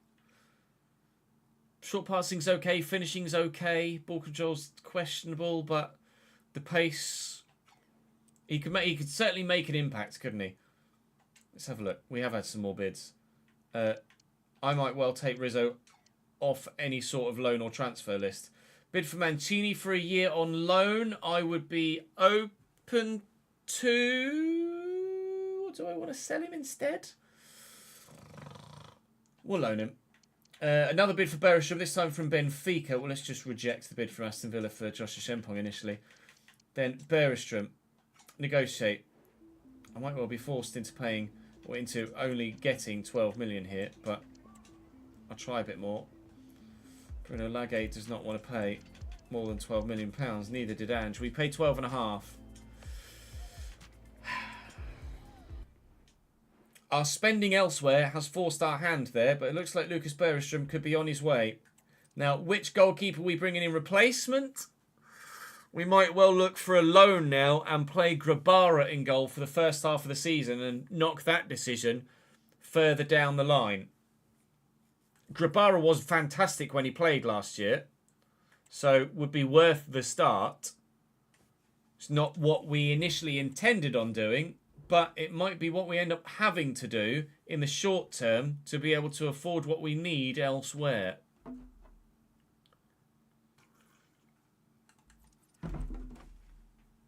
Grabara went up. Growing, he'll go down in 30 weeks.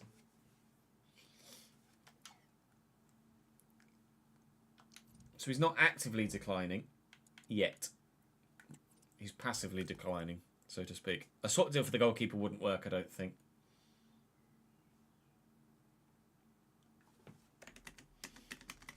I am pretty sure.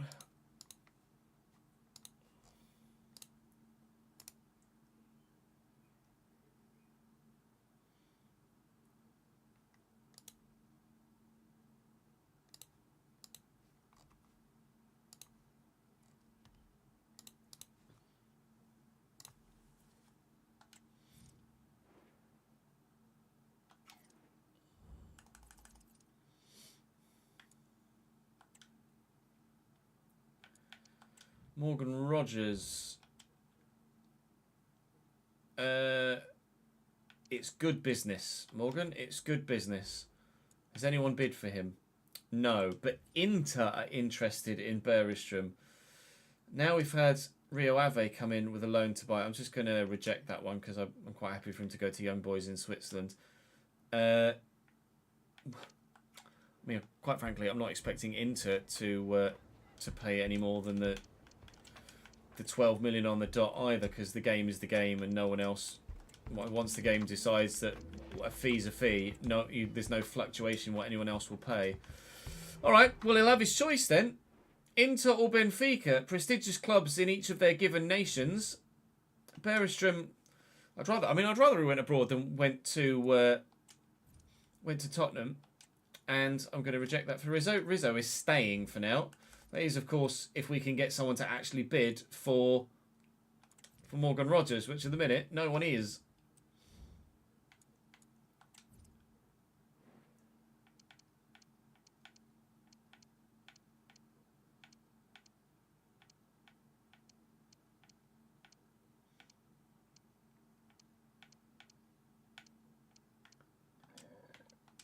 Take him off the loan list.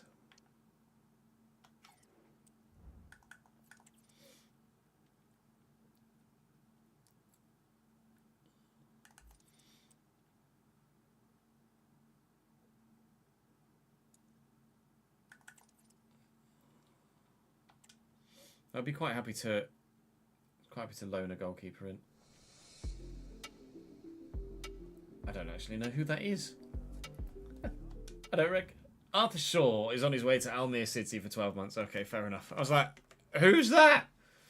Arthur Shaw, the CDM, is on his way to playing club Almere City, and we're paying 50% of his wages. That's a pretty straightforward one.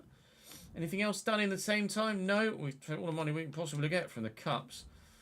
And what I do need to do is update my spreadsheet as well with regards to money that's coming in for transfers and shirts. Shirt sales is huge money.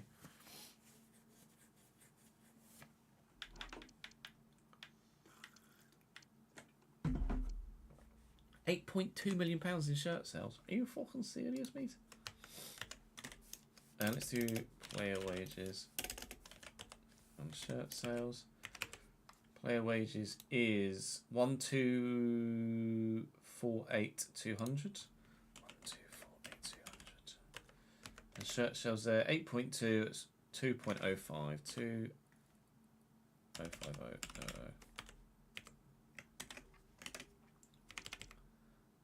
And then player wages again, and shirt sales basically is something similar. 101,980,000.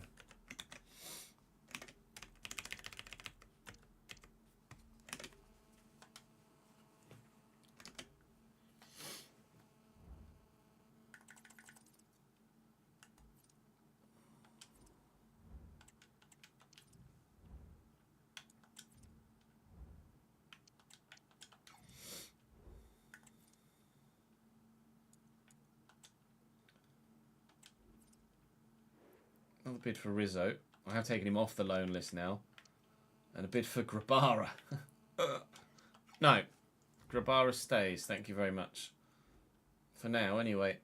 Is this Bergstrom on his way? You can tell from the height of him. Absolutely, yes it is. But where has he chosen to go? He doesn't even fit on the screen. Where are you going, Lucas? Have you chosen Portugal? Have you chosen Italy? I know where I'd rather go in terms of destination and club. Lucas Bergstrom is our club top goal scorer. That would be a turn up for the books, wouldn't it? Is our club top assist maker at 264. But he's now no longer with the club, and he has chosen to go to Benfica instead. Probably more likely to get a start at Benfica, or at least more football than at Inter Milan, regardless of whether it's a start or not. Bergstrom, we paid £1 million in season 4. We've not made 120 million. I wish we made £12 million on him now. And to be fair, he was on loan the season. He was on loan for a season prior to that as well, and he's gone to Benfica. So my transfer budget now sets at 35 million, with 77,000 available in the wage budget, but only one keeper, and I need 2 to be eligible for the European competition.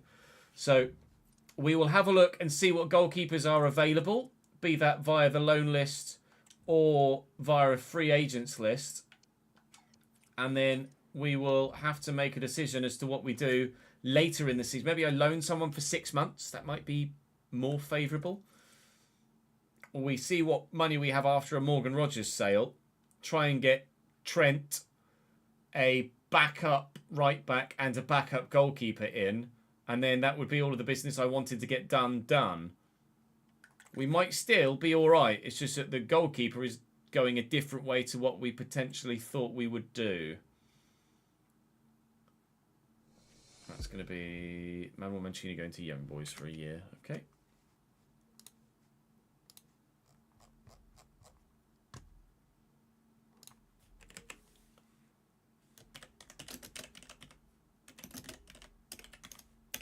Young bots. 50% of his wages. Okay. Ba-bum. Where's Scott Carson? Scott Carson's probably about fucking 60 in this save right now. Or in this universe right now. 2 offers. Still, people are interested in Rizzo, despite the fact that I've now taken him off. That just says to me that he's going to grow well if people are interested in him. And Nottingham Forest have offered me £36.5 million for Morgan Rogers. And we bought him direct from Villa. He's valued at 34.5. He is 30. But I don't want the sell-on clause. I just want to maximise the finances here if I can. Will you pay 40? They will. Good. Morgan Rogers to Forest for potentially £40 million. What did we pay for Morgan Rogers? Where are you, sir? Morgan Rogers, we paid 25. I mean, that is £15 million profit a year later. It's not what we would have liked to have done, but he didn't make the impact. Our hand is forced by him not making the impact. Lazio bid for Dibbling £62 million. No. Relegated Bournemouth starting to show some interest in another one of our players here. They've already got Von der Haar. If they'll pay a little bit higher than 40, then they can have him. But they are going to play hard nose as well. 41? I get an extra £1 million out of you? Maybe. Well, Morgan Rogers can stay in the Premier League with Forest, or he can go to the Championship with Bournemouth. Again, I know what I'd choose.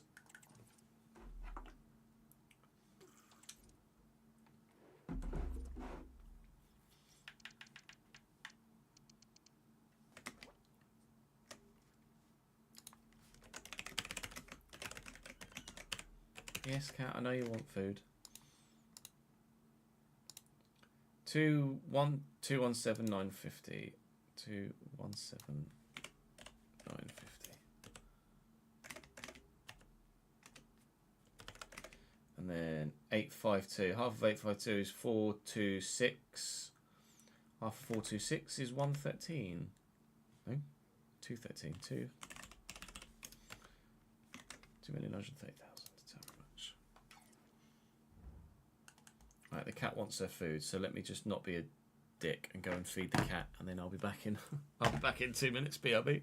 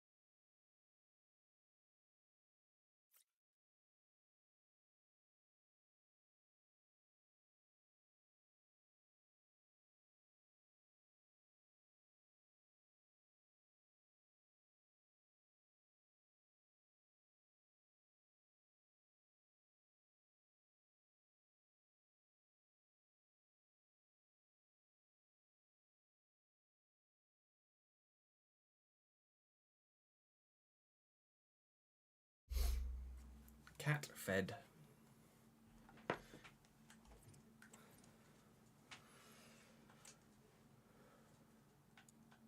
AC. No. Didn't AC Milan finish like 10th last year in Serie A?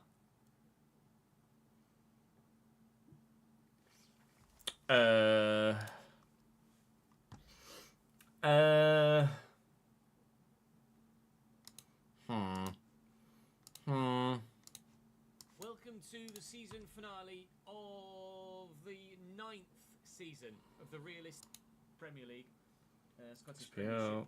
Hearts Hall, so they might have probably not, but potentially. It's Napoli 5th. AC Milan finished 6th. They're in the Conference League. Do I have to negotiate this? He's only been with us a month. Been with us a year. AC Milan are in for a Shempong. Chat, what do I do? I'm going to do the bin after the stream, Cameron. Do I have to negotiate this? And sign another right back? Or do we reject it? I feel like AC Milan have probably got some pull, don't they?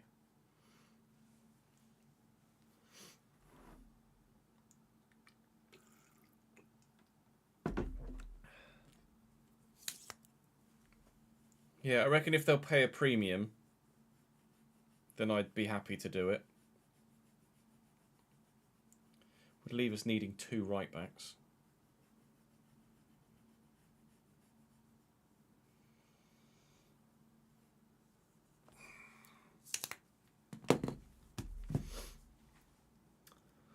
AC Milan have come in for Josh Shempong. Now, he's only been with us a year.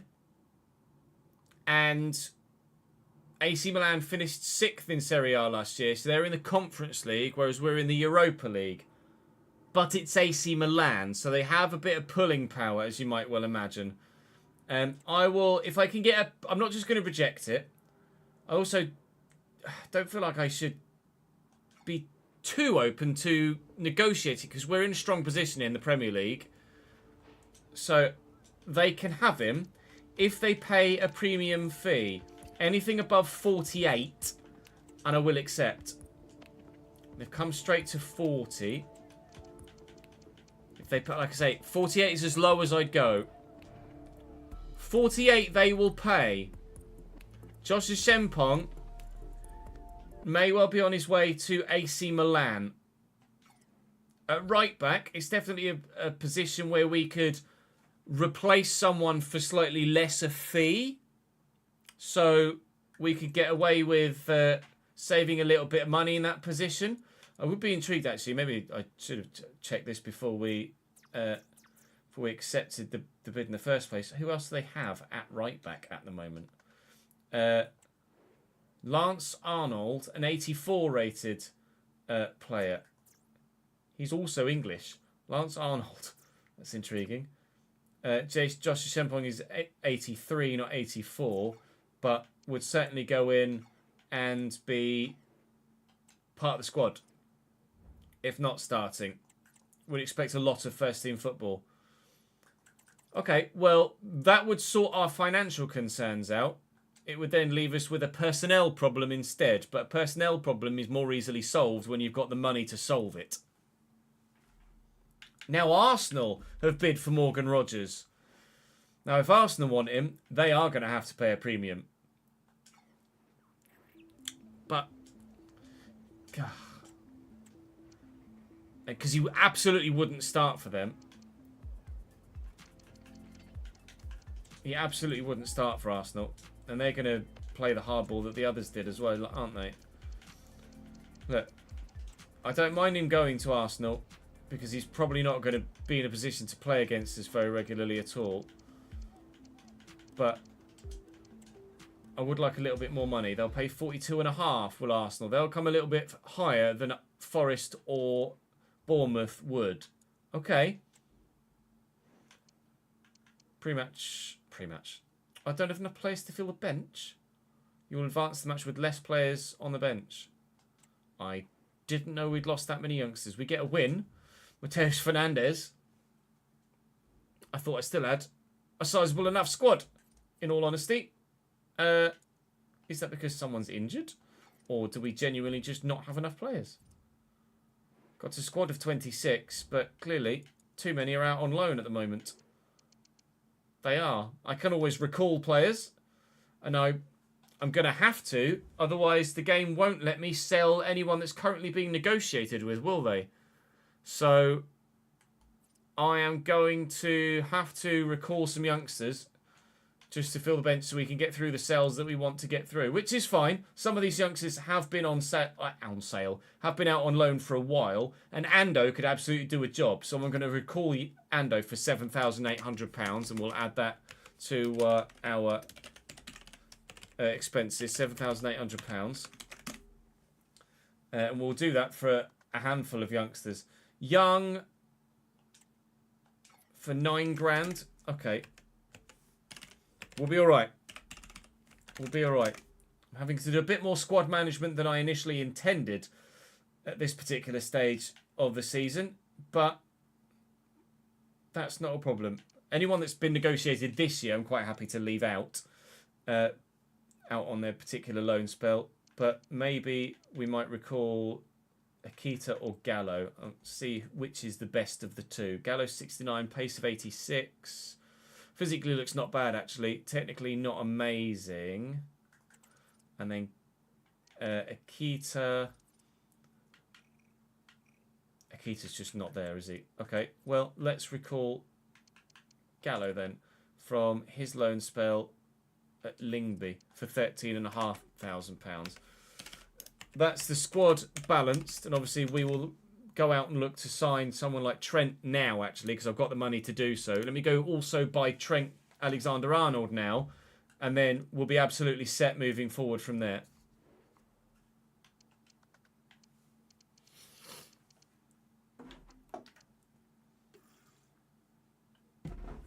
Trent is valued at 23.5, and his contract, I believe, is running out at Stuttgart as well. So this could be a really, really good deal for us.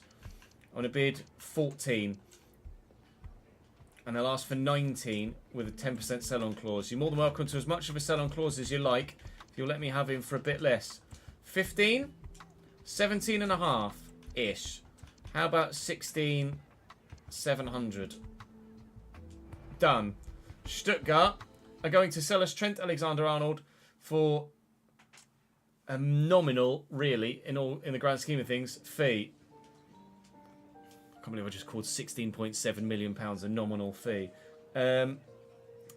We'll say... Wow. He wants crucial. Will he accept important? I mean, let's be honest. I'm absolutely open to starting Trent as well.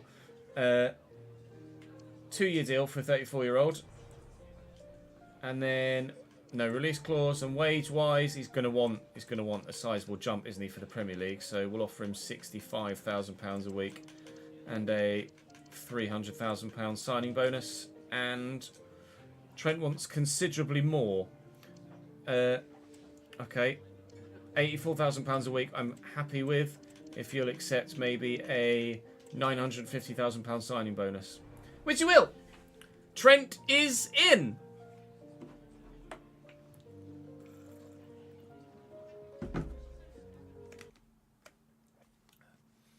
So the players that we've recalled were Young, Gallo, and Ando.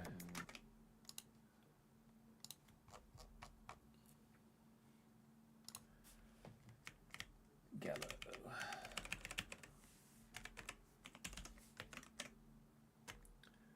Young. Ando was at Kluge. There we go. And then signing bonus for Trent was what, 940 or 950? Can't remember. We'll tweak it in a moment. And then insert right back 85 980 was it? Thank you. Trent Alexander-Arnold at 34 on £84,000 a week on a 2-year deal. We paid 16,700. Season 10 VFB Stuttgart. Yes, we'd like to register him, please. And you said it was 980, not 940.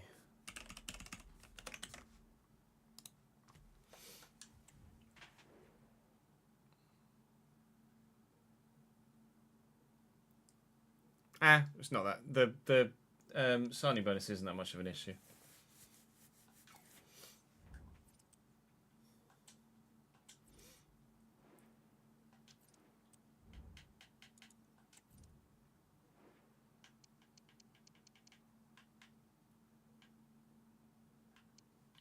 So Trent at the minute is on the bench.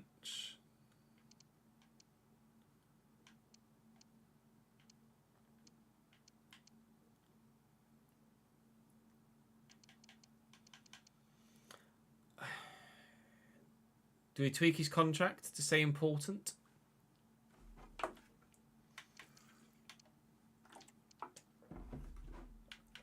I just put him right back for now.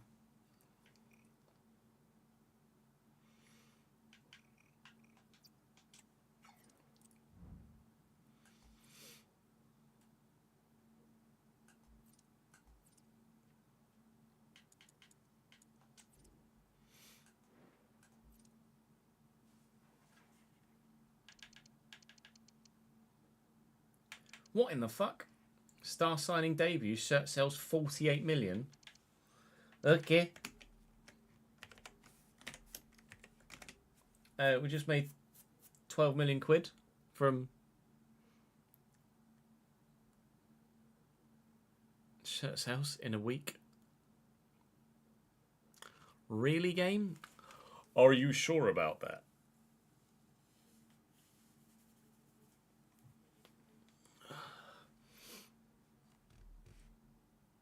$670, 335, 167.50.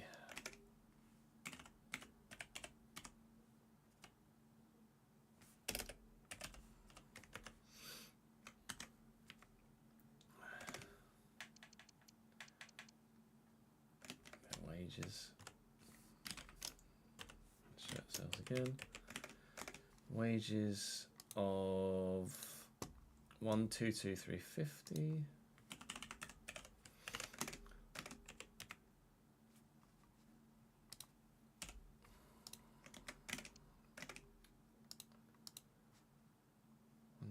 One twenty 350.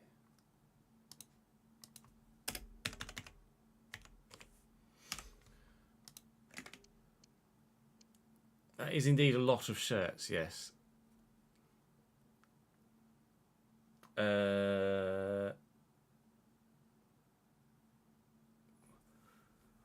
42550, 112,250, 212,250.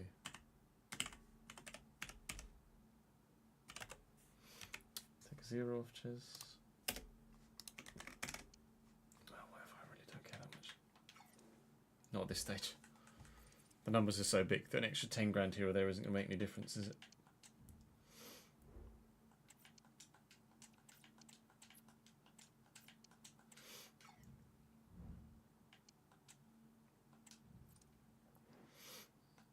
No. LOL, Fulham have offered me Emil Smith Rowe for Yarek plus some money. They know we like him. We do, but we don't want him now. I'm sorry.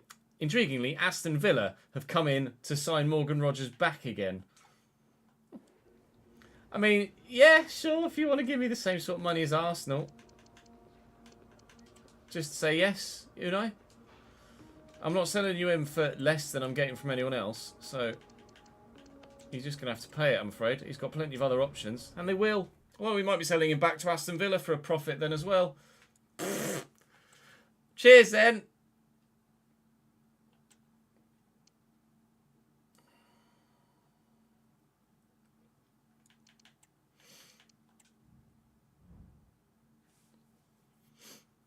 Oh, immediately, Morgan Rogers' proposed move to Aston Villa's broken down because they couldn't agree contract terms. That happened within 48 hours. Bid for Engels, bid for Young, bid for Ouattara. Rejecting everything on that front. Thank you very much. No, I don't need the money now. If I'd have needed the money, I might have actually been tempted. Wow, where have Rayo Vallecano got £60 million from?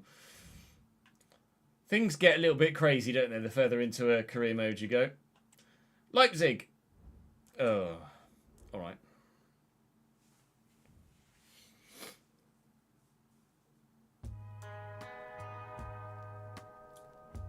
That's Morgan Rogers leaving. He turns down Aston Villa because he's signed a deal somewhere else. But where is it? Good, thank you for letting me know. Okay. Morgan Rogers has gone somewhere. Morgan Rogers has gone to Arsenal. No real surprise there. If you had the choice of Arsenal, Forest or Championship Bournemouth, you'd go to Arsenal, wouldn't you? Morgan Rogers, £42.5 million sold. That'll do very nicely, thank you. Sales value, 42,500. Season 10, Arsenal. Well, thank you for your one season of service, Morgan. You weren't great, and now we've made a significant profit off you. I'll take it.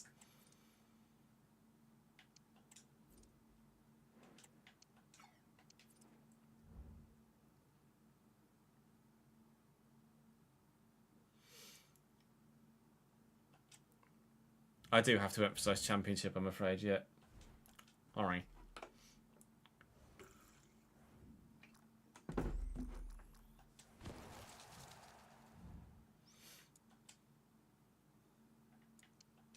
Atalanta want Lancashire. Atalanta.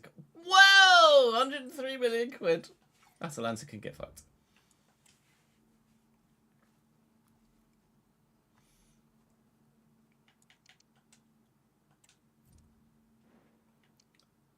No. I'm intrigued to see who this is. An 83 rated Benjamin Cramashi plus 60 million quid. No. Oh, there was a bid for Gallo as well. Another bid for Gallo. No.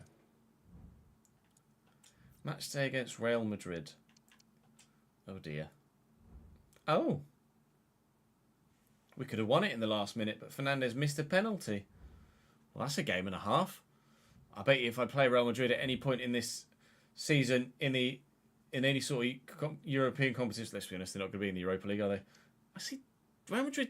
No, they think they finished fourth, so they'll be in the Champions League. If we were to play Real Madrid with the sort of squad they've got, it wouldn't be ending anywhere near like 3-3, would it? Let's be honest. Ando stays. He's not going to Arsenal to be back up there. Thank you. He's going to be back up for me, if you don't mind.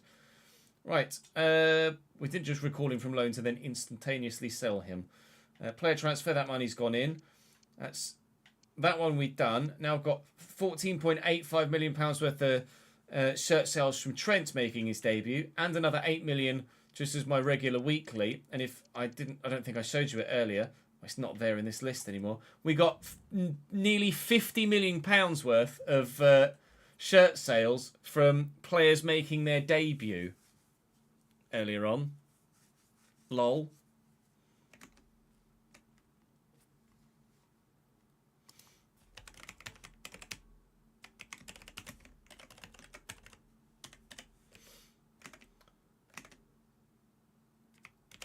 Is that still that?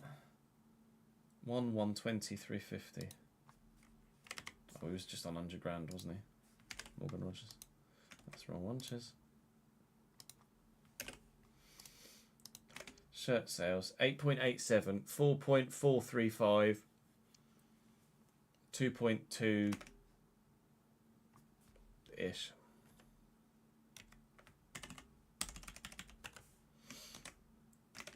And this one 1485 is 7425. 7425 is 37 1250. 37 12 5. Oh.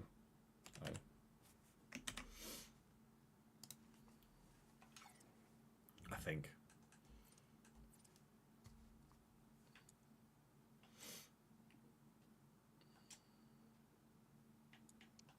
Four bids. Multiple for Ando, apparently. He's a popular man, is this young Ando. But we didn't recall him to sell him. Similarly, Trevor Young as well. And Yarrick is not going to Torino. Thank you very much, especially for a 32-year-old Mikhailo Mudryk. Tar very much. So financially, we sit in this position at the moment. £80 million in the transfer budget. £175,000 available in the wage budget. The Josh Shempong deal hasn't gone through yet, if it is going to. So that's going to free up some more money. So I need a goalkeeper, and I need a right back, and two right backs if I want to keep Trent as a centre mid, which I would prefer because he's not got much pace, or enough pace really, to be a right back anymore. So we've got the money to do it now, so we can go and get exactly who we want, thankfully.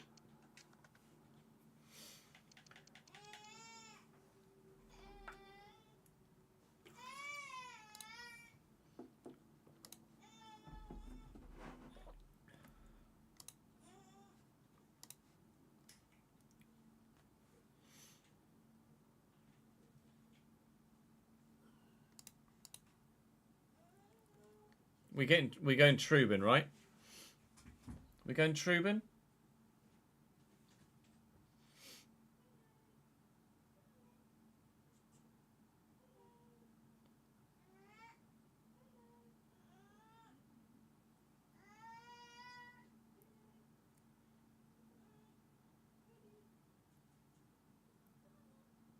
I think the cat might have just escaped out the front door. Give me one sec, chat.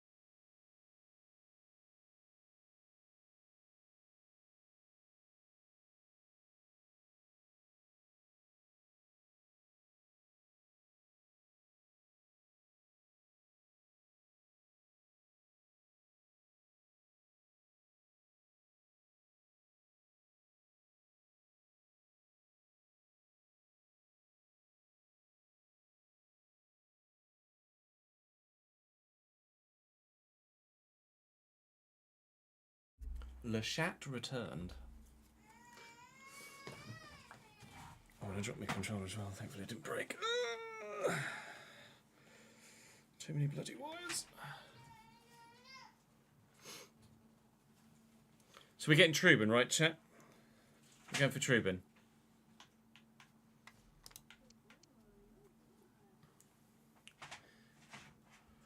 Yay, nay?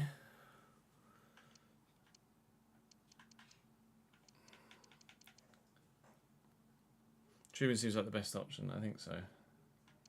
It's also nearly the most expensive option.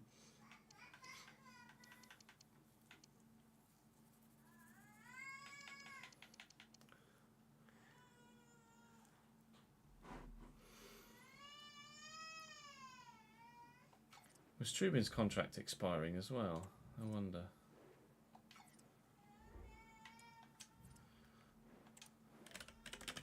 Jude is being fucking whingy little cunt, isn't he? Anatoly Trubin, contract expiring in 10 months. Perfect. Lovely. Would you like to come and join me here at Bradford then, sir?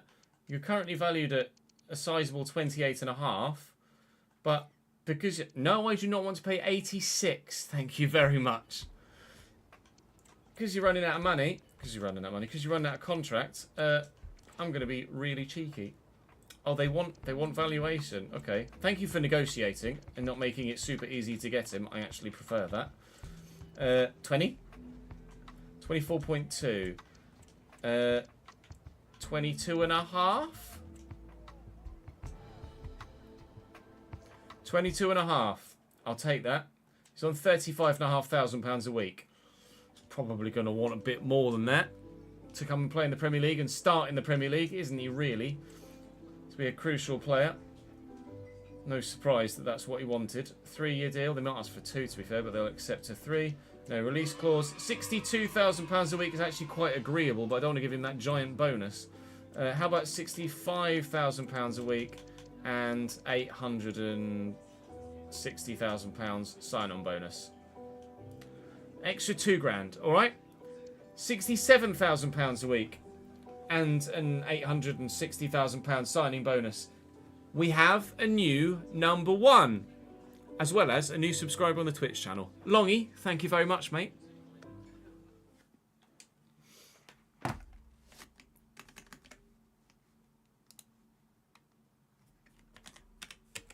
was 860, wasn't it? 860.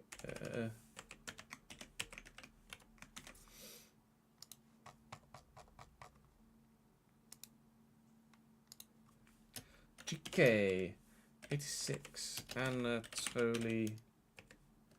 Oh, piss. Trubin.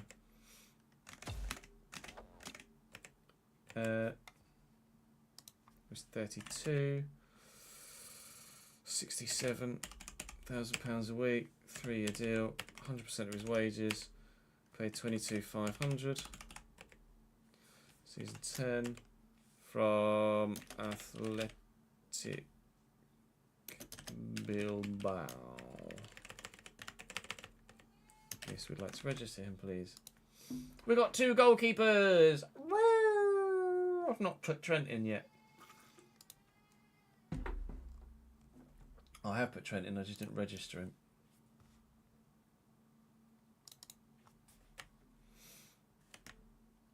I did register him. I put the thing in the wrong bloody column, that's why.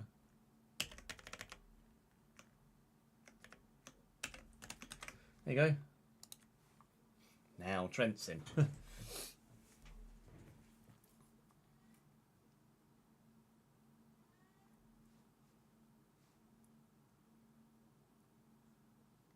Sure, Akita Yoshida.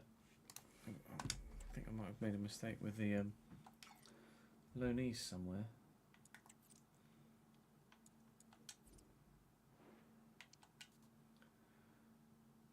No, it's 5 of them. 1, 2, 3, 4, 5. That's fine. 5 of them. Trubin. And it's number 1. Sorry, Camille.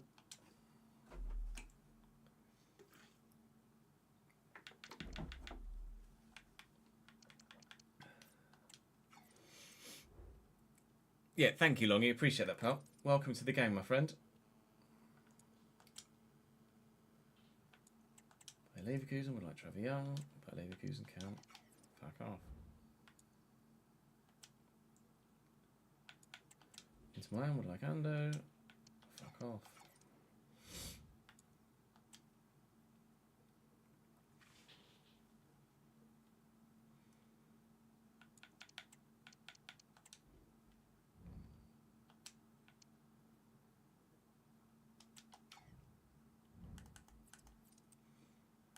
Is the Champon turned down AC Milan? I think Champon has turned down AC Milan.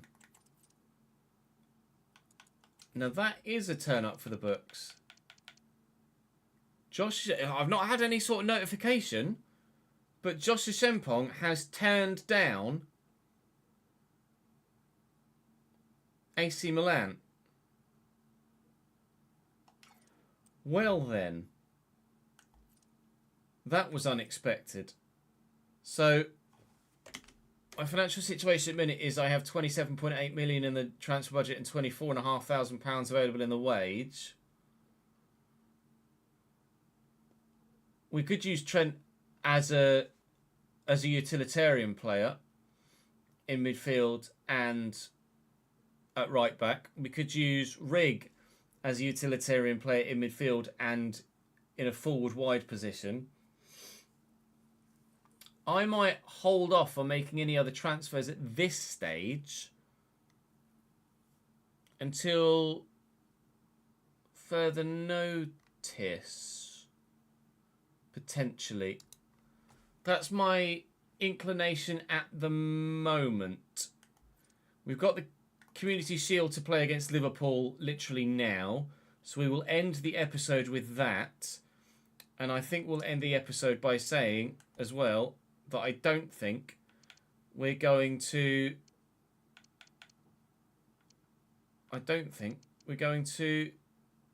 spend any more money at the moment. I need to add those wages and shirt sales in, and then we will go and play Liverpool. But I think for the time being, I might be done.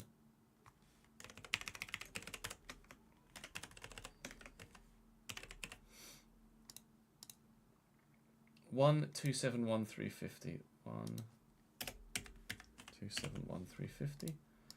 Shirt sales. Two something. I'll just leave us 2-2. Fuck it, can't be asked to do that. Fine tuning.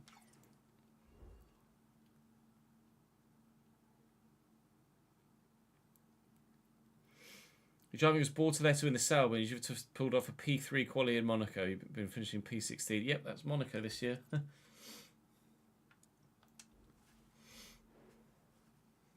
do squad numbers and development plans, etc., etc.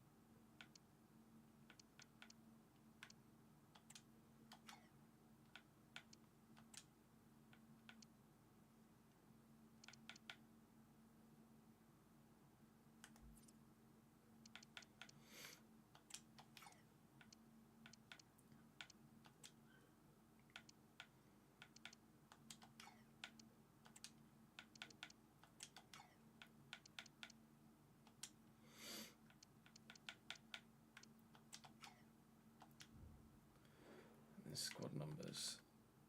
So Trubin, yes, Champon, Butara, Murillo, Euro, Trent number 6. What's Trent at Liverpool? Engels, Rig, Lancashire, Dibbling, open on.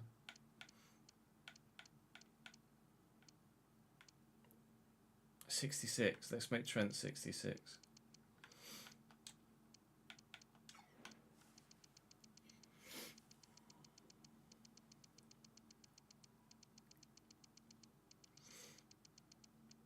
What number is Trent at Real? Has he changed his number at Real Madrid, or is he number 66 for them as well? He's number 18. Oh no, that's it. That says England.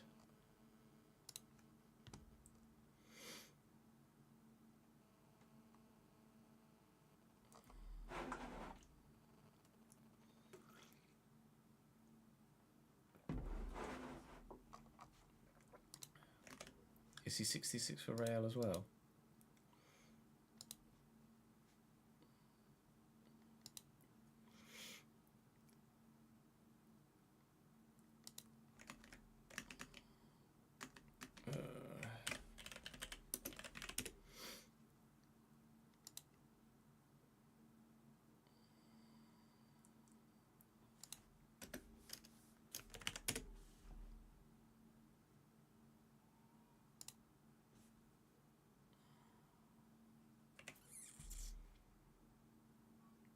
Well, I'll make him 66.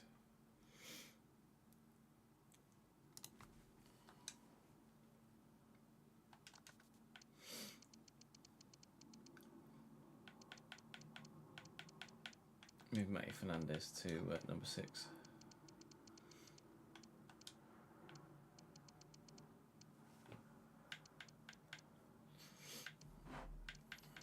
To be fair, I think that's everybody sorted then, isn't it?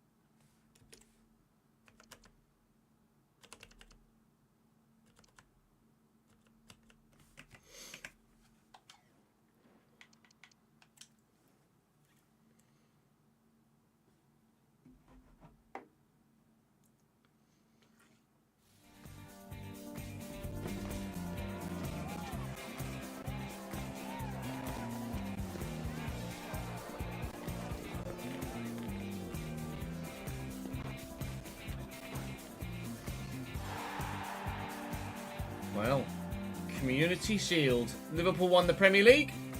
We won the FA Cup, which means we play them at Wembley. So their side looks like this, Liverpool, at the moment. Trent is starting for right back for me here because it's Liverpool, so I couldn't not really. Shempong dropped to the bench for this particular game. Mamadishvili, Moreira, Lukeba, Ignacio Lopez and Balde.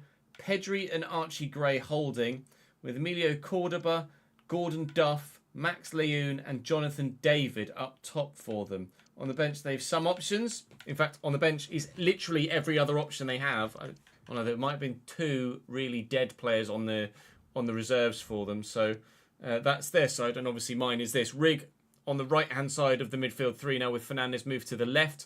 Yoro at right centre-back, with Murillo now moved to left centre-back, because we did previously have 2 left-footers. Now Yoro is right-footed, so he goes on the right-hand side. And obviously Trent is in at right-back, and Trubin is in goal. Can we win some more silverware, or will Liverpool batter me again?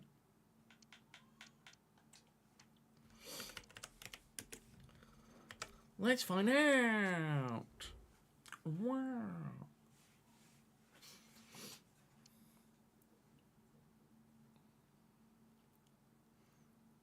I think so, yeah.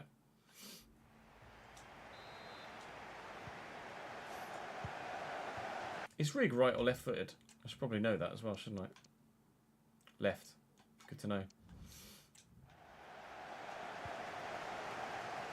So what we haven't done, and that's reset everyone's weak foot. Need to do that as well. Anna Engels. Looking forward to Dibbling. Looking to roll Lopez and Ignacio as well. Find the ball to the edge of the box to Mateus Fernandes, who has Agbenon on the other side. Never mind, I've given it away.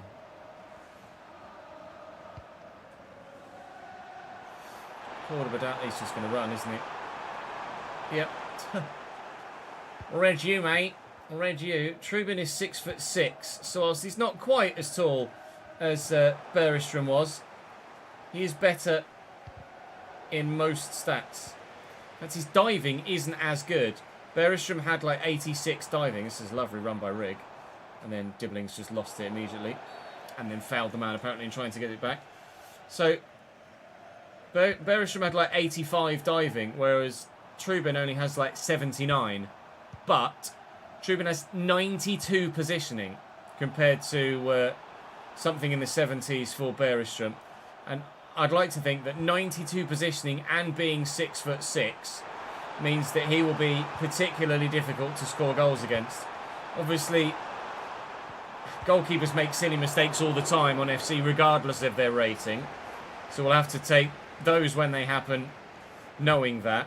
But I think Trubin could be the step up in goal we've been looking for or waiting for to take us to the next level.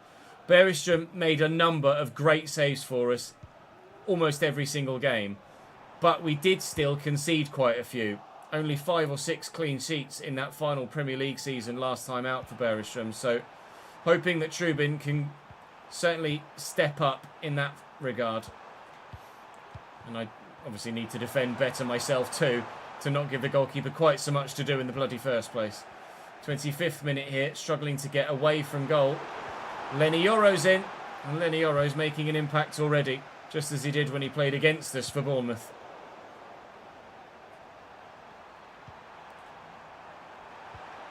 He's done it again. I like Lenny Yoro already.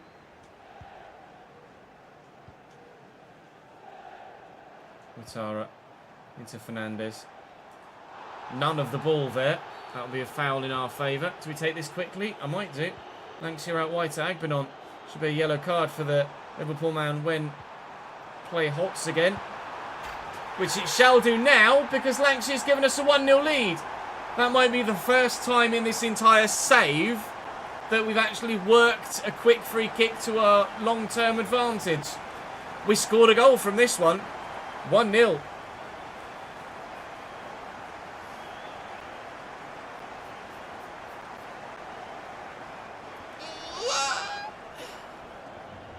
Magnus, thank you for the follow, mate. Welcome to the channel.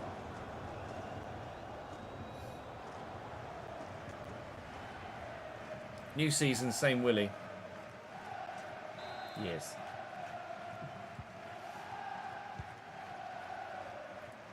Very hard to get a new Willie, to be honest.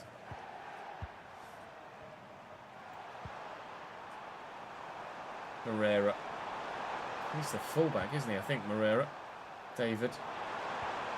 Oh, that's a lovely ball. Trubin read it and got there. So far, so good for the new goalkeeper. Lenny Yoro's been rock solid as well. Very impressed with everybody thus far.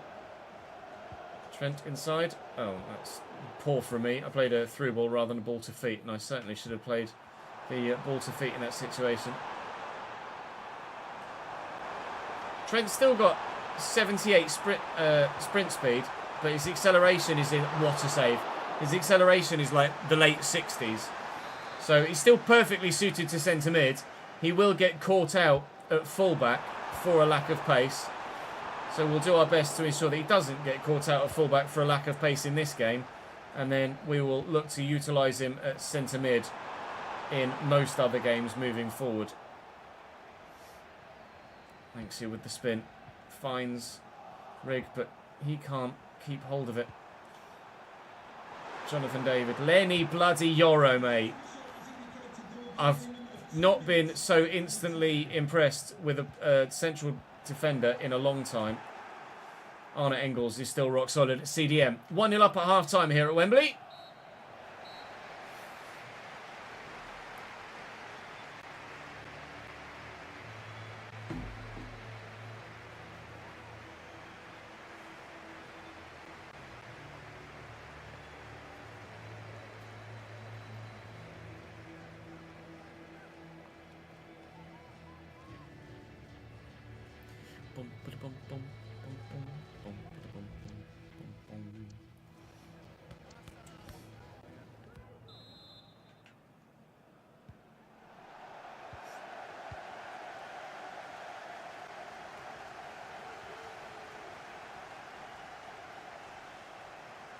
But looking to start the second half very strong indeed for Liverpool.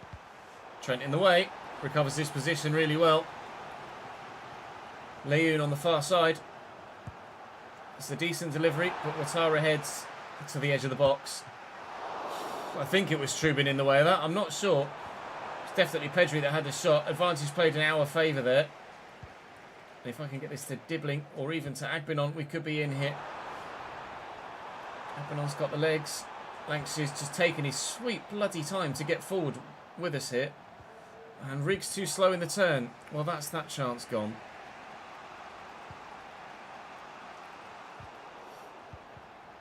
Oh, come on.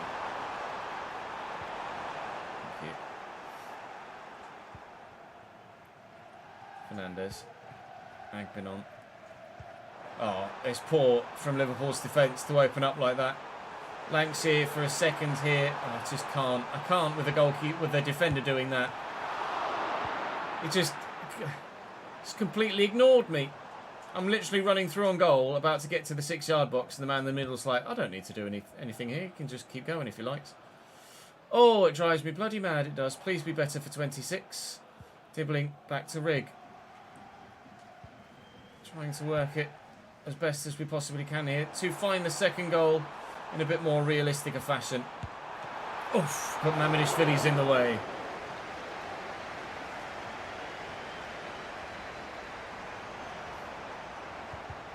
Lenny bloody Euro, mate. Lenny bloody Euro, mate.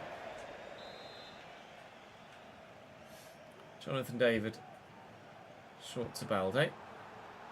Here's Luque, but come out to this side now. Duff. Duff, I think, who switched flanks here. Duff was on the left. We've changed things around here. Rig.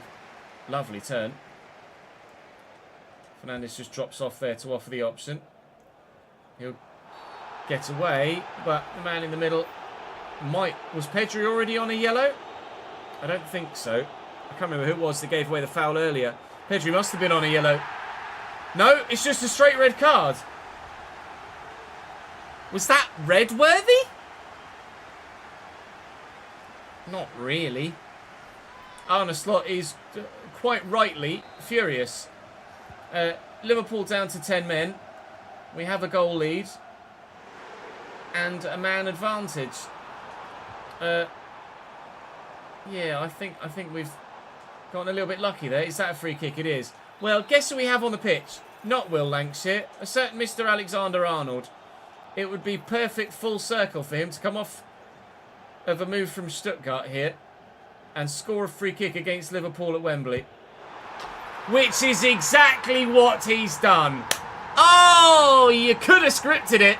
Trent Alexander-Arnold, Bradford 2, Liverpool 0. Welcome to the club, sir. No burning of his shirt from our club, that's for sure.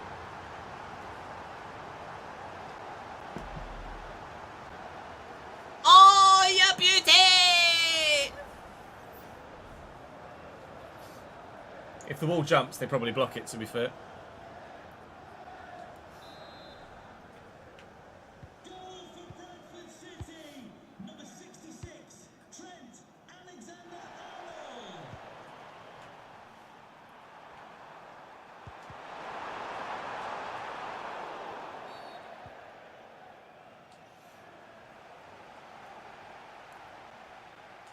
It was good movement by Will as well, yeah, to be fair.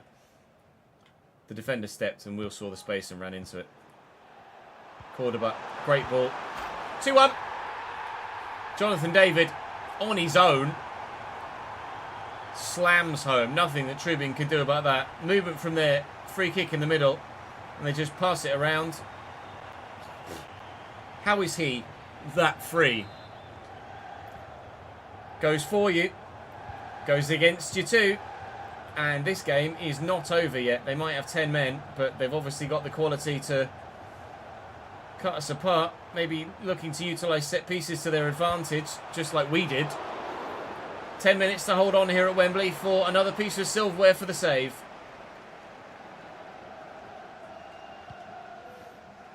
Agbenon forward to Fernandez. I'll try and draw the defender away. Actually, I'll just use Agbenon. And then into the middle. Dibbling's up. It's not going to get there. Probably should have just held it, but never mind. Let's make some changes. Fernandez. Oh. Okay. Maybe I need another centre mid. I'm going to need some more central midfielders, chat. I don't have enough in the squad. Emil Smith-Rowe on loan, anyone?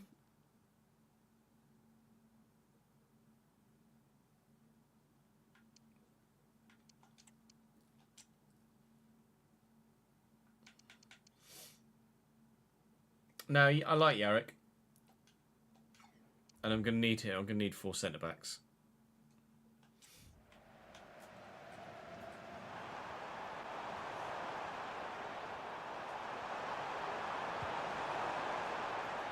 David. Back to Duff. And after the round of pinball, we've come away with it. Looking for Dibbling, who's not had much to do in this game, actually, Tyler Dibbling. He's been quite quiet. So if I could get him a goal now, that'd be lovely. Or an assist, maybe. Looking to tuck it back to Lancashire, who's got Matty Fernandez, who's about to come off in front of him. Game over. Sorry, little. He's giving it the big one in front of the Liverpool fans. Sorry, Liverpool fans. No community shield for you. Matty Fernandez is literally about to leave the field of play. And his last action of the community shield is to score a goal.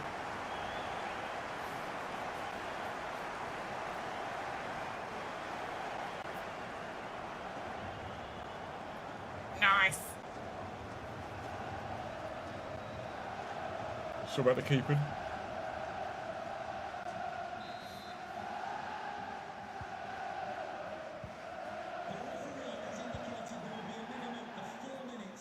Four minutes added on, okay. That's a sizable enough amount of time for Liverpool to score 1. Hopefully not enough for them to score 2. I mean, considering we're in the 93rd minute now, they're not going to. Trent's given away a free kick for handball, though. Can they score a worldie free kick at Wembley the same way that he just did? They're going to lay it off. And Duff draws the save out of Trubin, but that is all they will be able to muster. Now, we found out through the course of just playing this game and then looking to freshen things up from the bench, we are short in central midfield. I do need another centre mid. So we have at the moment 27.8 million and some money in the wage budget. Now, I'm probably not going to go and loan Emil Smith-Rowe again. I could probably do with maybe 2 centre mids, in all honesty. So, potentially, we go and pick up 2. But Murillo, who was captain for today, lifts the trophy. So taken Lancashire off for Ribeiro right at the very death. So Murillo lifts the trophy and we are FA Community Shield winners. Hopefully, that's a sign of things to come for this season and there will be more trophy lifts on the way. We've been in 3 finals in the last 2 years. We've only won 1 of them. Make that 2 in 4.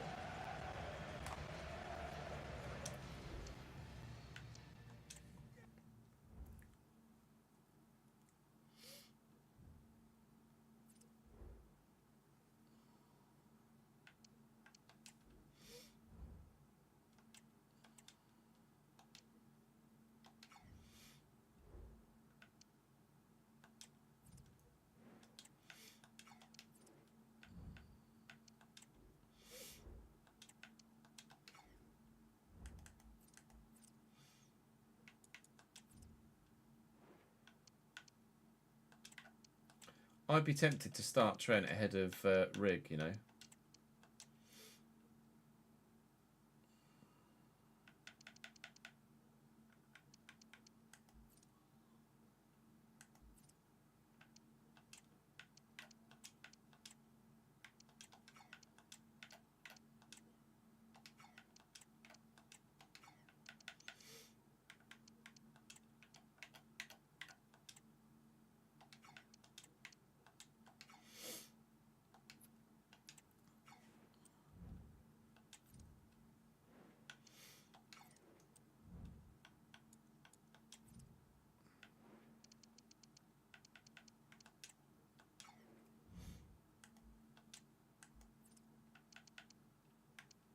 Four weeks to change it to a centre mid.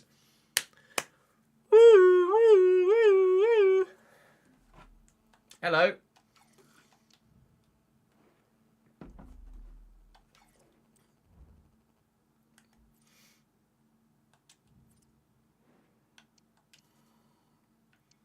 Actually, we were looking at Conor Gallagher, weren't we? If Conor Gallagher is still at wherever the fuck he was, Stade Rennais, he was available quite cheap because his contract was expiring too.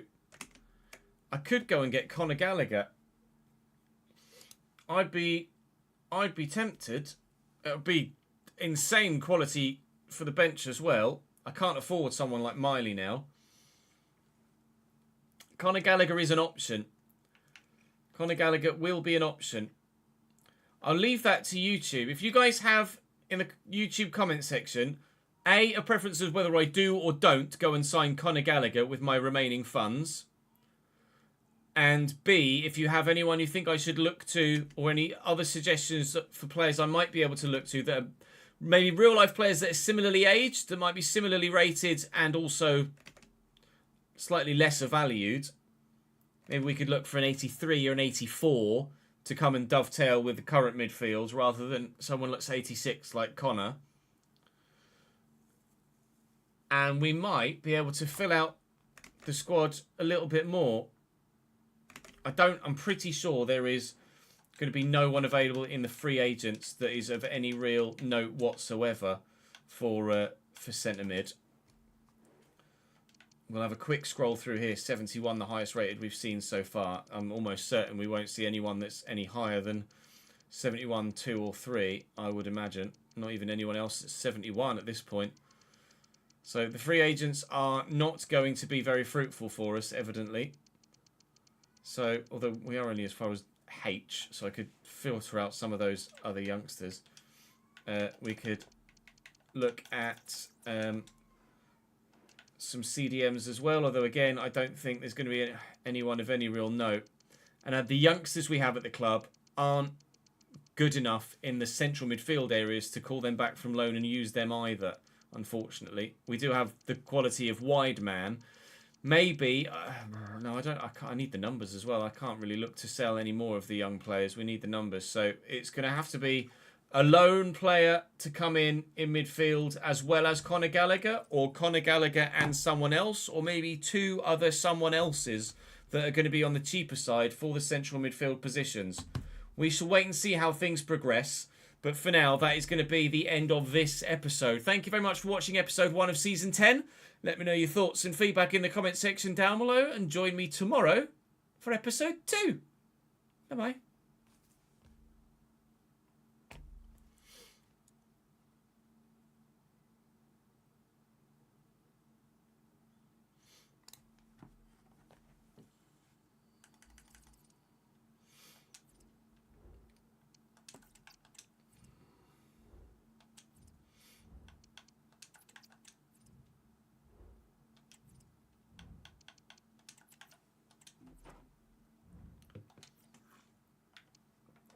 We're in season 10, Swerve, so Gigi Buffon is long retired. You're in the wrong kit, mate. Should be wearing a Bradford one.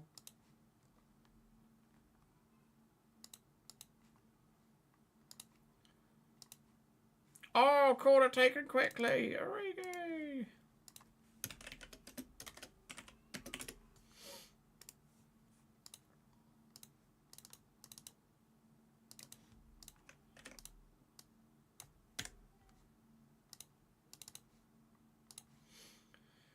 Right, chat. That is going to be me.